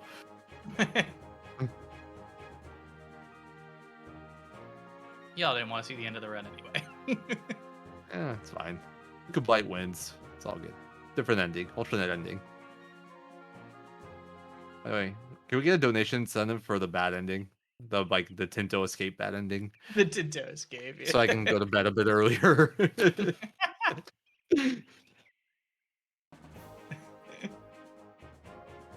Speaking of, now I can butt in again.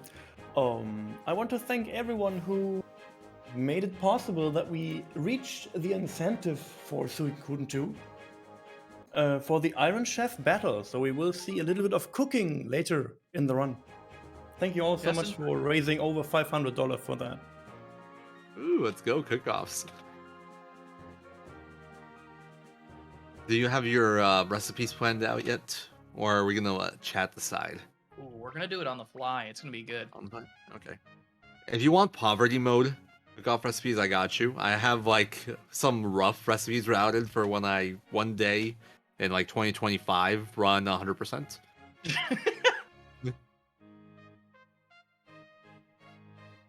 It's like, I don't know, like cooking system is actually like pretty weird in terms of like ranking. I think I got an okay sense of like what's good and what's not. I'm still not like sure.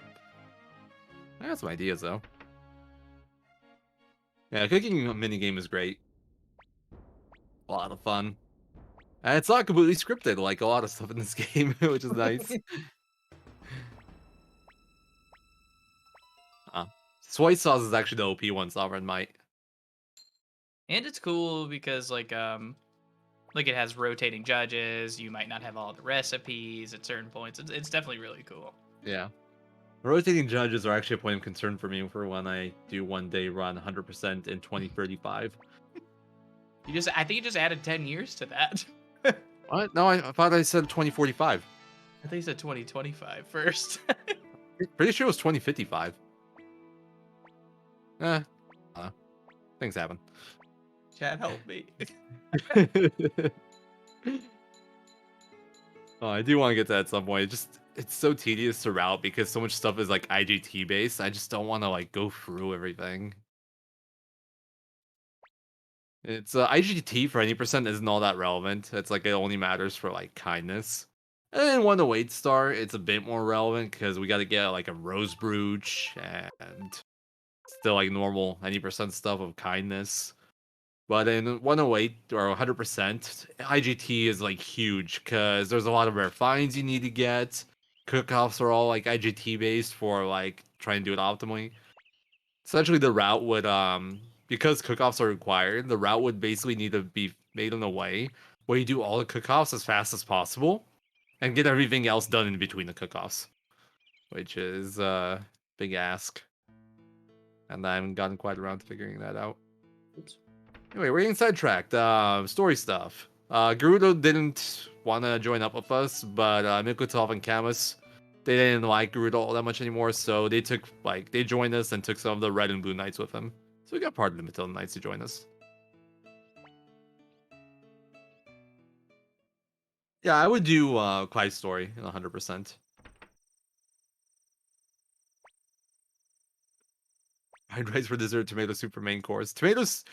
No, I think it was raw tomato. That's actually like a very OP food for cook-offs. Just one tomato. Yeah, just raw tomato is actually like very good. You can actually kind of use it with pretty good success on like everything. Appetizer, main course, dessert. Just raw tomato and you'll score fairly high. It's freaking funny.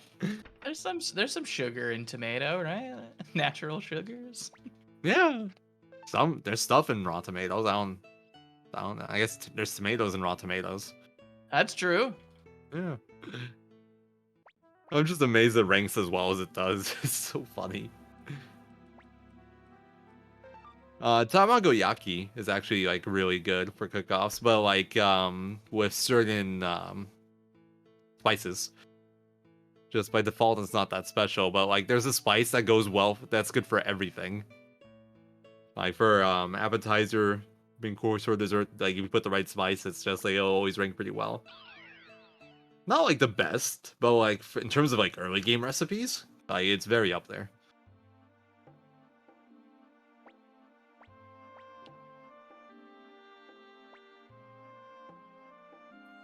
Can't say I have buggered all. I don't really grab an apple for breakfast either, so not much. Haven't done that either. Also, fun fact, we're supposed to check out Reddit here. Well, fun fact, story.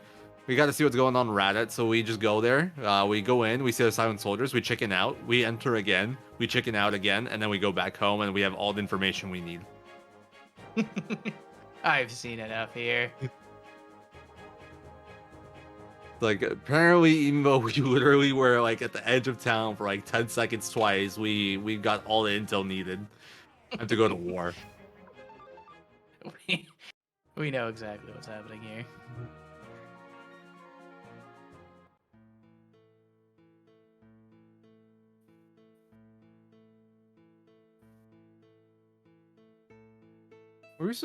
When do we do war battle formations nowadays? Is it before this war battle or after? It's definitely after this one. After, okay.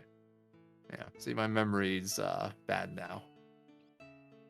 I don't remember the run all as well as I used to. Oh shoot, I was supposed to walk back. I didn't get all die. Ooh.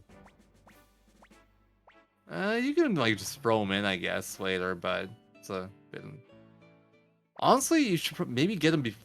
No, yeah, you could probably just get them before Gregminster. It's fine. You might have to do like a little bit more war unit formation before the Luca war battles. Yeah. But I'm guessing you're doing the run away from Kiba strat because it's marathon. So it's Yeah, just like, so you don't need ally for that yet. Should be okay.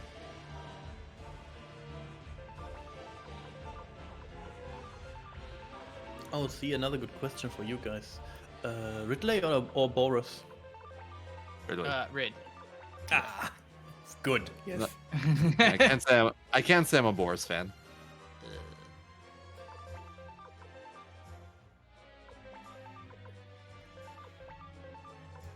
It's Ridley. Oh, whatever.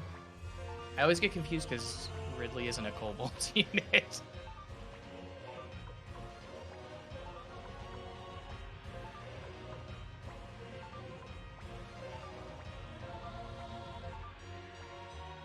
This is another very scripted war battle. We just run away for 3 or 4 turns and the battle ends. We don't actually have to do any fighting here. But yeah, fun stuff. This actually is one of the more enjoyable war battles, funnily enough, because there isn't any RNG to it, or very minimal. Like, you can maybe move like a tile or 2 less depending on enemy movements. But Yeah, and I already botched all the movements, but that's okay. that's okay. Fine, as long as you don't get into combat, it doesn't really all that much.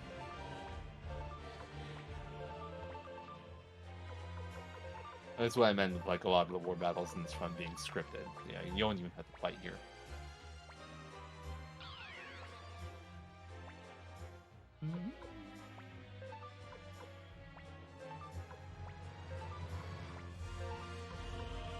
I forgot I didn't have Gilbert, so I moved somebody like I had Gilbert. That's the annoying part of like not having Gilbert. You're so used to having Gilbert because you have him most of the time. It just like throws you off. You know, I think it might be faster not to have him. It's just like it's so unnatural when you don't get him. I might just take the time and get all die after this. Just You could. It would help fix the menu a bit. yeah, and I have to do it anyway. Might as well just go do it.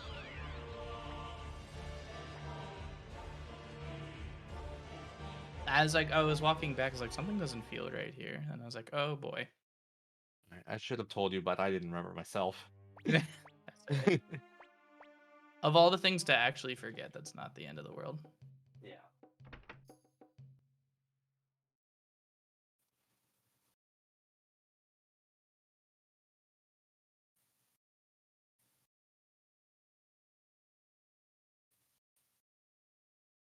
And do you have a Jizo on you? Yes. Yeah, okay. I forget Nanami auto joins here. Huh? Oh, I can't get him. Oh, you can't. Oh, now you gotta walk back. No. The pain. Oh no. Oh, So well. Druin, at the moment, no. But if I ever do get around to doing a 100% run, or someone else does, that would be allowed to use a Suikoden 1 save, because you need one to get 100%. But Suikoden 1 save would basically make this a different category, and no one uses it. We don't even have a category for it because just no interest. Yeah, we'll have to get them after the Kiba fight. Yeah. Because I think that's when they'll clear out. I think the way you should go is talk to Sheena, then yeah, probably talk to Sheena and teleport out. Alright, I'm gonna do the formations first. Yeah, you do have to do it here now because he needs Dole. It'd be very small changes, but it would change it a tiny bit. Like, for example, you could set up higher magic, you can make Victor stronger for Abomination, and start Dragon. That can matter. He's supposed to have all die now. Oh, it won't matter for this fight. You'll just have to adjust it later. Alright. Set up Dole. Alright. Oh no, he needs Camus. Yeah, Camus and Chaco. Camus. Oh, I didn't save the... What? And then Chaco's in a different spot now. Where is he? Chaco. Oh wait, that all goes to him. Shoot. Yeah. I was wondering. I was losing my mind for a second there. You and me both, man. You and me both. I'm definitely hitting the part of the night where I'm just like really tired.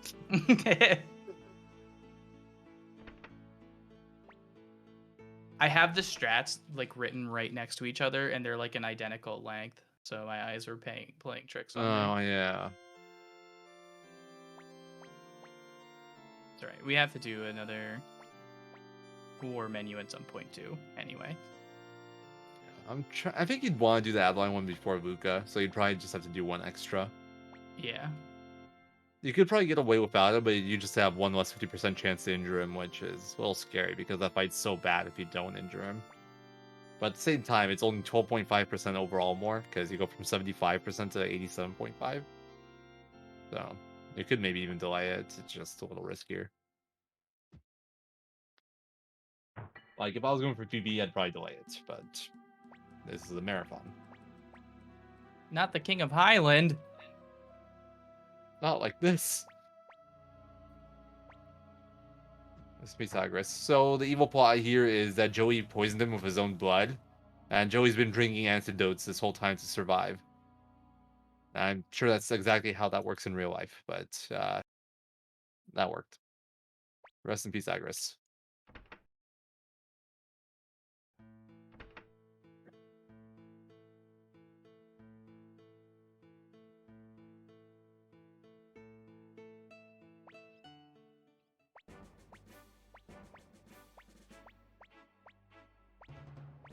Okay, let's go. Let's go. Everybody's favorite war battle. So this is a Kiba war battle. Kiba's the leader of the enemy army here. The battle will end if you can kill Kiba. The thing about that is Kiba has something called heavy armor, which means you need 3 hits to kill him, not 2. And he also has 16 defense, which means literally, and no matter how you set up your if you set up the best possible physical attack unit you can set up, I think you have a 10% chance to injure, maybe 15. And I think that's on Ridley, who doesn't join the battle until very late. So essentially, your only real ways to injure him are with, skill magic. So Fire Spears, Invention, which is Adlai's ability, who we missed, who we forgot, rather, and Wind Magic from Mook. Fire Spears are 50%, Invention's 50%, Wind Magic's 30%, so we have free 50%, free 30%, so they get free hits on him. And yeah, if you don't get that, you lose like 4.5 minutes because you have to wait for the battle to end. But when we were doing the whole reroute, we found an alternate strat where instead of trying to kill him, you try to lure the army away from your main army and just wait it out. You try to minimize the amount of combat that happens and just try to have him come at you with Tikdol. And if that goes smoothly, it's only like a minute and a half, maybe even if a really clean fight's slower than just killing him, and the risk is lower. But there is skill involved in this. You gotta have a good understanding of how like the enemy AI works, so you can try to get them lured over to you as well as you can. And there's still like RNG of them like choosing which target to go for. I would have went to like one left there, by the way, instead of upright. One left. Okay. Yeah, because then the like left guy would have probably went towards you. Towards your main army right there. Yeah. Because otherwise, it's actually a pretty good pull. Get them all into the forest like that. Yeah, there's still that bottom left archer, but I think that bottom left archer might have gotten there anyway. I'm not sure. But yeah, they won't reach your main army. That's not really the issue. But after 3 turns, after like your secondary army spawns, the kobold spawn. The kobold spawn right around where that leftmost soldier is, so they'll start getting into fights with them, which is the annoying thing they want to avoid. You want to have, you ideally want to pull everybody over to the right. This isn't too bad.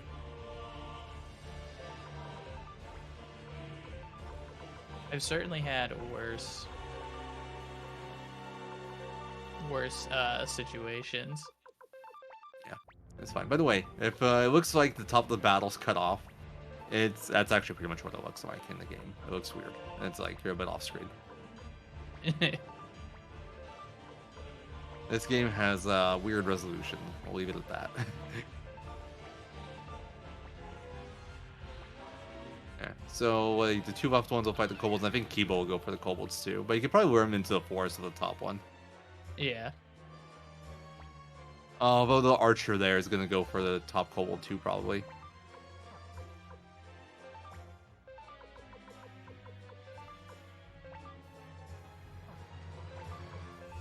Oops. I think it would have been good to move that one up. Yeah, I was trying and I derped a little bit. Yeah, whatever. Let's just see how it goes. It'll be fine. Just more attack animations. I do wonder sometimes if it's worth like maybe killing some of these straggler units, but it's like you're not guaranteed to kill anyway. Maybe if you set up like a powerhouse unit, maybe you like set up Victor with like Shu and Gotov or something. Yeah. And then like that plus fire spears, try to kill off the stragglers. The problem with that is that takes time too. You're essentially killing off a unit so they don't attack you. So like you're doing attacks so you can kill a unit so they don't waste time by attacking you. Which is pretty counterintuitive. Kill him! Aw, Kobold lived. It would have been really good if that Kobold died.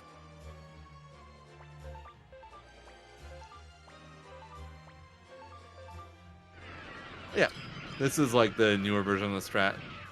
Could go a little bit better than this. I think like a good fight generally has like 6 attacks from like the Highland army. That's kind of what I have mentally in my head. But it's still like a minute and a half slower than a fast fight where you get the Kiba kill, and the Kiba kill with, or failing the Kiba kill loses you like almost 5 minutes. So, it's definitely my preferred alternative.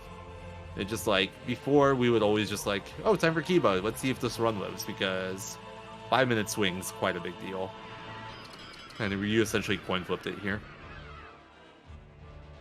Yeah, overall, I think the percentage to kill with like any percent resources is like 47% to get the fast Kiba kill or something along those lines.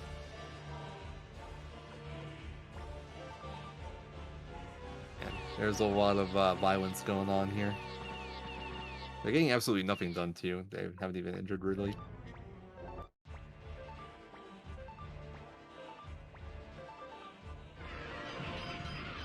Okay. That's fine.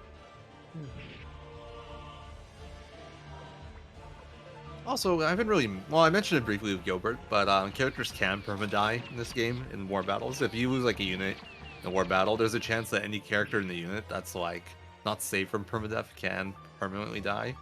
But since we've gotten like essentially no optional characters so far, we don't really have any characters that can perma-die, funnily enough.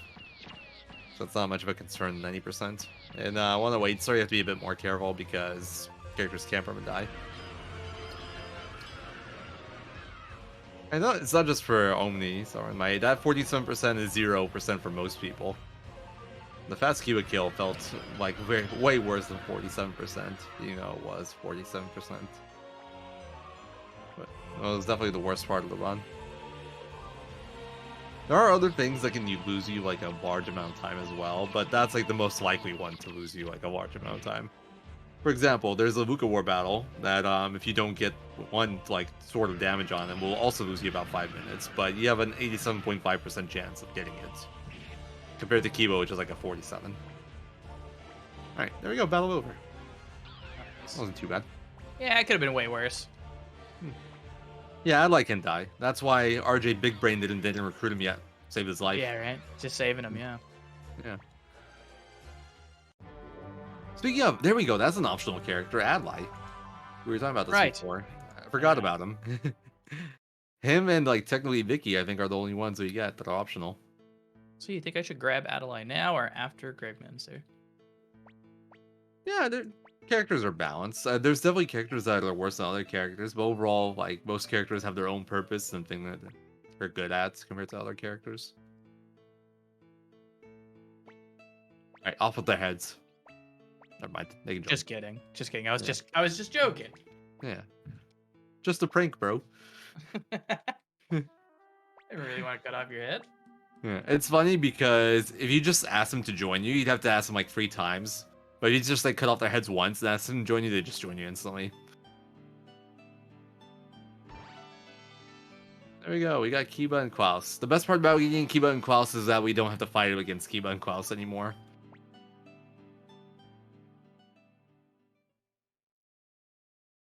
No, by balance we meant get the balance rune, which prevents unbalance. Oh wait, where am I going? Okay, still don't have Okay. Adlai. I was thinking maybe you wanted to fix the war battle menu, but still don't need Adlai. I guess I could probably go get him right now, right? Yeah, if you have a Jizo. Although you don't like if you have a Jizo in your inventory, you lose the Jizo. Something to be aware of. Yeah, I do have one. Is Nanami in your party right now? Who? Nanami. No. No. Okay, so I think if you have a Jizo in your inventory, you're like sacrificing that Jizo, essentially. Uh-huh. Because the way that Adlai works, so he asks you for like free items. If there's that item in your inventory, he'll actually take it from you, but if it's equipped to someone, he won't take it. Yeah, so that Jizo that was in your inventory is gone now. So I think that means no Jizo. Hold on. He had one on Nanami, one on Flig. The one on Nanami got popped. So I guess no Jizo for Kasumi? He has one. I can give it to. Oh, he has one. Okay, never mind. I'm dumb. Ignore me. It's been too long since I ran this game. Yeah, I Good was able job, to buy 3 back in Yeah. Lake West. Like, I thought, like, in my mind, I was thinking one in inventory, one on Nanami, one on Flick. That's where my head was at. Mm-hmm. I thought that was the one in inventory. But see, Past Me was smart and gave it to Tikdol. I rattled around this properly in the past. Unlike now, current brain.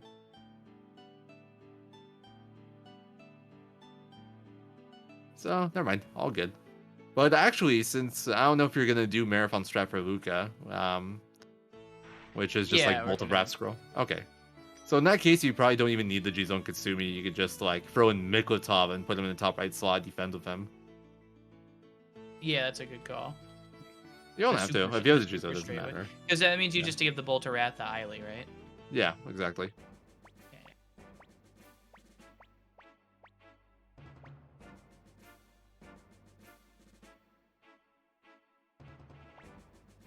Hey, look, it's Sheena. We totally met him earlier when we had that scene with Taiho. Yeah. You know who this is. But Sheena's another character from Suikoden 1. Is a I was about to say daughter. Is the son of Opont, the current president of the Torn Republic. And yeah, he's gonna go get us an intro with his dad. We're gonna go ask Opont with the war. I forgot to put people in the party. That's okay. I'll just do it on the way out. Yeah, I was wondering that, but I was like, oh, you know what? If he didn't do it, you probably just get the choice, like, here. I couldn't remember. What do we do? All right. So he gets. Actually, I have to do it anyway for Kazumi, so we'll just do it all later.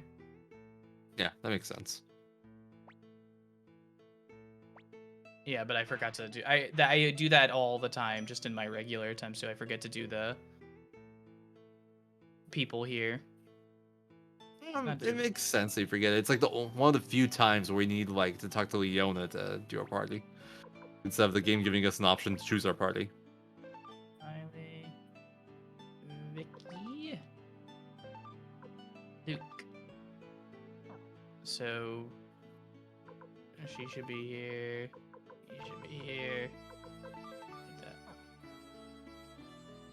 It's good.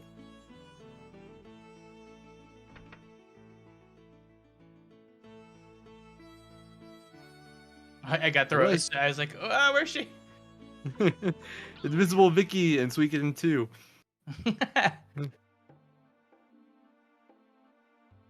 Where is it? Oh, the higher. There you go. It's secret path. Let's go. Yeah.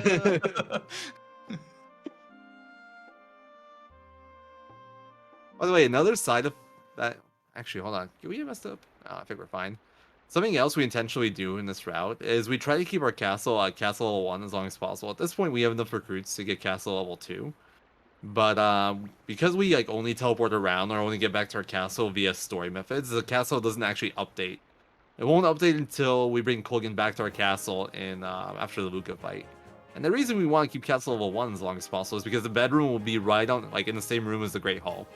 So we won't have to like go downstairs and stuff to get there, which is like where we have to go most of the time for story reasons. So you actually kind of want to actively avoid castle level 2 in any percent. Also, Barrel here has an alert rune in it, which is pretty useless in this game, sadly. Doesn't work all that well. It's another instance of a rare rune in like a barrel.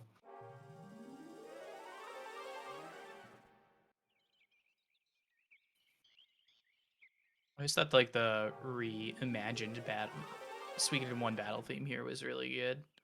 I agree. It's very nice. I honestly am tempted to... Do you know about the out of bounds glitch in the forest here? No.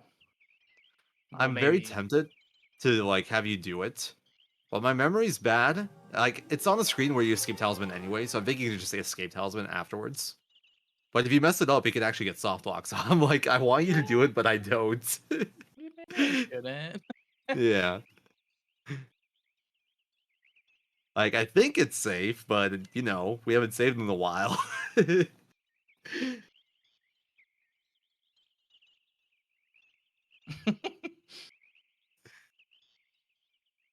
That's probably for the best. We shouldn't showcase it. I shouldn't tempt you with such temptations. But Omni Gamer found that one like when we were doing a big reroute with his zone finder tool that he made. And you could just kind of like get out of bounds on the last screen. On the screen of like Varkas, where he takes you to Westminster. At the start of that screen, like as soon as you enter that screen from like the left side going towards Westminster, what you can do is you can hold up or down. I think it was up, I don't remember. But if you hold up, you'll like bounce off the tree that's like above you, slightly to the left, and then you can just go left, and you will go out of bounds. And you can go like run around the screen essentially. You can get to like the spot above Varkas with like the tent and like the random stuff flying around. It's pretty cool. Completely useless, so you can't do anything with it, but it's cool.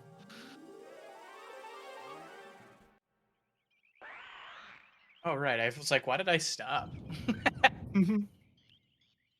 You can also do some funky stuff with the camera there if you enter like all the way from the side or something. So we're hoping for a lightning attack here. Ah, dang. Oh well. It's not a big deal.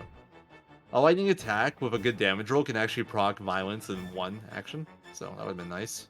But if not, it's just you just attack again. And that's it. And no matter what, he'll proc violence turn 2. So Worm has 2 attacks. Oh, this is the lightning attack we want turn 1.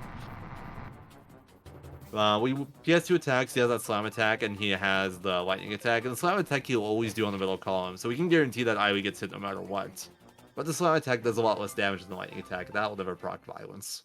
The lightning attack has an okay chance to proc violence, and so you get the fastest fight by having a high damage roll lightning attack and getting violence turn 2. Yeah, what SRD said. It's a kindness rune glitch. So here's a fun little speed mechanic here. You get to the screen and you escape Talisman. It's like, what? Why are we leaving the forest after going through all this? But no, it actually teleports us to the screen. It saves like 5 seconds and also gets rid of the chance of random battles. So it is. Why did Sheena walk around like that? Does he always do that? I don't know. It looked weird to me too. Yeah. I don't think I think it's because he was like in second in your party because you forgot the party menu. But I've never seen that before. That was interesting. Anyway, for anyone wondering about the out-of-bounds, I mentioned it was also on that same screen where RJ escaped Talisman. Like, instead of escape Talisman, you just hold up and you bounce up off the tree. You end up bouncing one step to the left and then you just go left and around the screen. If anybody wants to soft lock their game on their own time. The way it's soft locked, so you can just actually the way it happens is the script that you get there for like when you like walk towards Varkas. I believe there's a certain script that essentially loads that makes you walk towards Varkas, but you're like nowhere near him and you just get stuck trying to path him. But you can get around and like get above him and stuff. It's pretty cool.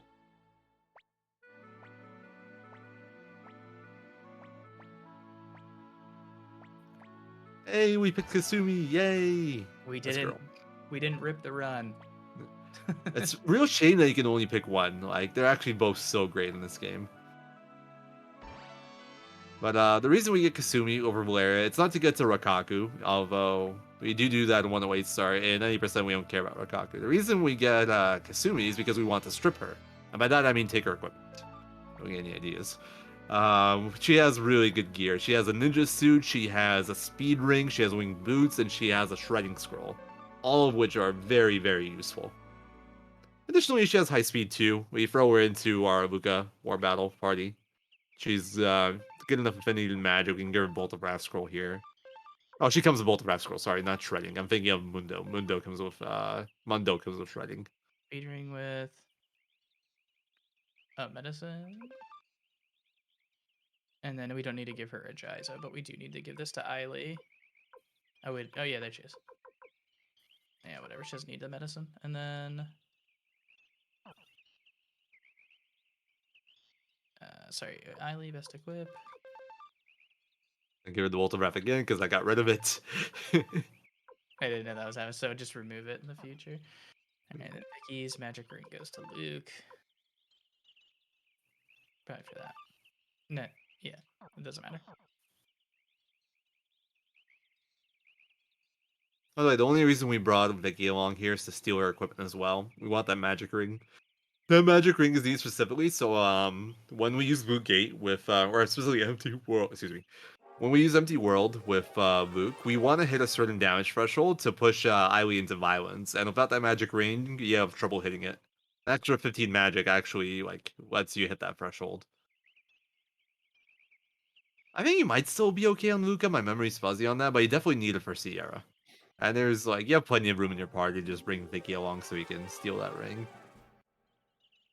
There's actually also a magic ring in this area, but it's like way out of the way. It's like in that screen with all the ladders, it's like in the northwest path.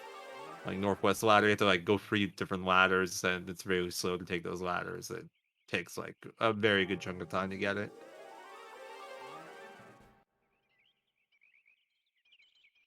You only run back, so I would like to sound like a broken record once again. Go for it. I'm still so sorry to announce this, but we are still working on the PayPal issue. So if you want to donate to a great cause to Nanami, please hold on a little bit longer. We are we're looking into the problem in the back. Also, I guess we are just about to leave Graveyard Shift slowly. So I want to just remind you to maybe stretch yourself or get something to drink while you're at it. Never a I'm bad time stretching for right now. Yeah, always good to hydrate. Sorry, I said. And stretch. actually reminded me to stretch. I haven't stretched in a while.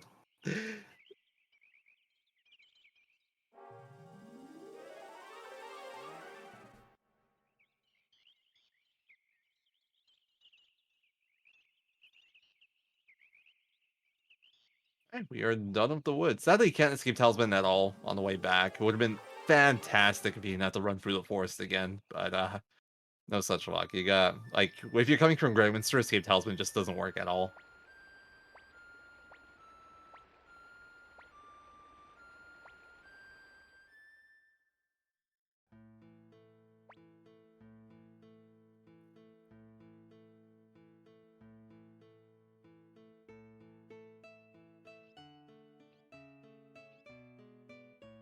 Yeah, they made that section like weird. Like it's annoying to get to Minster.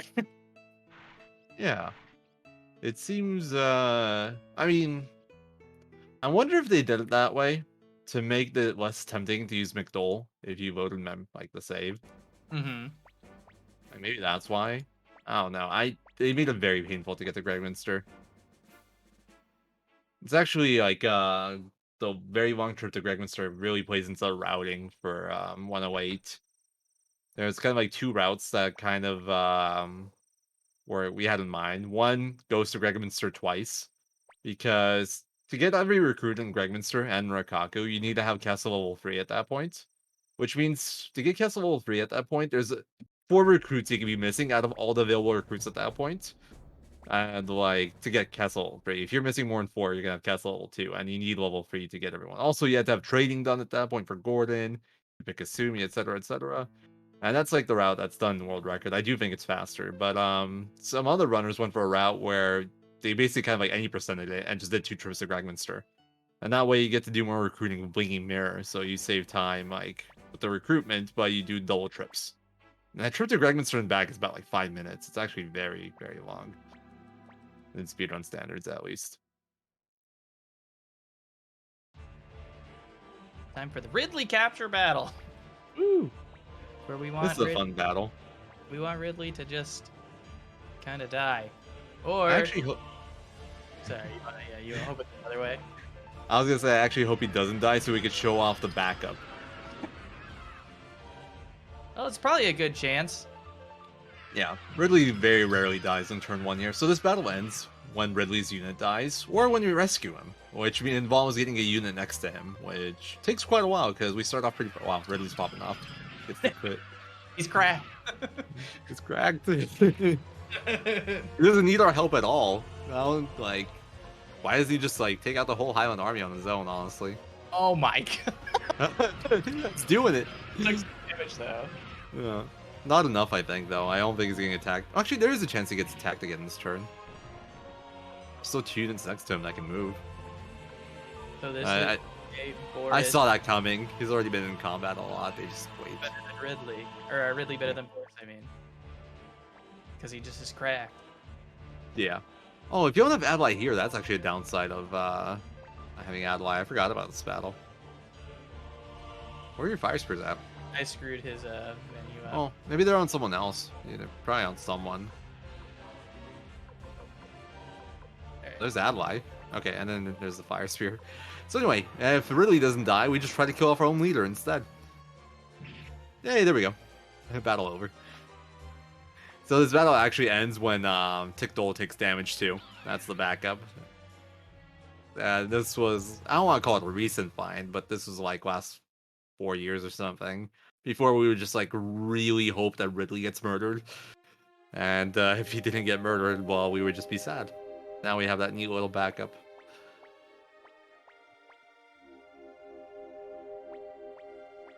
I jumbled around the people so much I forgot about even needing them on Flick. Yeah, I missed it too. It got a little bit sloppy. So Kasumi gets Ally and who? Miklatov. Victor gets Chu and Klaus. Chaco and Flick. Flick gets Chaco and Sai. Alright. Favorite part about this now, you have Tuda with Tickdole. potent combo there. The most useful war battle unit. Yeah. Sai asks a favor, we tell him we're busy. Yeah, I mean, we all got time for this. We're speedrunning here. I feel a bit mean being mean to Sai. He was actually he used to be the kindness bearer for any percent for late game. Like old Rao would use Nanami up until like Luca, and then it would use Sai like, well, not until Luca, until Bone Dragon. And after Bone Dragon, it would use Sai for like the late game because Sai has pretty good natural tech and speed, and his 2 rune slots.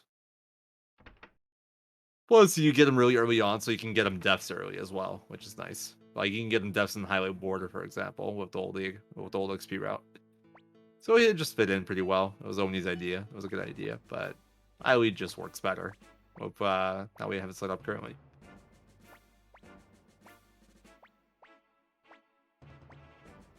Alright, time for another pretty cool battle. We got the Luca War battle now.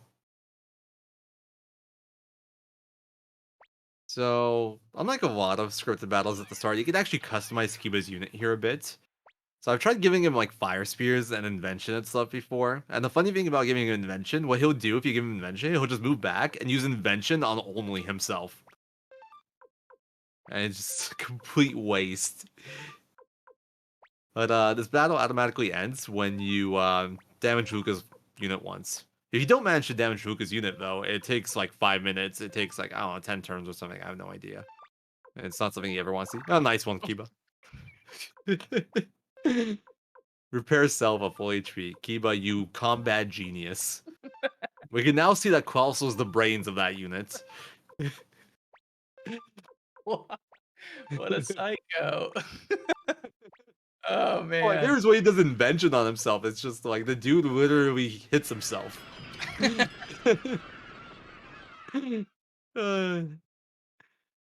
where are they? This is a very good formation. Because both Kasumi didn't get blocked off, so if this doesn't work, oh nice, it did. Easy. That's like a perfect battle.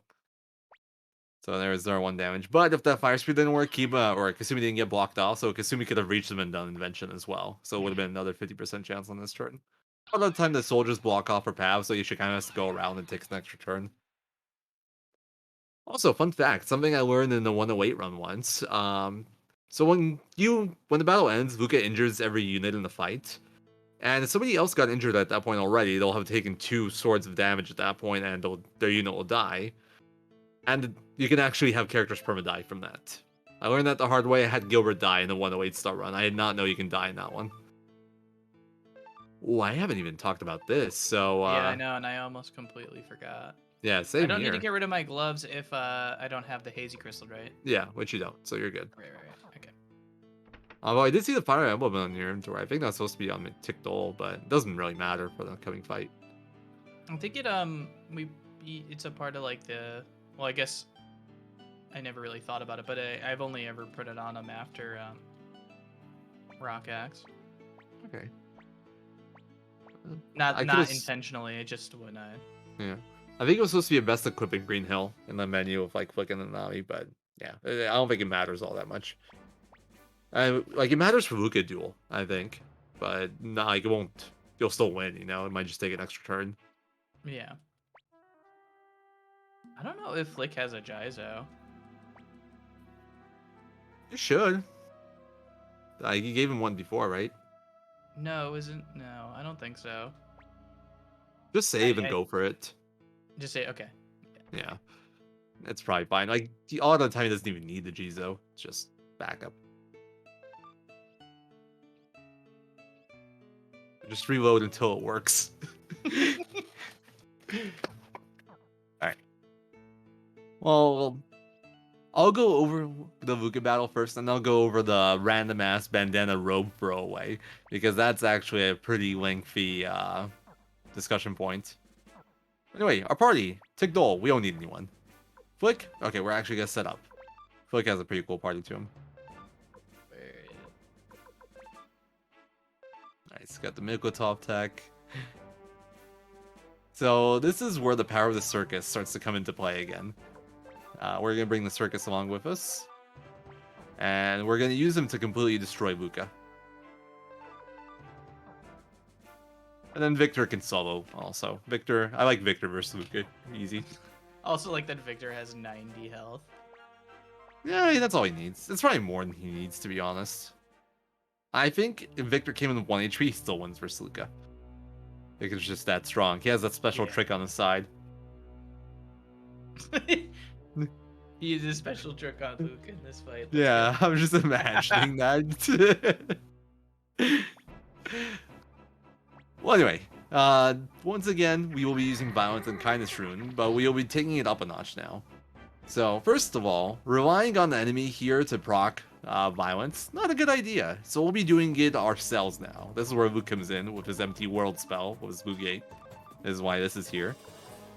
And then the rest will be focusing on healing. We gotta make sure that the Circus Trio survives, and Flick needs to survive until he gets his floor shut off. And Ailee will Bolt of Wrath Luca because we need a little bit more damage. If we want to play a bit riskier, we can have Ailee attack Luca. And then if she misses, we could have backed up with Kasumi Bolt of Wrath turn 2. But the problem with that is if Ailee crits, the battle actually auto-ends, which is really bad. And it's just like a game over, essentially. So anyway, Empty World. We do good damage here, and we also hit our own party, and that berserks Ailee.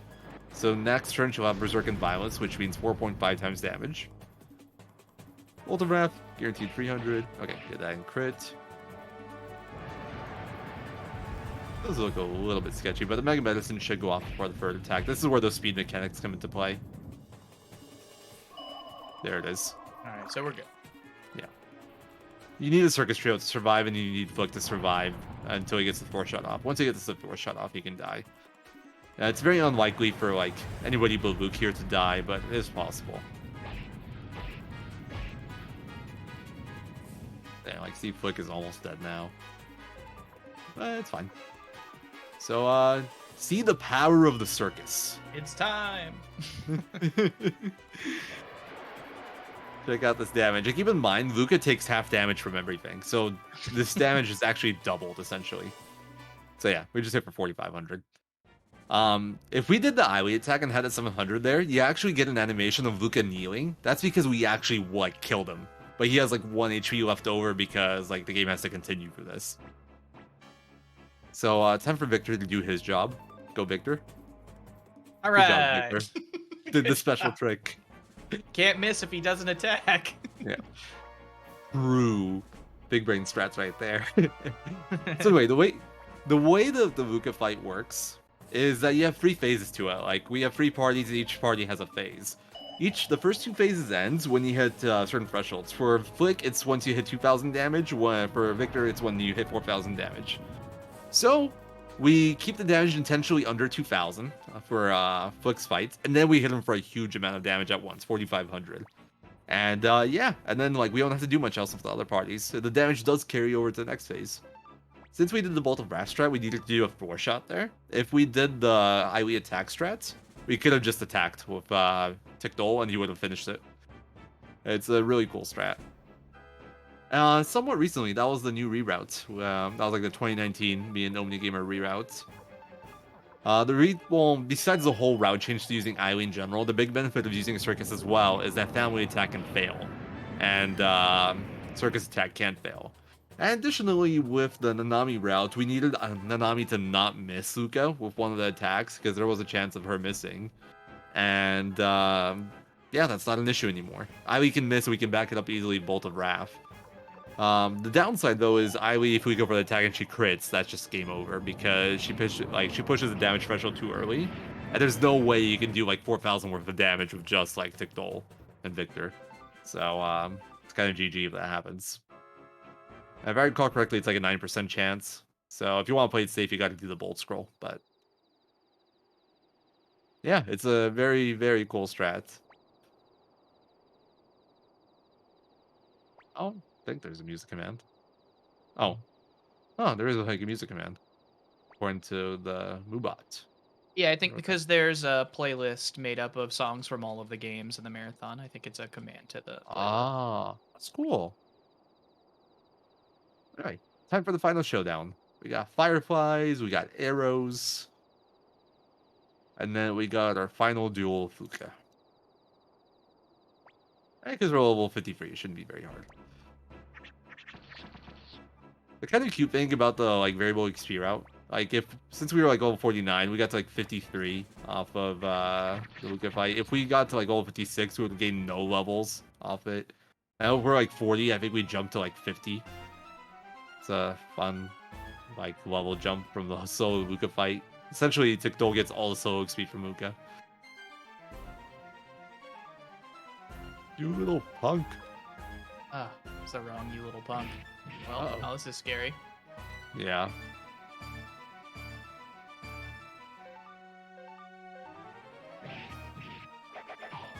Oh. You know the lack of the fire emblem there. I won't be defeated by a mere blade. I won't be defeated by a mere blade. Nice. Alright, woo! Let's go. We did it! Made it The a duels little in this scary. run. The duels in this run have been spicy. I got tricked by the you little punk is on there twice, but it's different. Yeah, Different you have different punctuation at the punctuation. end. So I got tricked by because I rushed instead of reading. Yeah, that's the one tricky one. It's like the one repeat. Yeah, it Happens. really is like the one repeat where it's exactly the same. Well, you know, we needed a little excitement. I could sense that we were dozing off. We needed it. I'm definitely dozing off. Sad thing is I'm still dozing off. Dang, it wasn't exciting enough. Now, if he died, that would have probably woken me up. You know what you must do.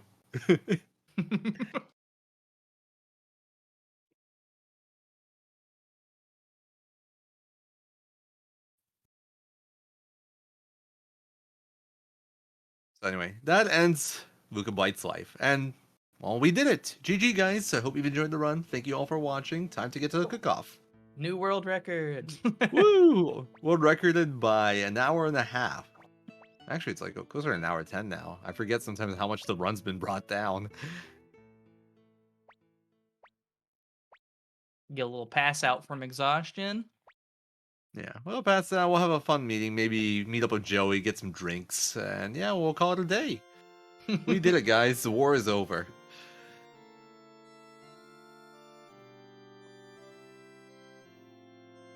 Also, Joey got married. Overall, all good things happening.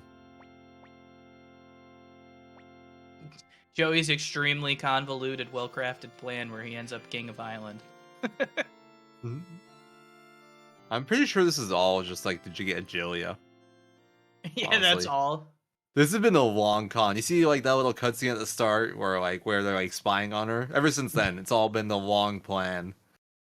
He's been doing that whole plan this whole time. Yeah. What a The legend. youth brigade attack, that was his plan. He set that into motion. Everything has been just like Joey's plan to get Julia. You know what? I can respect that. Props.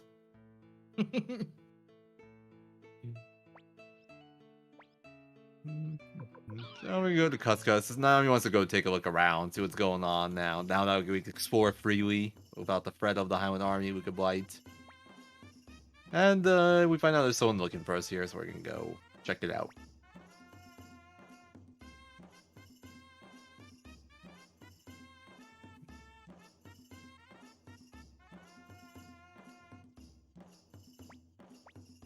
Hey, what's the Highland Army doing here? I thought we dealt with you guys already. Your leader is dead. Leave us alone.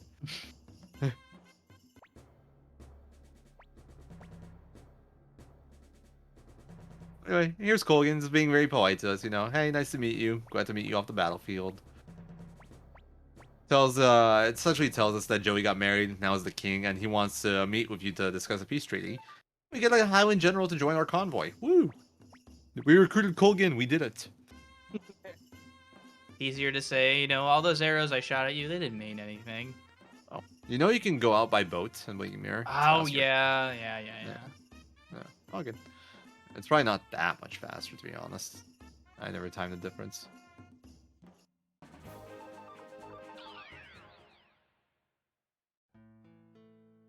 And then we show off Colgan our teleporting skills. This is actually where our castle finally upgrades to level 2. because we had the blinking mirror there. We didn't have a cutscene to re-enter us into the castle, so our bedroom was finally moved to the 3rd floor. Sag. We liked our 2nd floor bedroom. It was very close to the meeting room.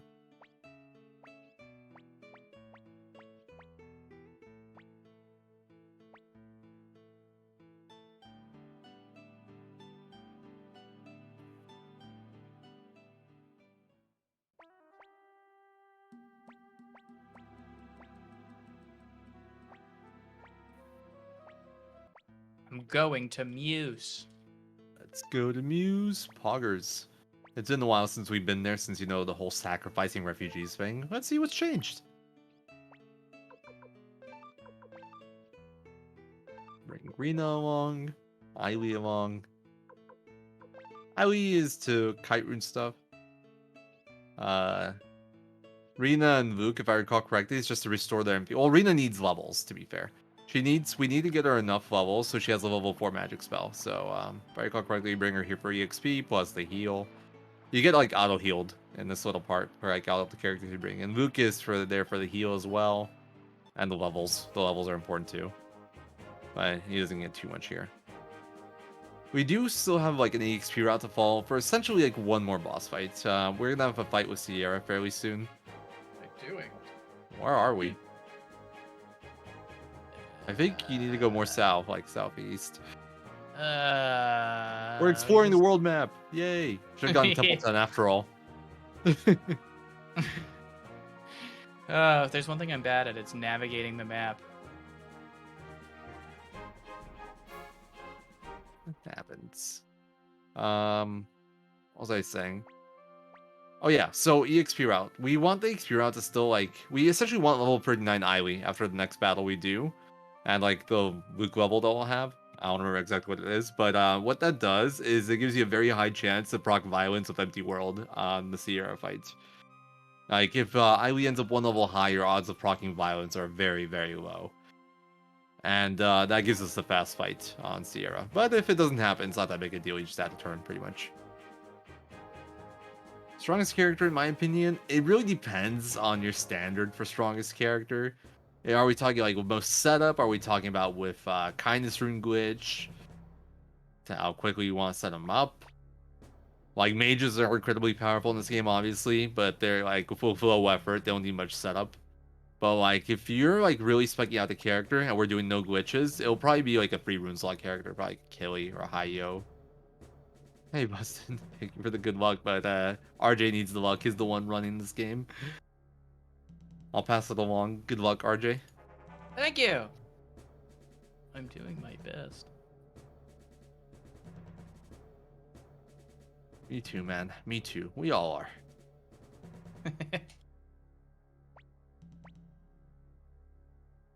You know, we're not dead yet, so doing all right. Yeah, we haven't died yet. That's good. That's unusual. Marathon run without any death or like any major like get stuck point. Not bad. I remembered to do the armor equip before the flick duel this time. That probably helps. All the way in the beginning. But you know what? Who needs to equip armor where you could just get him to like wild attack twice? That's true. Yeah. I forgot that even happened. Oh no, he attacked once and then he wild attacked the second time. I'm just saying, like, why do we bother doing equipment where we could just hope he does 2 wild attacks or 1 wild attack, 1 attack? Who needs armor? We have considered like EXP routes before that would be like faster, or at least I have. Kind of like never actually ran with it, but kind of had the idea where you like would skip, for example, the Ruby Forest fight level up. The big problem with that is the flick duel. You would essentially need like a bunch of wild attacks in a row, or like you could only take like 2 attacks or 1 attack. 2 attacks would always kill you if you're not level 8, even with good armor. So yeah, that route was scrapped. Oh, it would have been great if you could skip the Ruby Forest grind. Yeah, at this point the run's very safe. It's like it's only unsafe until after Matilda, like grind fight Matilda. Wee kite rune. All right, good XP route. We have 39.985 Aili. I love how close we are to getting like these levels. You know. You go that way. I always go just straight down there. But RJ actually skipped a battle there. If you just ran straight down after that battle, you would get another battle like going down the like ramps and stuff here. It's like a scripted battle. But if you do what RJ did there, where you run to the right, take one step down, and then go walk one step down, specifically not run, walk one step down, and then just run down or run to like down to the right, you actually get to skip a forced battle there. It has to do with like how the zones work and like sub-pixel stuff. Like only gamer found that setup. I have no idea why it works because you kind of go over the same tiles anyway, but it works.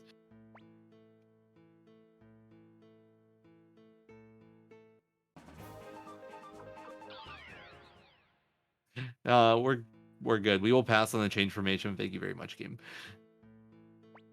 All right. This is the fun little part where we teleport to the castle. Like, we leave the castle to teleport back into the castle, then teleport to the castle again by car correctly, because it puts us closer to Koyu. Cute little teleports. We never do this, like, we can technically do this earlier, for example, like, when we need to talk to Sheena to go to Gangster, but the problem with that is it would actually upgrade our castle level, and we don't want that. Here, our castle level is already upgraded, we couldn't avoid it any longer, so it makes sense to do the teleports now.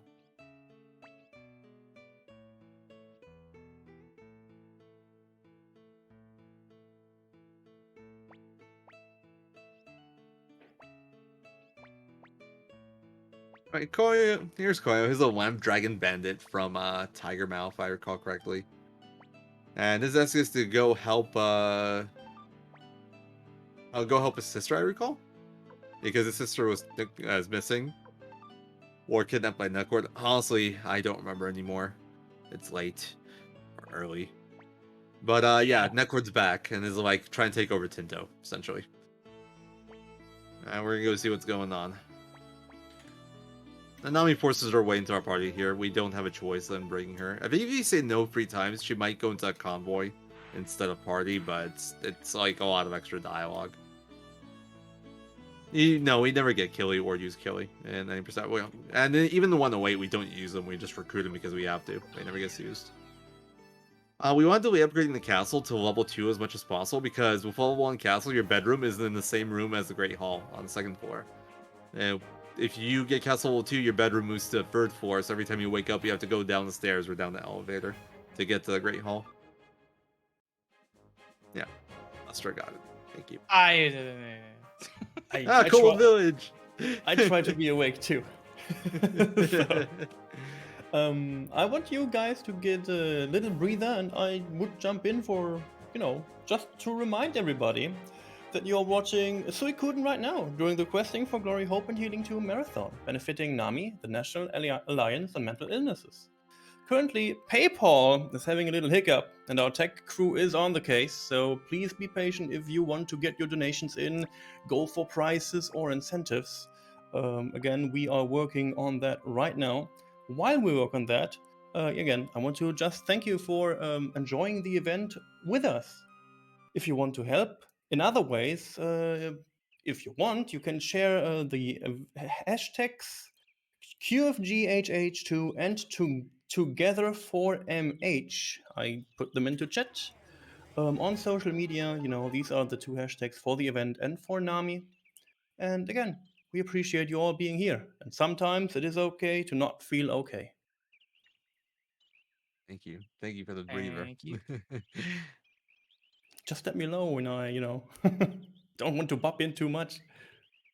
Oh, you're finding good timings right now. You're doing great. You're popping timings. I'm enjoying this game too. I never saw a speedrun of this. I'm a very, I love it casual, and I'm still interested while Rikimaru is still hungry in the city. I was not expecting that. Maybe if Ricky Maru had his own money, he wouldn't be hungry. Oh, actually, in Coronet, he has his own money, maybe. And Coronet, even though the game tells you that it's gonna cost you 3,000 to pay for his meal, the game doesn't actually take your money. So maybe he found a way to pay for it. He laid on the ground long enough and somebody paid him. There's actually a very fun, well, I don't know about fun, but there's an out of bounds glitch you can do in the Coronet that involves Rikimaru recruitment and the like not triggering the Iwi and like Rina Volgan cutscene, or not triggering it. I don't remember exactly anymore. But you can like out of bounds in the inn. There's like so many of those in this game, but none of them are useful. It's very disappointing. Yeah. Now we are on our way to Tinto, and I hope RJ has practiced his zombie skip. I haven't practiced, but the last time I had to do it, I did it on the first try. Nice. Well, I hope to see it again. Yeah, me It's too. actually one of the few useful skips. Also, if you mess up Sierra skip, I will never forgive you. Alright, we won't mess up Sierra skip. Okay, good. Sierra skip is like one of the newest, hot new tech finds. The speedrun of this, and I really want to show it off to you guys. Or I really want RJ to show it off to you guys. We'll do it. I'll do it, I promise. Alright. That one's easy. Yeah, it's not hard. It's one of those things where like if you mess up like slightly, if you try to go too fast, take a step slightly off, or just forget. Mm-hmm. Yeah.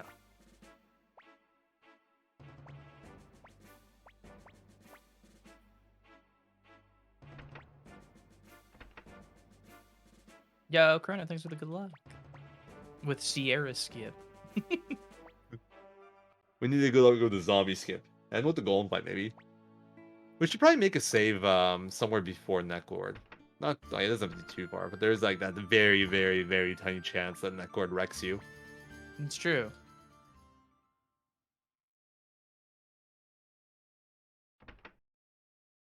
And while we got some downtime, I can explain why we tossed that bandana and robe earlier. Yeah. So, in this game, there is something called Rune Knights. We haven't shown any yet so far. We'll start to see him once we get to like Green Hill again. But Rune Knights are essentially, you can combine the level 4 spells of two certain elements together to make a bigger spell that does a lot more damage, or has better side effects, etc., etc. The one we'll be using like essentially exclusively in this run is Blazing Camp. It's the Rune Knight spell of Fire and Lightning. And what it does is it's 2,000 damage to whichever unit it targets, and 1,300 damage to every other unit. It's very, very powerful. So to do a Rune Knight, you need 2 level 4 spells. So you could do a solo with a character that has like both runes equipped. So like if say Luke has 2 level 4 spells, Fire Lightning, you can do a solo Rune Knight. Or you can have 2 characters combined together to do it. So say like Luke with Lightning and Reno with Fire. If they both do the level 4 spell, they get Rune Knight. But there is also a glitch in this game where a character can essentially be used to unite with multiple characters. So let's say we have Rena, Luke, Flick in our party.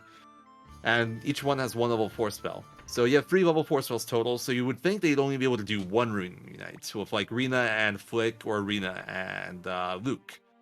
But with the glitch, you can have both Flick and Luke unite with Rena, and they would both get to do Blazing Camp. So that's the Rune Unite glitch. You can essentially use one person to unite with multiple people. Now, to take it a step further, there's also something called the Rune Unite speed glitch, where I mentioned at the start of the run that you can get a certain speed bonus for certain spells and abilities, like generally for healing. Whenever you do a healing spell or a healing item, your character gets a 30% speed boost. Now, Rune Unites sometimes get a speed boost too, kind of like the healing speed boost. The way that works is essentially, in the game's memory, it keeps a list of like all items that you have available to you at the moment. So like all the items in your party equipped to your characters, and it has data on those items, like what they do, description, like scripts tied to it, etc., etc., etc. I don't know all the data, stats, blah blah blah blah blah. The way the game works for magic is it sees that he has a rune equipped, it checks that data for that item, and it goes to like the spell 1 through 4 to see which spell it should read and which spell it should perform. So like let's say it was like a fire level 1 spell, Flaming Arrows, it would go to fire's slot like bite 1 for like its spells, and it would see Flaming Arrows and it would do the stuff associated with Flaming Arrows. When you do a Rune Knight, it doesn't do like 1 through 4, because Rune Knight isn't like a set spell. It's supposed to like maybe go to the correct spell like for the Rune Knight, but it doesn't. Instead, it reads that instead of going slot through 1 through 4, it goes to slot like 38 to hexadecimal 38 to hexadecimal like 3B, if I recall correctly. I don't remember spell IDs anymore. But essentially, instead of using the offset of 1 through 4, I use that huge offset. And what happens is that it overflows into the next item in that list of items. And it happens to land on the description byte of like description bytes like 9 through 13, depending on which rune if I recall correctly, of the next item. And essentially what we did when we tossed that bandana and robe is that we set it up so the lightning rune has the bright shield rune right after it in the list. So when Lightning Rune does the Rune Unite, it gets that offset for Blazing Camp, and it ends up landing on a certain byte of the Bright Shield Rune description. And that Bright Shield Rune's byte, like the Bright Shield Rune's description byte that it lands on, happens to be associated with a spell ID that has that speed boost. It's like a healing spell, for example. I don't remember what spell we use for it anymore, but and that gives you the Rune Unite speed glitch. So now all those Rune Unites you do to get Blazing Camps, they will also get the speed boost that like a healing spell would get. And that is very useful because late game bosses are very fast, and we won't be as fast as those late game bosses. But with the Rune Unite speed glitch, we can actually outspeed them completely, and we can one-shot them before they can even move. Hopefully I explained that well. It's actually very hard to explain. It's kind of a complicated, convoluted mess of a system, but yeah, that's how it works. And that's why we tossed that bandana and robe, and that's why we kept that bandana and robe this whole time. Although, honestly, we didn't really have anything to do with it. We specifically keep those, because those occupy 2 early slots on the list. And then we clear those 2 slots at a certain point, so when we do the Luca fight specifically, it kicks out everybody in your party, and then when Ryu loads in, it keeps the Bright Shield and Lightning Runes in those 2 slots, how we want them. Yeah, it really is insane. It took us years to figure out how it worked. We kind of just attributed it to RNG. Yeah, it was. Like, Pyrio looked into it at some point. No One Gamer looked into it at some point. I think Pyrio found the code responsible for it, and I kind of didn't realize it when I was doing my research. But we didn't have a way to abuse it. And then I kind of started looking into it. I spent like close to 24 hours working on it. I eventually found out exactly what it was doing after finding like Pyrio's post on Suiko's source. And then we figured out a way to like get a setup going for it. And the rest is history. It was actually a very big find because, funnily enough, we can route around not getting the speed glitch pretty well, but the issue was not knowing whether or not we would get it. Because that would actually break our setups for like certain fights, whether like we didn't know if we would get the speed boost or not. It's fine if we didn't get it, but we needed to know whether or not we were getting it. And getting it is just a very nice bonus. This is Count Chocula, yeah. Yeah, Also, that's a Hugo's force. dad. Yeah, that is Hugo's father, by the way. Anyone that doesn't know, I'm telling you guys right now. It's been confirmed, essentially. I have to sneak that meme in at least one time every time the game's on. What do you mean meme? That's just facts.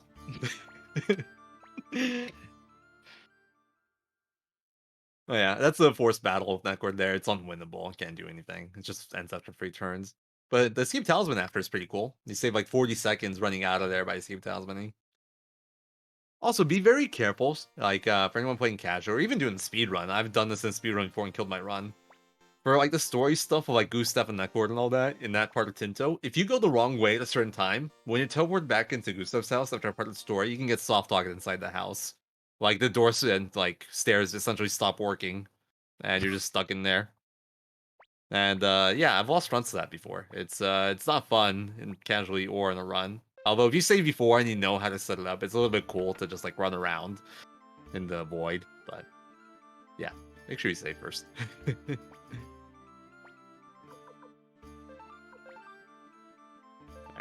Bring Sheena along with us here, by the way. That might seem weird to anyone. It's like, well, Sheena's actually not a bad character. Like, Sheena's actually like one of the best characters in the game if you have time to set them up properly.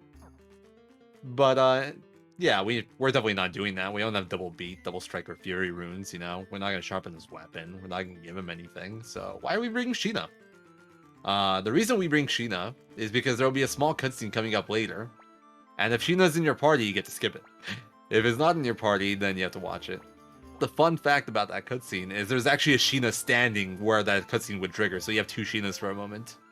I'm hoping RJ will show it off. So we get Sheenaception. And also you just have you essentially have a party slot available here. Your party isn't very tight here. You can honestly bring someone other than Sheena, or you can have 5 people, but it saves time to bring Sheena because of the cutscene. Alright, it's time for Sierra skip. Poggers. RJ. What? No! You were How one did tile too. You were one tile too low. You didn't bounce off the fence. Bounce off the fence. Okay, I'm going to bed. Bye, guys. Well, yeah, so Sierra skip would skip this whole cutscene. You can get it so this cutscene doesn't trigger, and you can just talk to Sierra to trigger the battle. And all the soldiers, all the NPCs still hang around her. It's pretty funny. And it saves like 30 seconds. I'm sad. sorry. It's I'm okay, I sorry. forgive you. This doesn't bode well for zombie skip. Yeah, this is the easy one.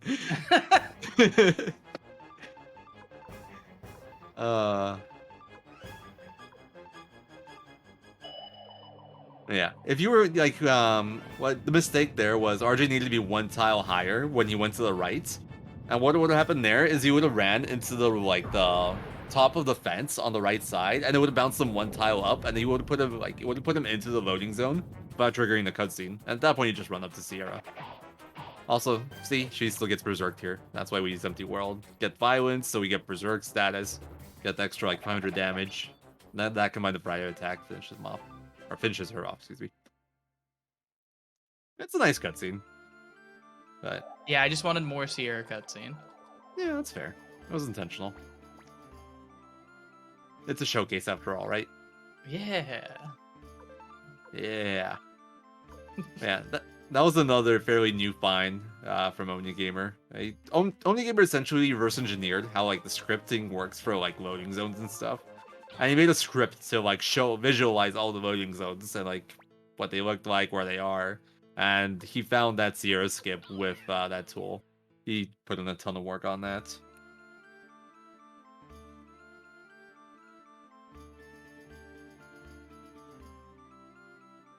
Okay. We got a decent bit of downtime now. We just got some cutscenes and a long trip through a cave. This is a very big cave. So I use my elbow grease once again to step inside the room. I just received word from our tech crew that, again, it is about the donations. I'm so sorry to sound like a broken record. Donations are a little bit, again, weird right now. You can try to donate. It will get charged 100% of the time. There is but only a chance right now that it will reach our tracker and our side of the system. So it is a little bit of a gamble on that side.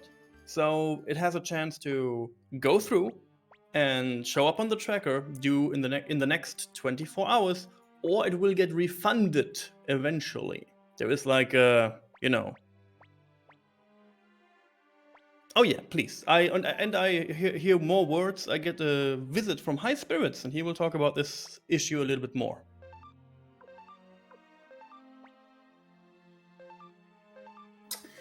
Hello, everybody. Yeah, y'all might know me a little bit, but I am one of the admin for this event, and we've spent the last 9 hours or so trying to figure out why our PayPal system is not working. We don't have any definite answers. We see what's kind of going on, but we don't know if it's something that we can fix, that we need Nami to fix, which 4:30 or was it 6:30 in the morning right now where Nami is, so that's kind of hard for me to get a hold of them. Or if it's something that's going to fix itself. It seems to be a problem that Limit Break has had before that's fixed itself in 12 hours. But right now, it just seems random if any donations can go through. And the ones that, every time you try to put a donation through, it will accept it, but it will not count towards the tracker, and we're not 100% sure if Nami is getting that money or not. And we're not 100% sure if it's going to be charged back to you or not. We have no evidence either way right now. The only thing we do know is when it actually gets accepted. So I'm sorry about lack of updates or whatever. We've tried actually doing about 30 or 40 test donations ourselves throughout the night to see if we can figure out some answers, but right now we don't have any other answers. So sorry about that. This is frustrating as the organizer of this event, that all of this hard work that my team and all the volunteers have put in, and we're stuck here in mud, unable to really help Nami other than to spread the word. So that's the best we can do right now, and that's what we're going to do. Just remember, why we're here. It's not just to raise money for Nami, but it's to raise awareness for mental health issues and for Nami. So I'm going to send this back over to our runner, and enjoy the rest of Suikoden to you.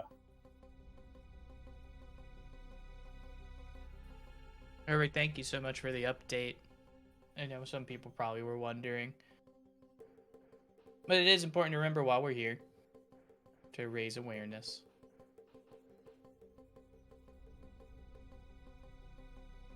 Meanwhile, I'm still just running through this huge cave. Definitely never made any wrong turns anywhere. That first fork, man. All the time. It gets confusing because it's also kind of like Cave of the Wind in terms of structure, and like Cave of the Wind's like always right side at each fork. It's like, oh yeah, that's right, right side. Nope, but it's just that one. Like, luckily, we'll probably be fine for the rest of it. yeah, this has looked pretty smooth for the most part. There is a small chance you get into a group here where you don't get the escape, but so far it's been. Also, to the left there, where Mazis is in the bottom left corner, is actually a chest with a double strike rune. Double strike rune is considered one of the best runes in the whole game. It gives you 1.5x on like. You do 1.5 to you do 50% more physical damage, but you also take 50% more physical damage as well. But once again, killing things faster than they kill you is generally the way to go. But this route skips it because we don't really ever have room for it. So it's cool that we skip it now. But also, it's not because that rune's awesome. All right, are you gonna do the Connor Cordell box technology? That is my question. Is there? I don't know what the Connor Cordell box technology is. You just don't push it in all the way. You push it like you could not push it in all the way. The patented Connor Cordell tech. That is spicy tech. It is. Oh, it's so cool they found like all these little things. Yeah. After like just joining the community, and, like running the game for a brief period of time. Hey, time for a boss. It's time for Golem. The Golem is, yeah, a big Golem. I have no idea what it's doing here in this cave, like, randomly. But, yeah, it's a big dude and it's trying to kill us. But, yeah, we do more damage than him.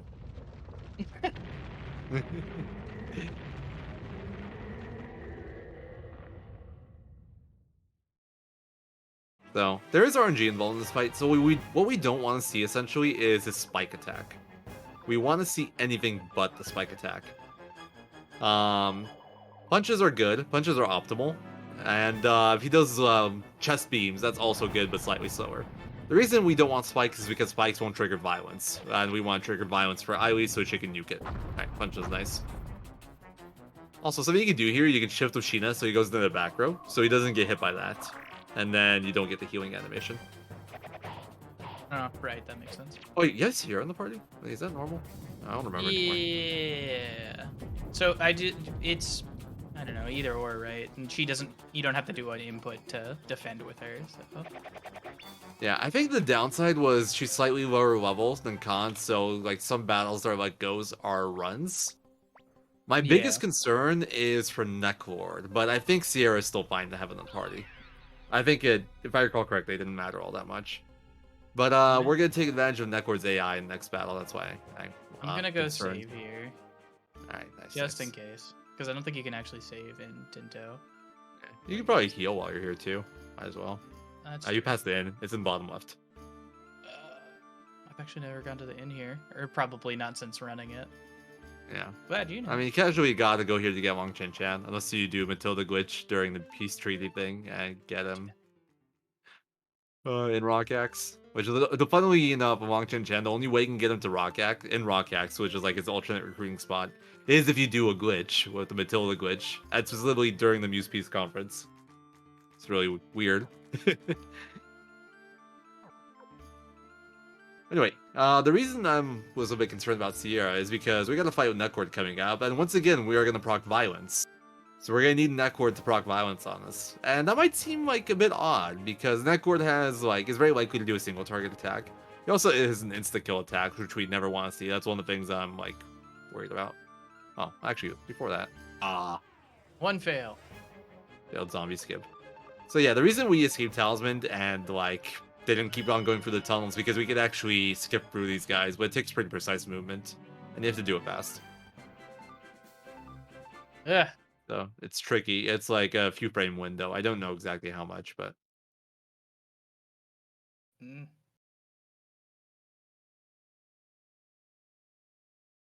I think I'm a step too far left. yeah, I think your starting spot's like a little bit off. Boy. We'll get it. Luckily, we have Kite Rune here before we get to use Shining Lights, which is slower, and you can run out of it if you fail it enough. Kite Rune won't ever run out. Alright, that's a perfect spot right there. There we go. Nice. Alright, not too bad for a try. It saves about a minute to do zombie skip, so even if you fail it a few times, it's still faster than going through the tunnel. Yeah, so I think I just a little too left. Sorry. Yeah, Unpracticed. off. Unpracticed, but you know, not too bad. Well, we got level 45 Eiley. It's not all bad. It makes Netcord safer. Helps with her accuracy, but she's not like 100% accuracy. Is this the right way? I think we were supposed to take the elevator, no? I think you can We got the Kite Rune miss! for extra fights or whatever. Or to avoid a fight, I don't know. Yeah, I think to avoid a fight. Yeah. Oh well. Which would have been better in this case since we already killed 2 extra, but it's like, it's whatever. It's only like 3 seconds faster. Yeah. There we go, we got our first Kite Rune missile run. That is the one downside to using Kite Rune compared to using magic. You can miss. Like I said, it's the same accuracy as like a normal physical hit, which with like the tech stat differentials, you have 99% accuracy. So you essentially have a 94% chance to hit everything. There is that 6% chance you miss one enemy, in a group of 6 at least. If it's a smaller group, then your odds of missing are lower. Alright, time for Netcord. So I'll go with the Stratford Netcord real quick. So once again, our plan is to proc violence on Eiley and then just nuke him. The tricky part is getting violence on Eiley. Netcord attacks twice per turn. He has a bad attack, that's single target. He has 2 magic attacks, one that really hurts, it's like over half HP, and one that does like a quarter. And he has a laser beam attack, which will has a chance to insta-kill whoever hits. The insta-kill, obviously really bad. It's only a 10% chance to happen. The AoE big magic attack is like 10%, also not too bad. The other magic is like 20 or 30%. That one's fine, but the bad attack is the interesting one. Because the bad attack is single target, which seems unreliable, but he has a certain priority. He'll always target young females. So that's why I was concerned about Sierra being in the party, but he shouldn't focus her. He should still focus Eiley with a bad attack. Is that the big magic? I think that might be the big magic. I don't know, that was the smaller magic. It's been a while, I don't remember. The animations are really similar. So he'll go for Eiley here, and that'll proc our violence. And now then, Eiley just murders him. The Riskin is fine. Yeah. Waiting to kill him. Easy. Sadly, you only get to enjoy this theme long enough.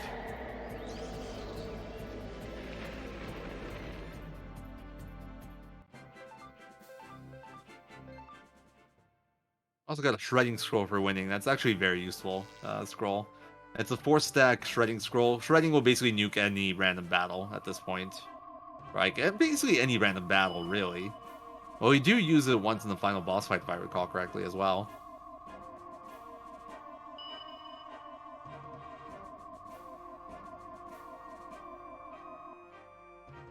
Oh boy, a necromancer, huh?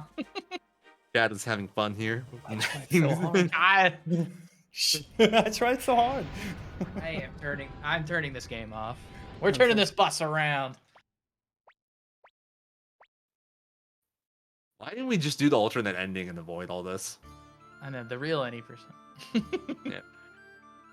For anyone that doesn't know, you can actually choose to run away, like before, like when you're still in Tinto with Nanami. You can choose to run away together, and it goes through this whole sequence, and eventually you end up in Drake Mouth, and then if you tell Shu that you don't want to come back enough times, you get an alternate ending. Yeah, sharpen Eileen's weapon. She deserves it. Get the knife sharpened for the next time she stabs you. We do sharpen Tigdol's weapon here. It's not necessarily for fights, although it does come into play a little bit for Beast Rune and maybe Gerudo if you get counters. It's more so for duels. We still have a duel of Han, and just for that, it's worth it because you almost like double your attack. Well, not double. Actually, maybe. Point is, it's enough to like really make it worthwhile. Otherwise, the duel would be very slow. And money's not an issue at this point, so we can definitely afford it. It actually is a little bit of an issue before we go through this whole segment, though, which is why we do this first. And then sharpen after. By the way, you got the power ring, right? Yes. Alright, just making sure. First when we came in. Yeah, I figured. I I was just- very close to not picking 2, and I was Yeah. going to be very upset because Jess sucks. Yeah, that's okay. Jess is gone forever from our lives now. Everything's good. He can't hurt us anymore. Oh, Mm. that goes... He can't hurt us anymore.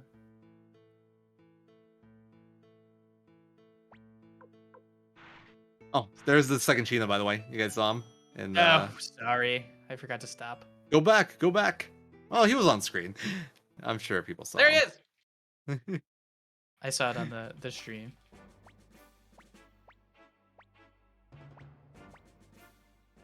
Yo, Doc, thanks for the good luck, dude. I think you're... Yeah, I was too busy reading chat. I was just trying to remember if, like, wait, do you need to talk to Shu again, or are you free to go? I'm testing your knowledge now. What knowledge? Hey, you've been like rambling on this whole time, you know, like everything. Oh, wait. I barely remember my own name right now, man. It's almost 6 a.m. I didn't go to the right place, but that's okay. This still works. I kinda. I haven't seen that myself, Kenshin, but another runner, Zakuretsu, has had that happen twice recently. And he had 2 runs die to that little glitch where you get stuck there. Which is like tragic. I've actually never seen that myself, and it happened to him twice. But I think he figured out what the issue was. It was like something new with his movement. The right commentary is the best commentary. You're not wrong. Also, Assassin totally snuck into our room and is trying to kill us. Yeah, great security, guys. Well done. I'm going Good back to job, my everyone. second floor room. Felt safer there. Unlucky. This is really slow, isn't it? It's good. Like, Yeah, it's just long dancing flame animation. flames. Yeah. You get the you can see the lag there. Like, you can actually see it. That's not even Dancing Flames animation. That's like the explosion animation, if I'm not mistaken. Or close to it. Maybe it's slightly different. But, so this fight with Lucia, she has 1300 HP. You can just take her out with double lightning. Sadly, you can't take her out for shot and double physical, even with a counter. It's not quite enough. So you just have to do 2 spell animations. The battle actually ends as well if you just wait 5 turns. Yeah, during my challenge run with Gengen only, I tried to keep Pictol as low level as possible. So I kind of got stuck here. I was trying, I can figure out a way to win, but the 5 turn thing kind of saved me. That and luck, of course. And you get the weird castle music. I'm still not sure if this is like a bug or not, because I don't feel like it always happens. I wasn't Don't forget to paying. pick the right battle. Alright, we're going. Option 1. We go with Victor, right? I think so, yeah. Why are you Yeah, asking me? yeah, You're the yeah. runner here. No, sorry, you confused me. I'm sorry. I'm just like, No, this is don't the pick right option 2 that time. one. Picking the other battle here is actually really bad because that battle you actually have to do things to win, whereas with this battle you just wait. And the thing you have to do in the other battle would actually be very difficult to do without setup because you'd actually have to get into Green Hill. You'd have to break through like a whole army. It's actually genuinely hard. One of the few battles in this game where it's not like mega scripted. But this one you just run away and then the battle ends. Yeah, I don't care. It's like, he's fine. He can handle it. So something interesting about this battle, you can actually end this battle early as well if you kill Joey's unit, but it's just like, it's not very practical. He actually happens to have a very good position right now, so it actually seems somewhat plausible. But he generally isn't in the spot this good. Well, he's usually further back. If he would always get into a spot this good, it would actually be worth going for. Maybe. I don't know. Because you still only really have 2 Fire Spears as options. Maybe, like... No, you don't have Luke's unit with you here, so... It's just the 2 Fire Spears, and maybe you can set up Invention as well. But 2 Fire Spears means you have a 25% chance to take out his unit. It would save you like a solid minute or two, though. I can speak up again? Sure. Perfect. I have something for you. It is a donation from Dog for $5. Says, here's to a great runner and an amazing cause. Thank you and all the backed staff for what you all doing here. Thank you so much. And on that note, we just heard from High Spirit about the the current situation. But we are also here to raise awareness for mental illnesses and to, give you the opportunity or know about NAMI at this point. And on the bright side, we are raised over $23,000 so far. So even if we have a hold right now in donations, you did a great deed so far.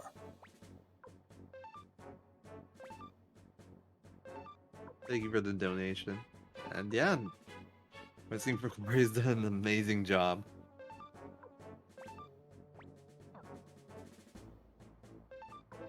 So, something interesting here. We specifically need to add Rune to the top left slot.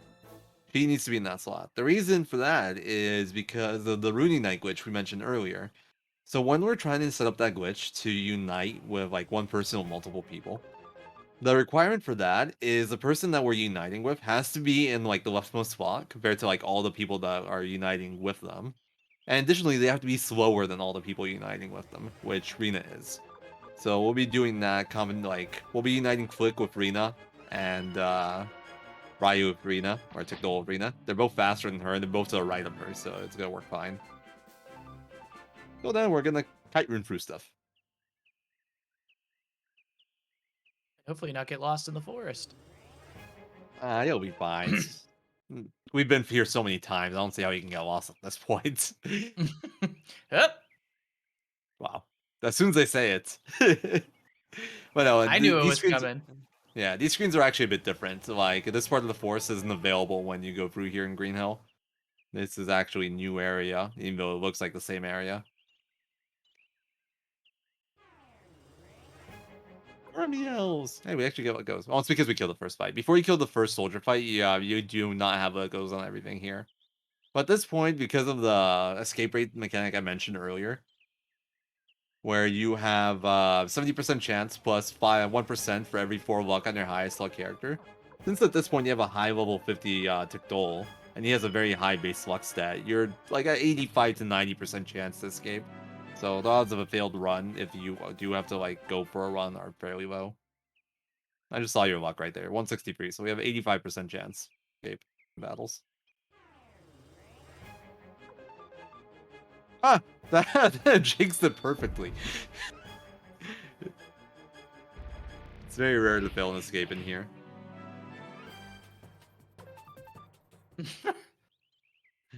You can actually bribe things here too, but at this point money isn't like so comfortable that you can just burn it willy-nilly. You do have to like be somewhat careful. I do find it weird that we don't get what goes there. Yeah, I don't know. Commentator's curse. Yeah, that was definitely a commentator's curse. Alright, so fun little fact about this fight. I think it's the only fight in the whole game where you don't actually have to kill every unit to win the fight. You just have to beat Usha. If the Kryans are still alive, you still win. Although you don't get EXP for the Kryans if you leave them alive. Fun little mechanic there. As far as I know, it's the only fight in the game like that. But yeah, so Flick is actually quite a bit slower than Lucia at this point. But because of the Rune Knight speed glitch, he outspeeds her here. So that's how we know it's good. And you can see the power of Rune Knights and Blazing Camp there. Both Tickdol and Flick basically just did 2k on their own there. Eiley, for once, actually wasn't the big damage dealer. She only added 1,000. Only, quote unquote. Yeah, So. only. So this is where we start to see magic make a bit more of a reappearance. Because the thing about magic is that it's kind of cheap to set up. It's kind of harder to use early and like in general because you have MP limits and because you need certain magic thresholds to have level 4 spells. But once you get it set up, it's easier to set up magic damage than it is to set up physical damage. Wow. What is this escape rate? This is the RJ escape rate special. I mean, I expect this in an early game, but Green Hill 2. Wow. I have another donation here from BDR for donating $25, saying, "This is a good thing you're doing. Do not let anyone convince you otherwise. Rock on." Thank you so much. Appreciate it. It's looking good on the side of donations for maybe now. Who knows? But Let's hope so. yeah. Alright, speaking of hoping so, okay, good. We got the escape. I'm doubting every single battle now. Do we get this?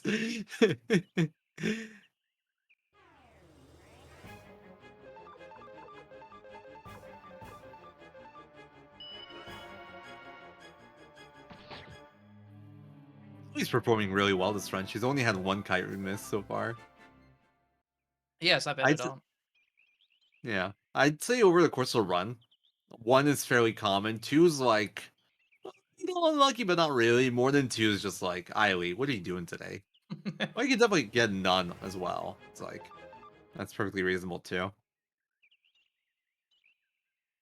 I think we just didn't hit a level threshold with Tickdol, which is why we're like not getting let goes here. Yeah. Because average party level should definitely be high enough. So for let goes in this game, there's 2 requirements. I said it's based off of your party levels, but the specific requirements is your highest level character has to be 6 levels above the enemy party's highest level character or enemy. I don't remember if it was 5 or 6. It was like 5 or 6, and your average party level has to be higher. And I've heard that our average party level is higher at this point, so I'm pretty sure it's the 6th level requirement that's getting us. After this, we have another very cute battle skip that we're gonna do. So there's supposed to be one more forced battle on the way to like the end of this area, but you can skip it just by running around the loading zone on the right side. It's kind of a silly one because it's very obvious. Like it's not like the movement isn't complicated in the slightest. You just run along that line that RJ took, and you just skip a battle.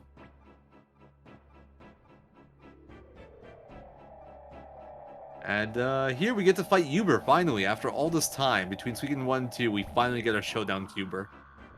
JK, he's summoning this Bone Dragon thing. We don't fight Uber. Don't you think this was Suikoden 3? We should tell Pissmerg about this.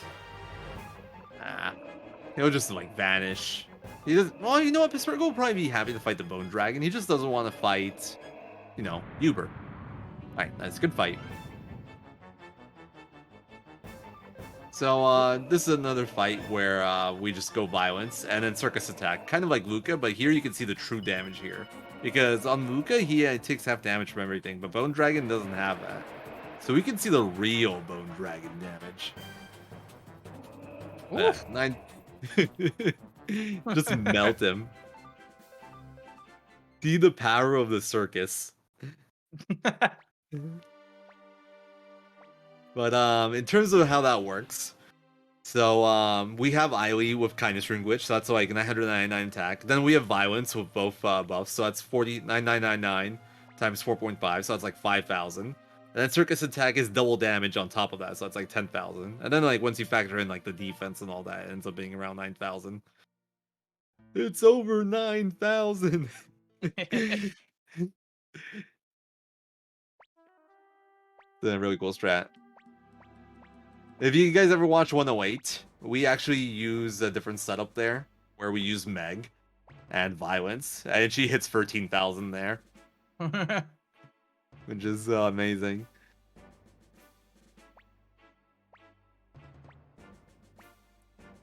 Something that's something fun you can do in this game. You'll never like do it without actually going for it, but you can actually overflow the damage cap and end up healing the enemies instead.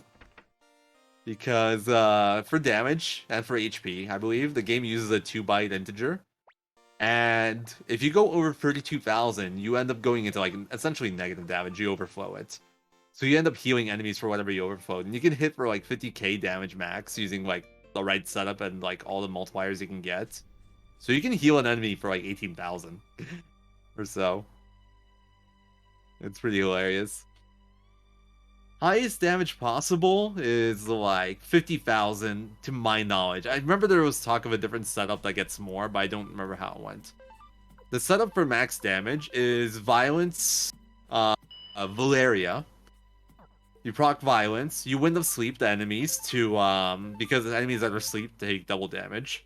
And you get a Falcon Rune crit while you have Violence procced, which is 5 times damage. So it's Kindness plus Falcon, that's 5 times.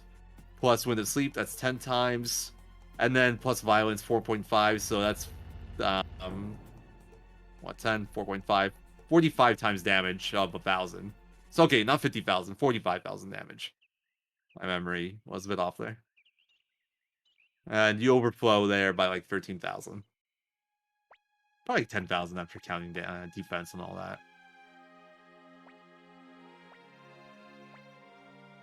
Fun fact, you can actually skip this cutscene here and keep on going through the forest and actually exit Green Hill. The game won't let you exit Green Hill normally here until you see this cutscene. But as you're chasing Lucia, the first screen, like after you like exit Green Hill Academy, you can actually outrun her. And if you outrun her, you get to skip this cutscene. Which is really bad for the speedrun, but it's kind of cool. And you can actually like leave Green Hill and do other stuff before triggering this, because after this you're still locked in here. You have to do a war battle. Fun little thing.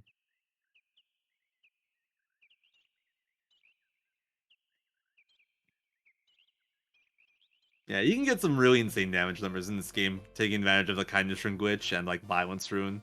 But yeah, it's like glitchless. You would never hit those kinds of numbers, and it's very specific setups. You have to be actively going for like maximum damage. Even then, it's hard to set up because you'd have to proc Violence and make sure there was an enemy asleep and get the Falcon Rune crit. It's actually very difficult to set up.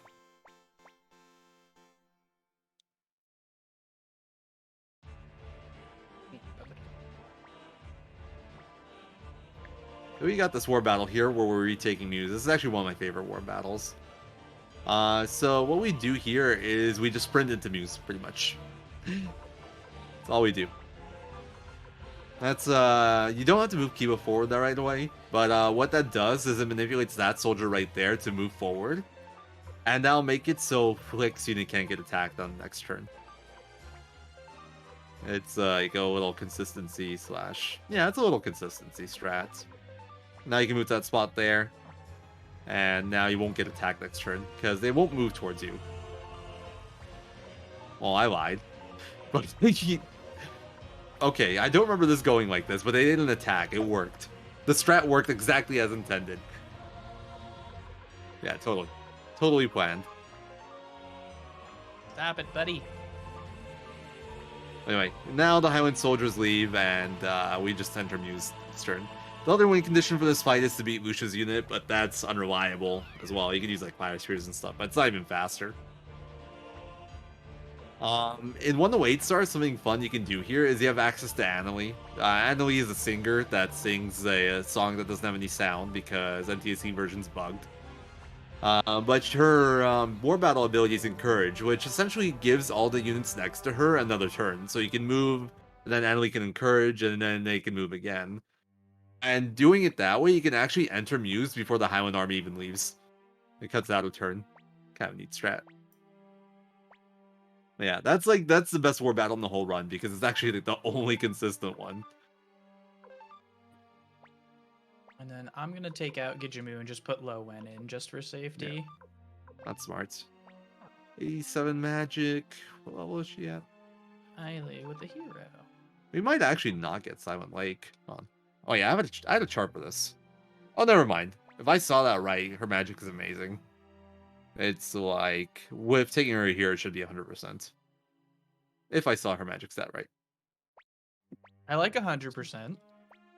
Yeah, very nice change of pace from like missing it from what I've seen of your runs. I've never had issues with it. And then everyone else I've seen is just like can't get 100 magic on her.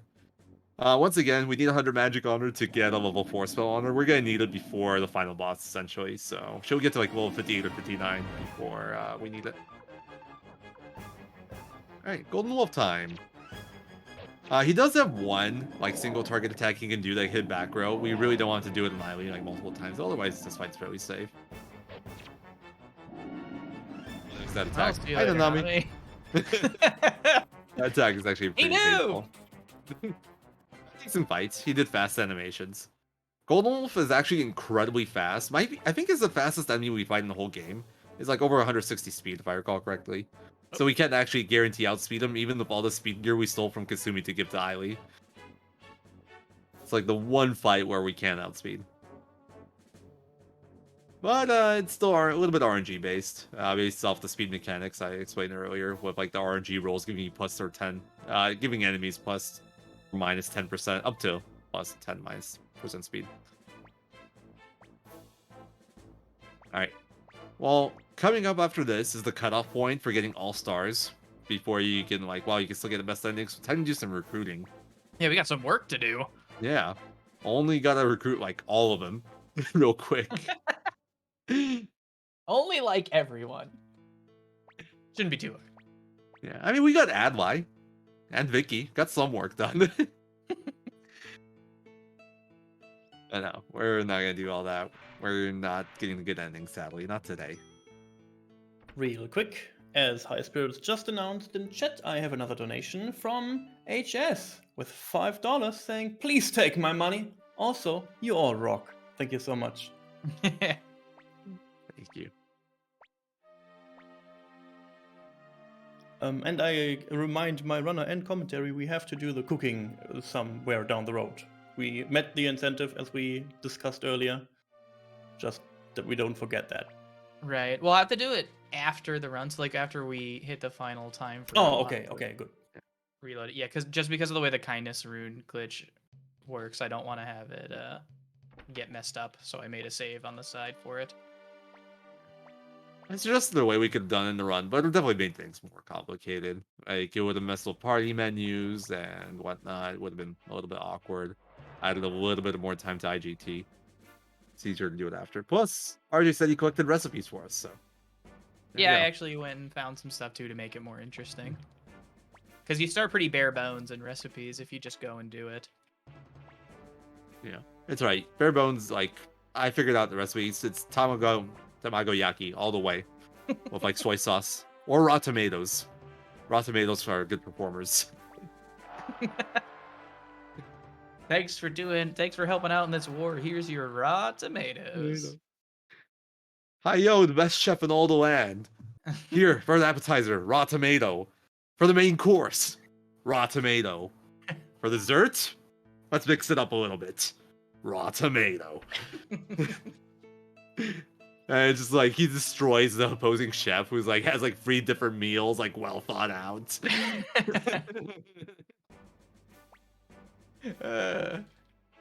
Oh man. Why does raw tomato perform so damn well? I really don't understand. It's delicious. Is it a fruit? Is it a vegetable? Who knows? Oh man.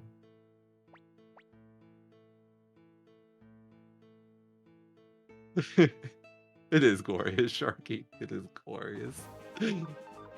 Wee, blinking mirror. Every time I use the blinking mirror, I run straight into the mirror. I don't... Oh, wrong one. There's me hitting buttons Happens. for no reason.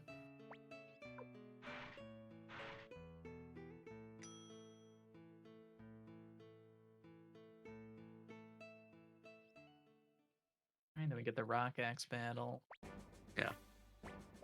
I'm cool for raw tomatoes. I wouldn't want that as a meal though. You know? Yeah. Definitely not. Yeah. It's like I don't know. I don't know when I'd like go for raw tomato. I can't think of a part of the day. It's like, you know what? It's time for a raw tomato. But at the same time, I wouldn't be opposed to eating. Yeah. This is actually one of the battles where not having Gilbert's a bit worse. So this battle automatically ends at 3 turns. So our goal here is to try to minimize combat as much as possible. Best way to do that is to create choke point. You were moved forward, that sucks. That's already a bad start. Uber can get stuck behind like his army, and his army is a lot less likely to attack Victor because of the stat difference between Victor and his army. That's why we stack Victor's unit. Our general strategy here is to create like 3 different choke points, 1 bottom left, 1 top left, and 1 top right. And try to minimize combat that way, so they just can't reach the rest of our army. Sadly, we didn't get the best luck here. Having Gilbert here is nice just because he's like a decent unit that starts off on the top left. It makes it easier to block off. We didn't block it off. I would have blocked it off with Luke, I think. Now the top left can get in. Yeah. That's all good. It'll still end after 3 turns. It doesn't really matter.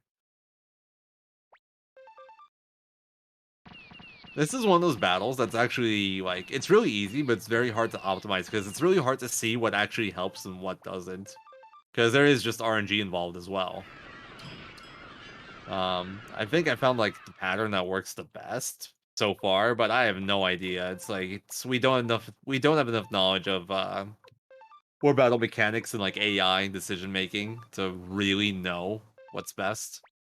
So we kind of just, wing it, and things go fairly quickly. This isn't too bad though. We're getting a lot of weights where they could have attacked. This has to do that a lot. Oh, excuse me.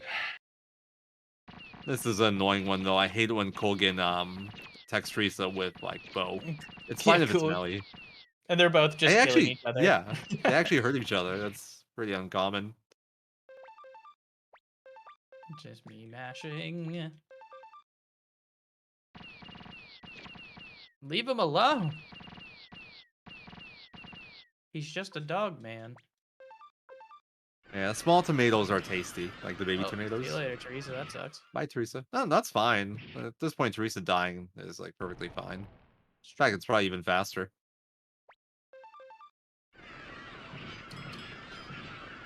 Whee! Ridley got him. That's actually kind of bad because now somebody else can move up to Ridley. Oh, I guess it would just be the archer bow. That's actually good because they do melee, which is faster animation. Ridley, chill. Ridley, kill them all. That's annoying though. Colgan got up and doing bow. Yeah. Uh-oh. Uh-oh. Uh-oh! Colgan! You could actually get attacked one more time here. You could actually, like, theoretically game over right now. Uh-oh. Uh-oh. Oh, shit! Oh my god! No way! That's actually game over. When was the last save? Tinto, right? Yeah. It was about... I have never seen that before. 30 minutes ago? Let's see. Wow. That was something. I have never seen that death before. I've been running this game for like 6-7 years. I have never seen that one. That's incredible. Well, it's up to you. I think it'd probably be better to, like, if you have a save near here, that'd probably be better to load. Because... I'll have to... Let's take a look. Oh, boy. While we have a look on the situation, I would bump in for a donation. I was just about to say, oh yeah, this is technically an auto-scroller, blah blah, and you know, like, brighten up the mood and doing a lightheaded commentary on that, but I guess not. We have $25 from Chrono75 says, here's to hoping for Hans Cunningham's classic quadruple defense. I don't know what that means. Thanks for hosting this marathon, and thanks RJ for running this awesome game. Thank you. That's Well, good, hopefully I though. can finish. I believe. That's too far. Yeah, I mean this is the end of the game. Yeah, I guess So- we're going back to Tinto. Okay. Oh, we also have to set up the Rune Knight speed glitch again, by the way. Yeah, I know. I gotta resave, right? Yeah, I would just do it. What's a good timing? I guess there really isn't one. That's all right. We'll just do it again. Yeah, that sucks. That is that is hilariously unlucky. I've been running this game for a very long time. I've never seen anything like that before. That was just he was in for the kill. He was casually walking up to the leader of the Yeah. army and snagged the kill. I mean, that never That happened did- before, right? They had to break through Teresa too. They had to kill Teresa's unit, walk up to the leader, hit twice, and get both hits.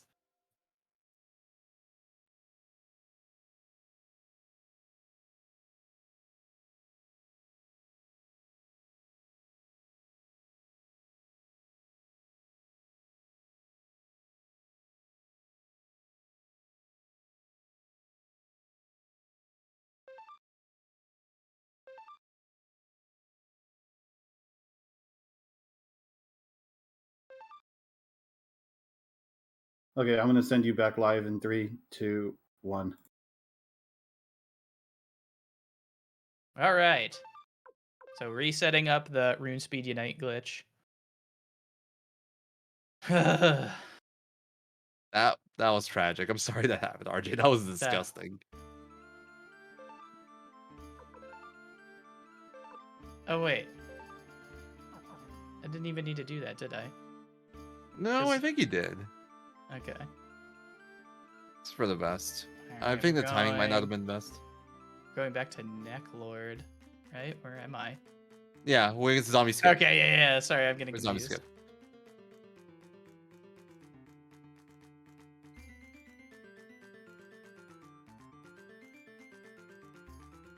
I guess while we're running back and have to see the awesome neck float fight again and the good music to it too, brighten up the mood again.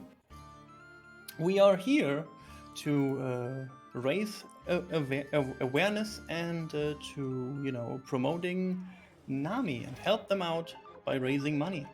NAMI is the National Alliance of Mental Illness, and it is focused around 3 pillars: education and support, awareness, and advocacy. Speaking of awareness, NAMI's participates in nationwide awareness opportunities like Mental Health Month, Suicide Prevention Month, and Mental Illness Awareness Week. NAMI has partnership with a wide range of companies and organizations, for example Fox Sports and Google, that NAMI uses to get their name and mission in front of new audiences. Again, to sum this up, it is okay to not be okay right now. And please reach out for help if you need it, because mental health is as important as physical health. Got another kite rune miss, but that's no big deal. We did zombie skip first try. Practice paid off from the previous tries. You can't prove otherwise. That was first try. I'm still a little bit in shock. Yeah, that was hideous. I've never seen that before, and I've seen a lot of stuff in this game. Not only have I never seen, I've never even seen the, Tick Dole get attacked, ever. In that battle, I've seen it before, but it is... That's him getting injured. It's very unlikely even once. That was horrendous.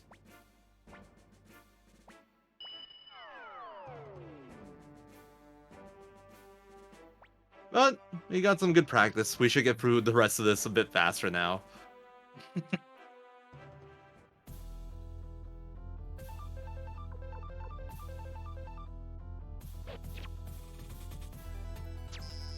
Of course, man. He hit Sierra. Oh, that's actually kind of bad. That extends the fight a turn, because that doesn't proc violence.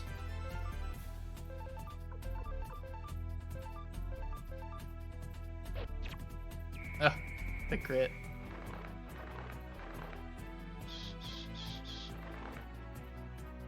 It's nice at least. Mm-hmm.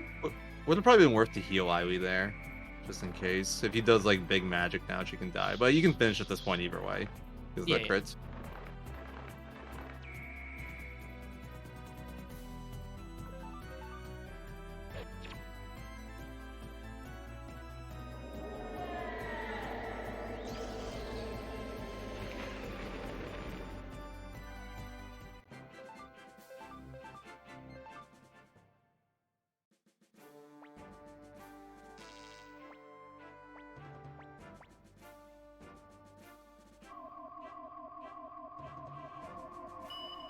So now where does this put us? This is back before the liberation of Green Hill and Lucia and all that stuff.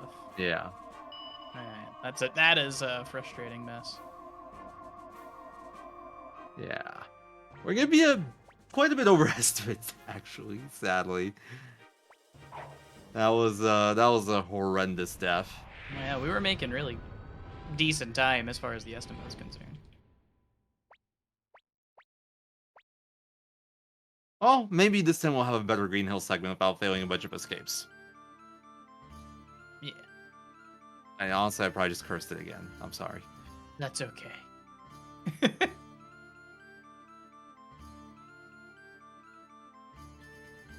Go down those stairs. Faster! We got time to make up.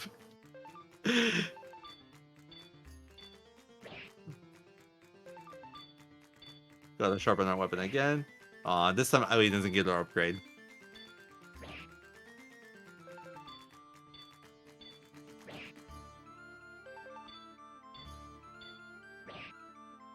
True, we get to get rid of Jess again. That's a very good point. This time he's Uh, coming along. Uh-oh. No, I'm kidding. Might as well just kill it now, then. Yeah, might as well just turn the camera. That is a good reason to mercy kill if I've ever heard one.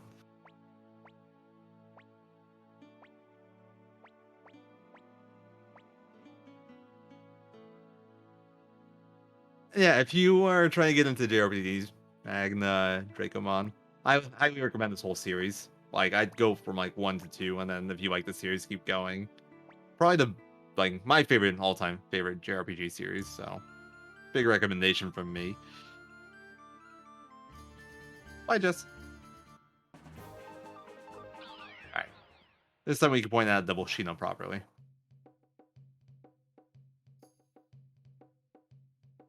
There he is. He's also in our party. Where we go? Meeting hall.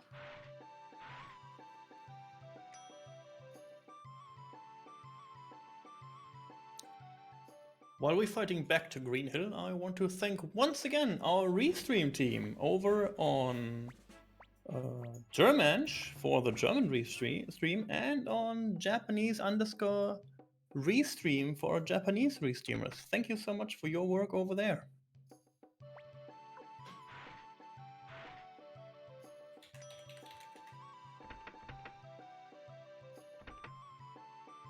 The game is originally released on PS1, but we were playing it on PSTV because it's the fastest platform for it.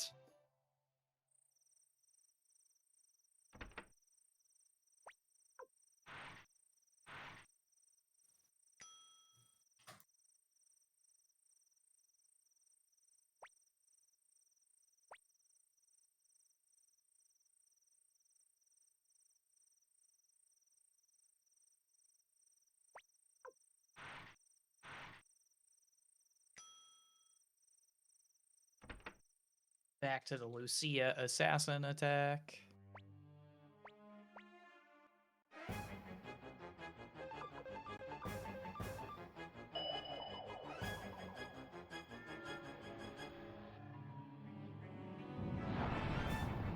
There's no explosion this time. Be nice.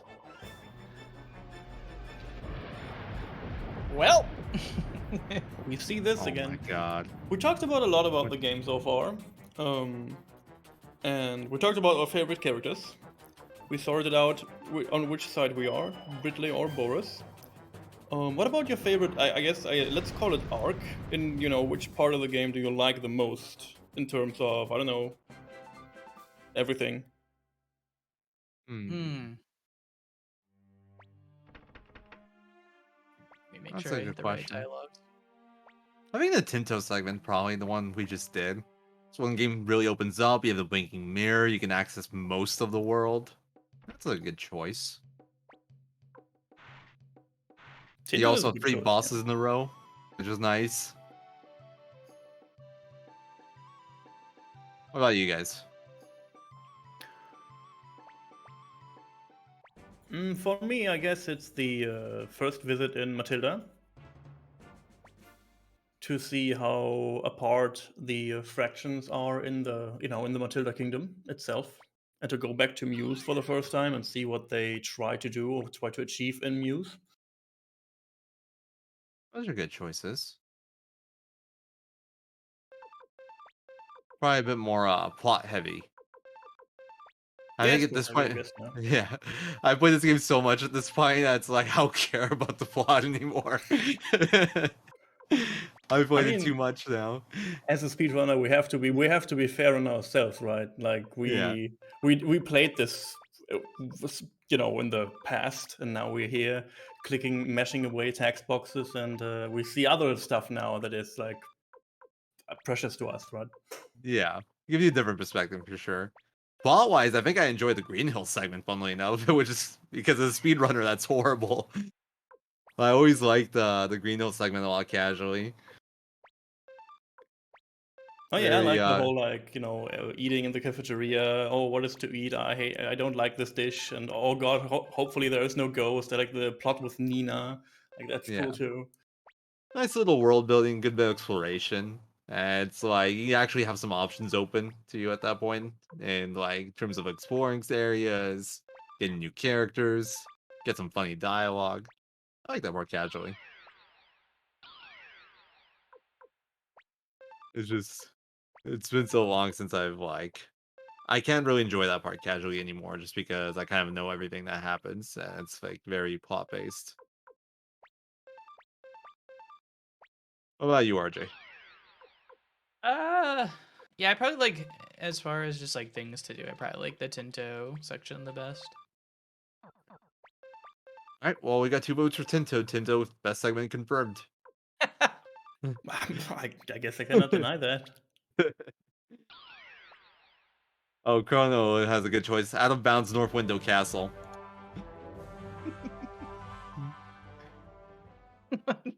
Oh no. Everyone hasn't seen that one. There's a glitch where you can like out of bounds from your castle if you have castle up here above, and you essentially end up as like town or like dungeon sprite Ryu, but on a very glitched out world map. And you can just like run around. You can actually enter towns. So, like you can enter like Cuscus and Raditz. Oh, like you can run on water, kind of. It's a very fun glitch. Not very useful, sadly, like all the out of bounds glitches in this game, but it's really interesting looking.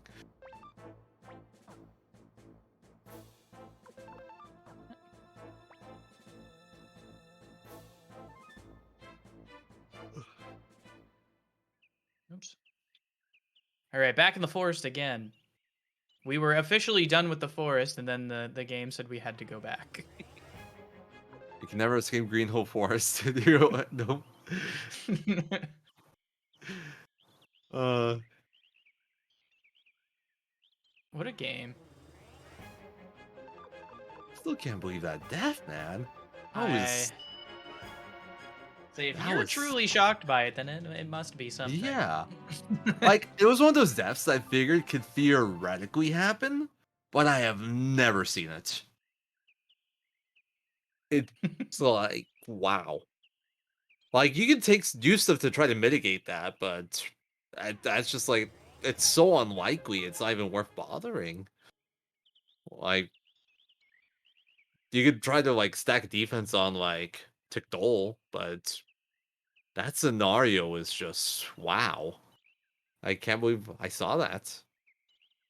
I want to calculate the odds on that later. Don't tell me them. Don't tell me the odds. I will beat them. Ryu is like the canonical name for the protagonist. The protagonist Tikdol, who apparently I'm probably switching between Ryu and Tikdol throughout this whole run. Because my brain is barely functional at this point. But that's like the canonical name for him.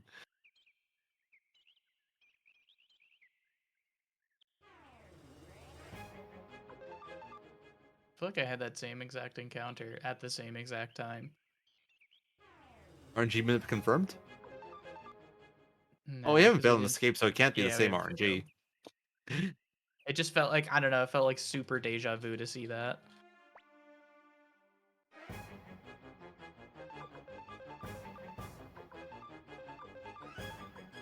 Oh, I have another excellent question. See, because I'm such a fanboy for this game, I'm so sorry. There's like you showed them off a little bit about the unite attacks. You know, the circus attack, the friendship attack from Ryu and Joey. There are a lot of unique combinations of characters that can do unique attacks. Now again, what do you like to see the most? Like, what is your, you know, appealing kind of attack? I mean, the most enjoyable to watch are definitely like the weird unite attacks. Yeah. I once again might go for a more gameplay perspective, but I find like the servant attack and the flash attacks the most interesting because they do the most damage. But they're also very unique in like their properties. Servant attack, which one? Hold on. Flash attack was Guntetsu, Bolgan, and Long Chen Chen. It's like the bald guy attack. Yeah. It's like big AoE damage. And I think I don't remember what happens to them. I think they take damage or something, but you can mitigate it by using sunglasses, if I recall correctly, which is like a rope climbing minigame item. And then servant attack is Sierra, Bob, and what was it? Bolgan. And Bolgan Was it too, Bolgan yeah. for both of them too? Man, Yeah. Bolgan's involved in everything. Maybe he is the best character, but it's like 4 times damage to one enemy, and then like Bob and Bolgan lose half their HP. Which happens to be the violence rune threshold, so interesting. No? Bob Bolgan strats confirmed. Yeah. It'll be a new route for 108 star. And technically, you cannot see all unite attacks in one playthrough too, because you can only choose between Valeria and Kazumi. So you lack one of the characters to do a unite attack on either side. At least one. Which is very sad. Why did they make us choose? Why can we have both? Can we replace Tai-Ho instead with one of them? We don't need him Someone- anyway. We already got our boat guy. Yeah, they have Yeah, another gamble guy, so it's all good. Yamaku can take Tai-Ho's place, you know, and then for boats we got Amada. Like, we're fine, we don't need him.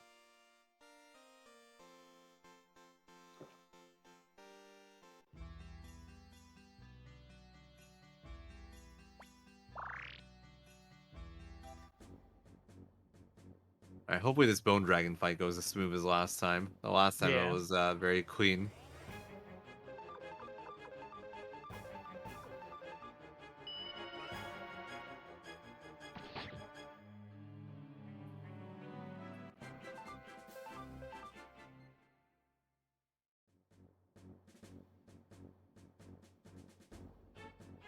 That I was very just close. barely I just- remember the time. Yeah, it's just so close. They're just autopiloting into that fight.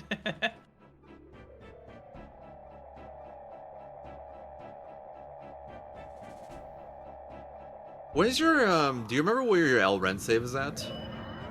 Is it like or Beast Room? Beast from Dang? Yeah. I was actually thinking maybe we just skip Rock Axe, honestly, because we're looking to be like good bit overestimate. We still got to show off the cooking mini game. Alright, good fight again. This animation's slower, but this gives her violence, so we just start this attack here. Fights one.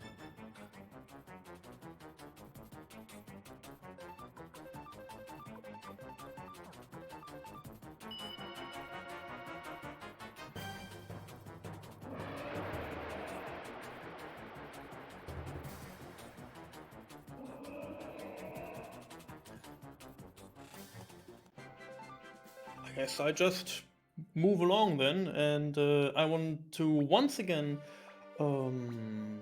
give a huge shout out to everyone who has submit prizes to the event, even if, like, again, the PayPal issue is still a thing. That has nothing to do with the awesome prizes people gave to us to give away. Starting with Suikoden 2, we had like 3 prizes. 2 of them were from Lightning Leon. Thank you so much for that. It was Persona 5 Scramble, the Scramble game for PlayStation 4 and Switch. And also we have the Phantom Thieves Iron On patch, brought to us by Wolven Wings. I saw earlier that he also has I'm saying he. I'm not sure about that. I'm incredibly sorry. There is also a shop and TikTok, Instagram, Wolven Wings shop. Thank you so much for giving a lot of prizes through the event. So if you're interested in these, please keep up with the prizes. And I'm sure as soon as the donations will come back live as they should, you can grab some, have the chance to grab awesome prizes while doing great deeds for this marathon. Thank you. Thank you. All right, time to sequence break somehow. Let's just let's skip this war battle. Is that an option? I wish.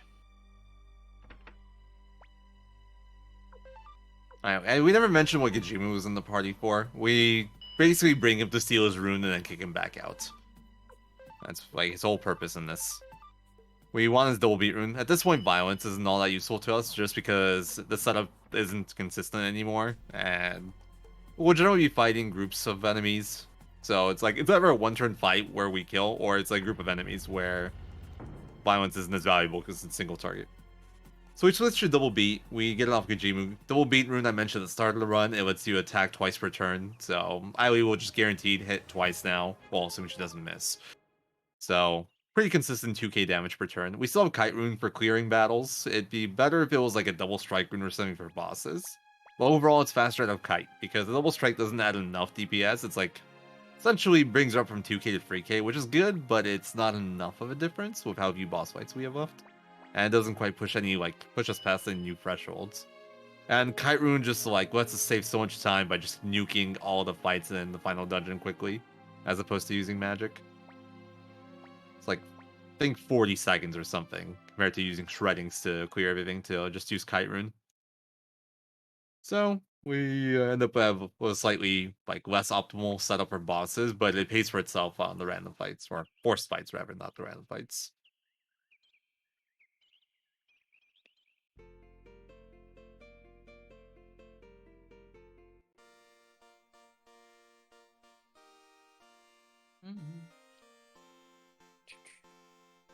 Alright, back to the dorm. Then we go into the Muse battle again.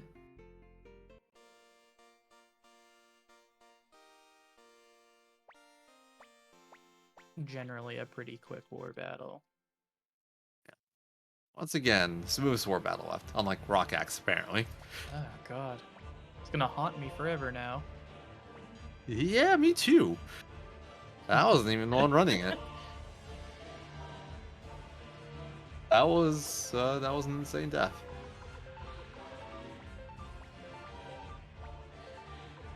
I've always wondered what happened in that fight if you have a unit die and a unit in their perma dies, for 108 at least, not for 80%. Would you still get the best ending? I've still never even seen that.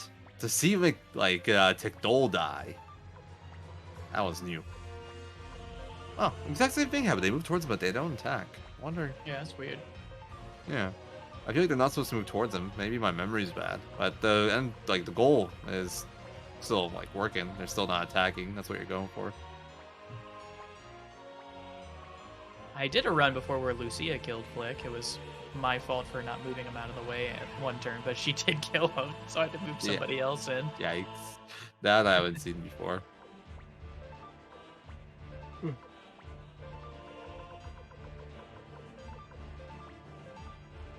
It could, in theory, happen again, but at that point, we just, like, mercy kill it, do Beast Rune real quick, and call it a day, I think.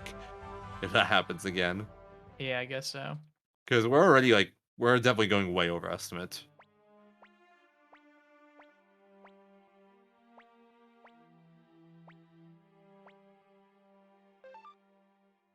Like, at this point, I think if there's a death somewhere, we just, like, say, screw it. We'll just... we'll just go kill Beast Rune real fast, which is the coolest fight left anyway. It's definitely the most interesting one. Seeing Colgan's really cool too, but not as interesting. And then Lucia 3 is she's just there. She's kind of like Lucia 2. 3 is just Lucia 2 again, yeah. Yeah. Lucia 3 is just Lucia 2, but with one more Blazing Camp. And less Karian soldiers, I guess. And then Gerudo is just spam level 4 spells. Not too interesting of a fight either.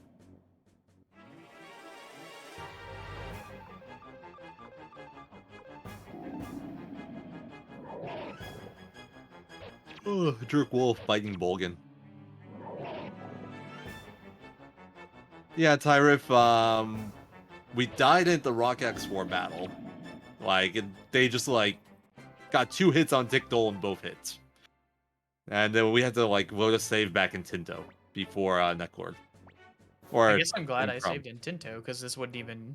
It definitely wouldn't have been possible. We would have been all the way back at Luca. Yeah. That would have been a full hour before. Yeah, that would have been doomed. Yeah, I've never seen it as well, Tyrif. It was new for all of us.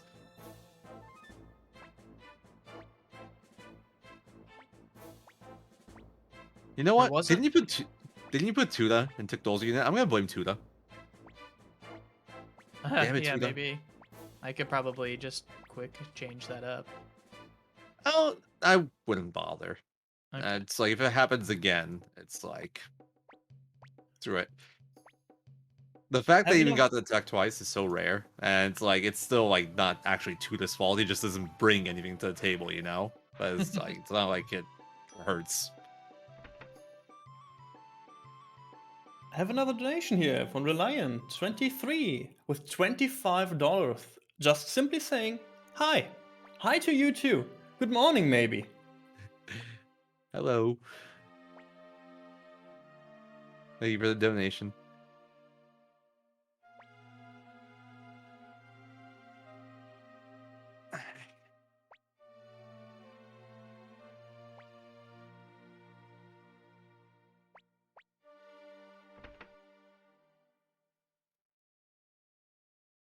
Yeah.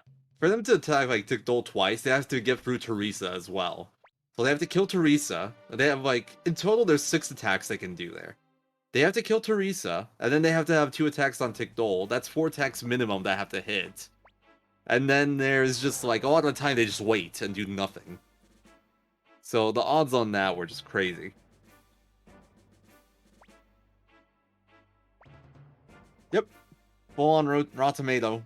Just like the meals of cook-off champions.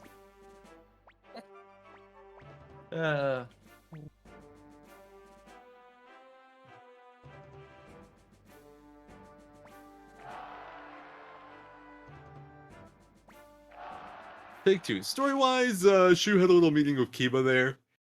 Basically, we're gonna attack Rock Axe, but we need a bit of a distraction, so we're gonna send Kiba to attack the mercenary fort, and they'll be forced someone to defend it, and things aren't gonna go too well for Kiba. He's like attacking solo, essentially trying to buy as much time as possible. And it's kind of like a battle that is not expected to come out of alive, and he knows it. But he still does it anyway. So, Kiba is a pretty cool guy, outside of when he loses us 5 minutes in war battles, but besides that, nice guy.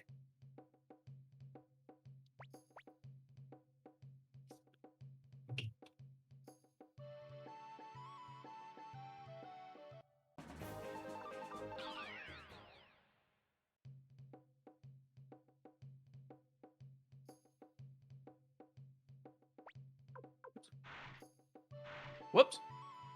Almost going the wrong way.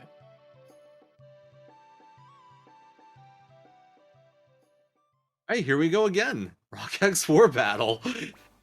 What could go wrong? Oh, God. Now I'm literally going to be terrified for the rest of my life. Yeah, same. I'll definitely be Jeez. looking out for that now. Not that there's really much you can do about it. Like, if they hit you turn 2, you could have just healed for safety. Yeah. But that was double hit turn 3. That was just horrifying. Didn't they kill... Yeah, they killed Teresa turn 3, too. Teresa was still alive turn 2. Wow. They actually hit every single time. It's insane. I actually can't get over it. Wow. Anyway. Hopefully this time goes smoother. Come on, somebody move before Uber. Dude, it'll make a sweet YouTube Damn it. video. Astronomically low chances ruins marathon run. And then we'll have a thumbnail that's just a number that's 0.0 with like 10 zeros with like a 2 at the end. You actually have 10 defense. Your defense isn't even bad. Wow. Alright, Kogan has 12, so Kogan 30% chance to injure you, if I'm not mistaken. And I think the other guys are 10, so like it's 20% chance. That is some low odds.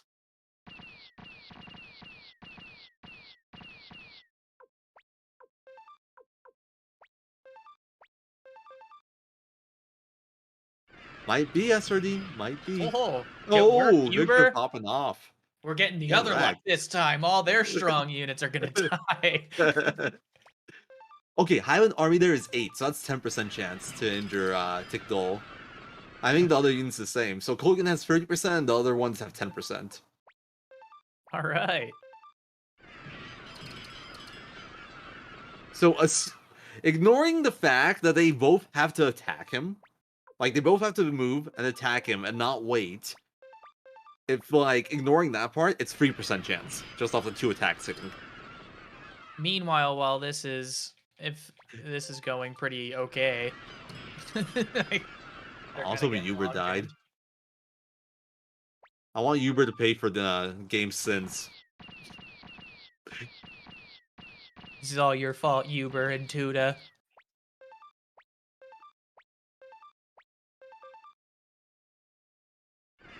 Okay. No, Ridley just kills him casually.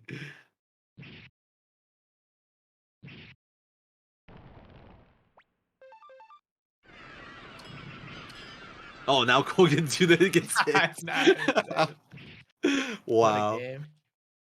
Plus is in a much better position now too. Now the back left unit can't attack Teresa either. So it's just like stuck down there. Like this is a beautiful battle so far. Yeah, a lot of them are just not doing anything either. Like Yeah. it's working how intended. Yeah, all the chokes are blocked off for the most part. We're killing their units instead of getting murdered ourselves. This is what this is supposed to look like. All right.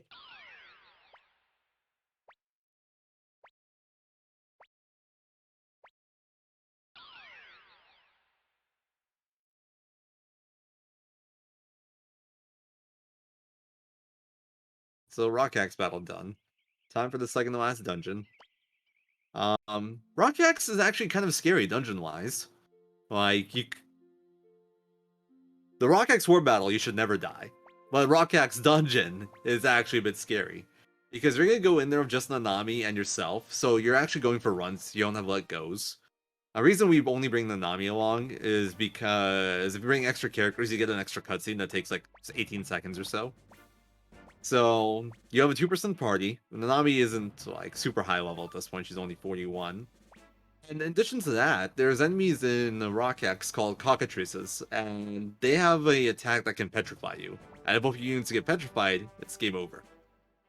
So the good thing is at this point we have a good amount of money, so we just use that money to bribe stuff that's dangerous or that's like potentially slow to fail. So it's very manageable, but yeah, this part is actually like a little scary. In addition to that, Rock Axe actually features the highest encounter rate in the whole game with the lowest grace period in the whole game as well. If I recall correctly, you only have a grace period of about 15 steps. It's 15 or 30. I think it's 15. And what I mean by grace period is after a battle, you have a certain amount of steps where you can no longer get the battle again. And that's the grace period. Usually it's around 60 steps before you get into a battle again. But in Rock Axe, it's 15 steps. The encounter rate's insanely high. Also, rest in peace, Kiba. Died fighting at the fort.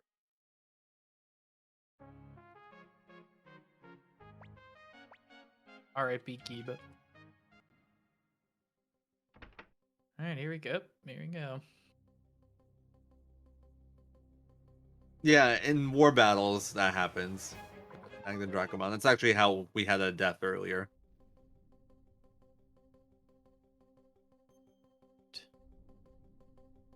Left. Oh, yeah. I couldn't see my first note.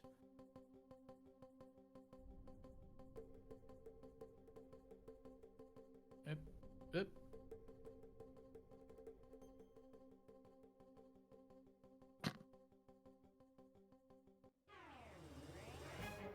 These are the scary guys, by the way. Cockatrices, those guys right there. They have very good drops, but they can kill you.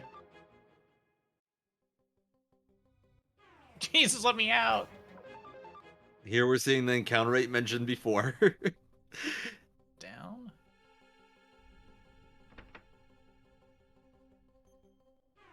Oh my god. What a scary encounter. Yeah, and those are expensive to bribe as well. Generally, the bigger group, the more expensive it is. Because, as mentioned before, bribe is 3 times whatever the enemies drop, and the more enemies, the more they drop. So, it's pretty expensive. Like, these kinds of fights are really cheap to bribe, but at the same time, you don't really want to bribe them because they're not dangerous, and they are fast failed escapes, so you don't want to waste money on that. So, it's hard to find the balance of, like, when to use money and when not to use money.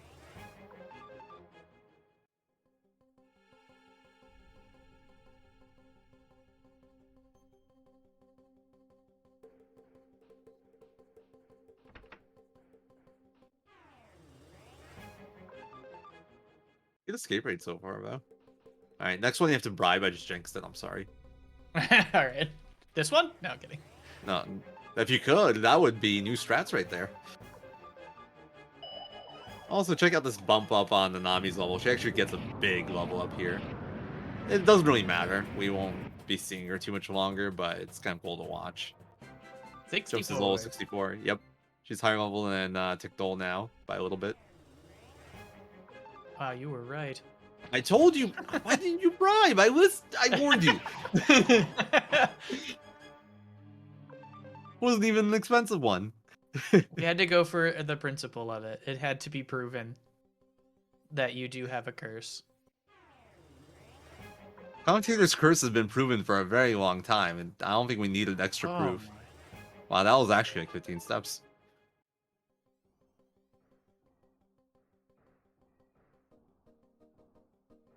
Alright, here we get the second force battle. This is why we give Tickdole the Wind Rune, by the way. This and after Luca, the 2 soldier fights we do there.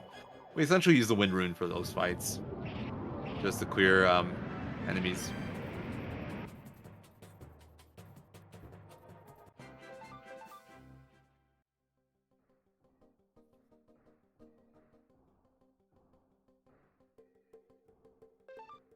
Just make sure he's at least at full health. I couldn't remember who the soldiers attacked.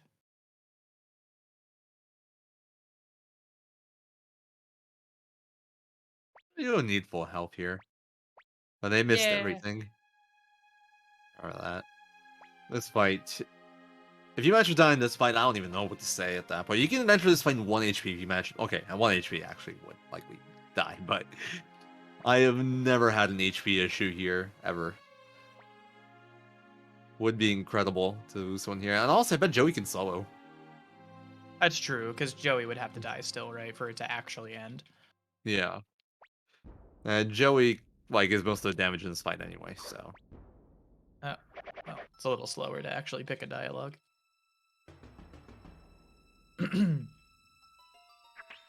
Oh, we tried. We tried to save her. Yeah, I was standing there. Did you see me? I got my tonfas out and everything. I put in an effort. Ah,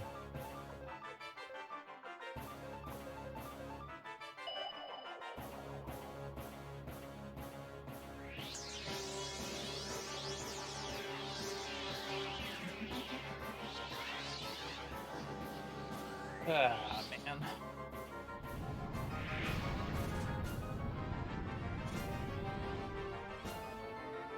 So we get Joey back again. So when we left Joey, he was at level 30. But now I'm pretty sure it's level 59 because Tickdole is level 54. The way it works is that Joey either keeps his level if it's at least 5 levels above you, or if he is lower level than you or like less than 5 levels above you, the game levels him up to 5 levels above you. So he jumped from 30 to 59, just like when he joins us here.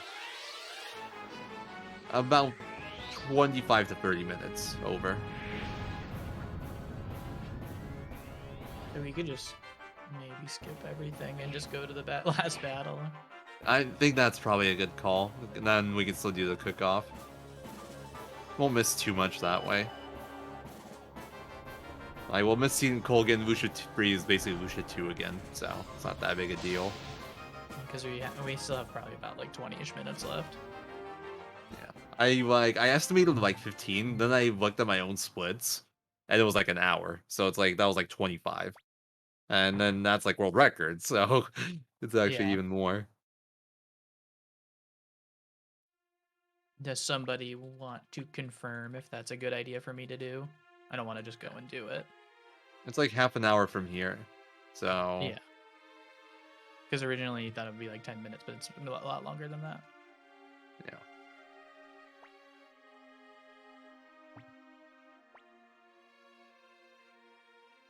That was a good Gerudo. Yeah, Chrono just pointed out I kind of like missed it, but that was a great Gerudo. So Gerudo has like 3 attacks. The really slow one's the Earthquake attack. He has like 2 Earth Rune attacks. You want physicals. Physicals are fast animation. And if he hits Joey, Joey has auto healing armor, which like heals him for like 5 HP per turn. That has its own animation associated with it. And that never got triggered either. That was an amazing Gerudo fight.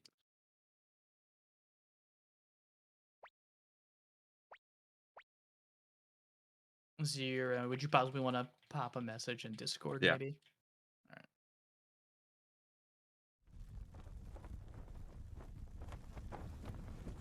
You know, I'd rather... at the end, I'd rather everybody at least get the incentive that was donated for.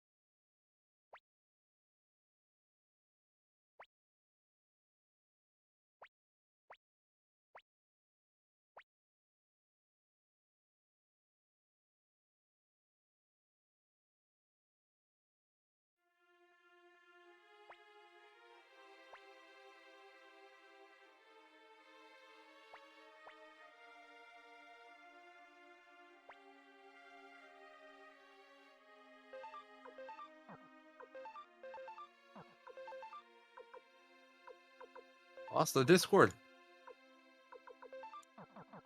I saw it. I saw it. Am I the one to announce? So Heinz says to just do the incentive then. I don't know if we should do the... I think we should just showcase the Beast Rune fight itself real quick. I mean, It you're shouldn't set take up too for the long. Beast Rune fight, right? Yeah, you have a go save for it. there. That will only take a few minutes, and it's probably the most interesting Alright. fight left in the run. Yeah, And then we'll do the cook-off incentive. So, Sounds sorry good, about the yeah. mercy kill, guys. Just incredibly unlucky RNG that nobody's ever seen before. It's like, it happens. Could have happened to anyone. Yeah, this But, is the beauty of a marathon run, right?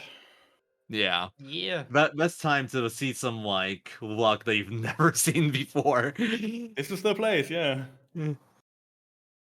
We just don't have a save at Seed Colgan, and Sardi's the issue. Otherwise, we would. We would have probably just skipped that in the first place. So we'll just show off Beastrun. Beastrun's a really cool fight. I'll give you guys a quick rundown of what happens in Seed Colgan. We have the speed set up, so we have our mages outspeed Iwi. We do Empty World, and we do double Blazing Cap, and then Iwi finishes off Seed, then finishes off Colgan. Damage is set up so she needs one attack on both, so that's where the speed comes in. But that kills them both. Alright, and then just gotta fix the formation. Yeah, glitch is set up. This looks good. Yeah, Yeah, 'cause I- really deep on deal. Doing the cooking setup, I swapped the formation because I knew if I had to come back to it, it would be ready already. So this is the final boss, Beastrun. We skipped a few things, sadly, because we've run out of time. But Beastrun's we really... kill Gerudo and go straight here. Yeah, new sequence break. I know So I have Silent Beastrun, Lake. you have it, right? Yeah. Yeah, okay. Anyway, so quick rundown on Beastrun. So Beastrun has 5 parts to it. It has 2 legs, 2 heads, and a rune. You essentially can't damage the heads at all until you kill the rune, so that's the first priority. The thing about the rune is that it takes half damage from almost everything. I say almost everything because it actually does take full damage from Rune Unites, which is why Rune Unites are so damn powerful in this fight. So this will be another fight where we abuse the hell out of Rune Unite speed glitch. We need 1 targeted Blazing Camp on the rune, and then the others will go on legs, because legs still take full damage even with the rune out. And we want to kill the right leg. It's kind of like a nice bonus. It gets rid of RNG, because the right leg can revive components of the Beast Rune if they die. That's kind of like all it does in this fight. The bigger issue in this fight is the left leg. The left leg has the ability to status your party with random statuses, but we have a different way to mitigate that. So I mentioned before in the run that Water Rune is mostly healing magic. It's not only healing magic. It has an ability called Silent Lake, which is its level 4 spell, which is why we needed 100 magic on low Wen. And what Silent Lake does is it prevents all use of magic in the fight, including your own parties. So it's important that our physical, like our damage mages, go before low Wen, so we don't prevent our own magic. And now this will negate pretty much everything that the Beast Rune can do, except for the right head sword attack, which it can only do at most once this turn. The right leg can also revive things with Silent Lake out, but we won't ever give it a chance to do it. A little unlucky. You can skip that sword attack, it's just pure RNG. And it doesn't matter much, like 10 seconds of animation. Yeah, Run was mercy killed. Because of that 30-minute death, we were like way overestimate. So, I mentioned before that prevents magic. That's only through rune usage. It doesn't actually prevent scroll magic. So we can actually squeeze in 1 spell here with Luke's Shredding Scroll, and that gives us enough damage to kill both the right head and the right leg. So now nothing can be revived anymore, and we can't get spam sword attacked. On turn 1, the right head can only do the sword attack that we saw there once. Nice crit. A nice lag. Crits are horrible lag machines in this fight. But on turn 2 and on, the right head can do the sword attack up to 3 times, and that would just like nuke our party. And now that those parts are done, the left leg and left head can't do anything at all. Wow, nice crit. That's actually a good crit. That cut out like a turn pretty much. Yeah. That and the multi-hit she got earlier. So that was actually a pretty good Beast Rune fight. All right. Yeah. So that's There it. you go. It's easy. All right. Now I let's didn't do even a get to cook-off. describe the fight. All right. One more story-wise- load save, friend. A couple more minutes for the cook-off. Story-wise, we can't get the best ending. What we do for the speedrun is we go to the meeting room and we choose to be the leader of the new city-state, like alliance, whatever we call it. And then there's alternate endings you can go where you meet Joey at the cliff where we first jumped off on, where we promised to reunite. And with the best ending, well, that's a whole different thing. You can actually save him, otherwise he dies. But yeah, quick rundown. Try to rush the hell out of that description. Anyway, cooking time, let's go. Yeah, and between like the rock axe and the ending of the game is not too much to go to. Like there's like 1 more war battle, I guess. Yeah. They'll run battles actually pretty cool. Essentially the plan Yeah. is we try to kill the guy that's like right in front and then just run in. It's another one of those battles that ends when we enter the area and town. And then for the boss fights, Lucia was once again just kind of like Lucia, but with more HP earlier. She's actually really strong. She gets like 3 attacks per turn, but we would kill her before she got the move, so it wouldn't have been the problem. She would have gotten 1 at most. And then Seed and Colgan's a pretty interesting fight, but once again, we most likely kill them before they can move. All right, here It we would've- go. Yo, thank you all, everyone, once again to reaching this incentive and making this Iron Chef cook-off battle impossible to show off. Time for Iron Chef RJsmangit. Show off his raw tomato skills. Ooh, we got Vicky, Han, Amada, and Camus as the judges. So it's pretty You cool. know what they It's like? this raw tomatoes. Well, I mean, that's obvious. Oh, I just noticed a typo. They had Vicky with 2 Ks there in the description. Oh, really? Yeah. Also, we are up against an infamous chef, Yukam.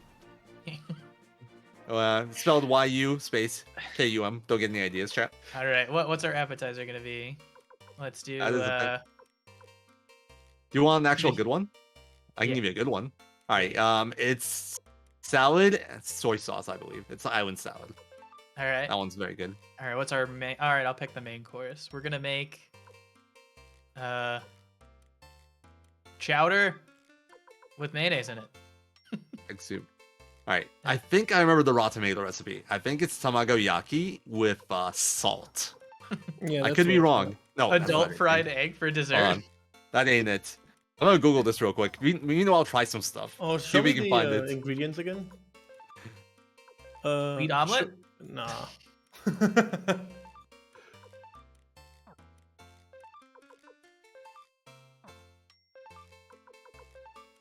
I mean, we're trying to make an egg into a tomato, so Explosive. I don't know if this will work at all.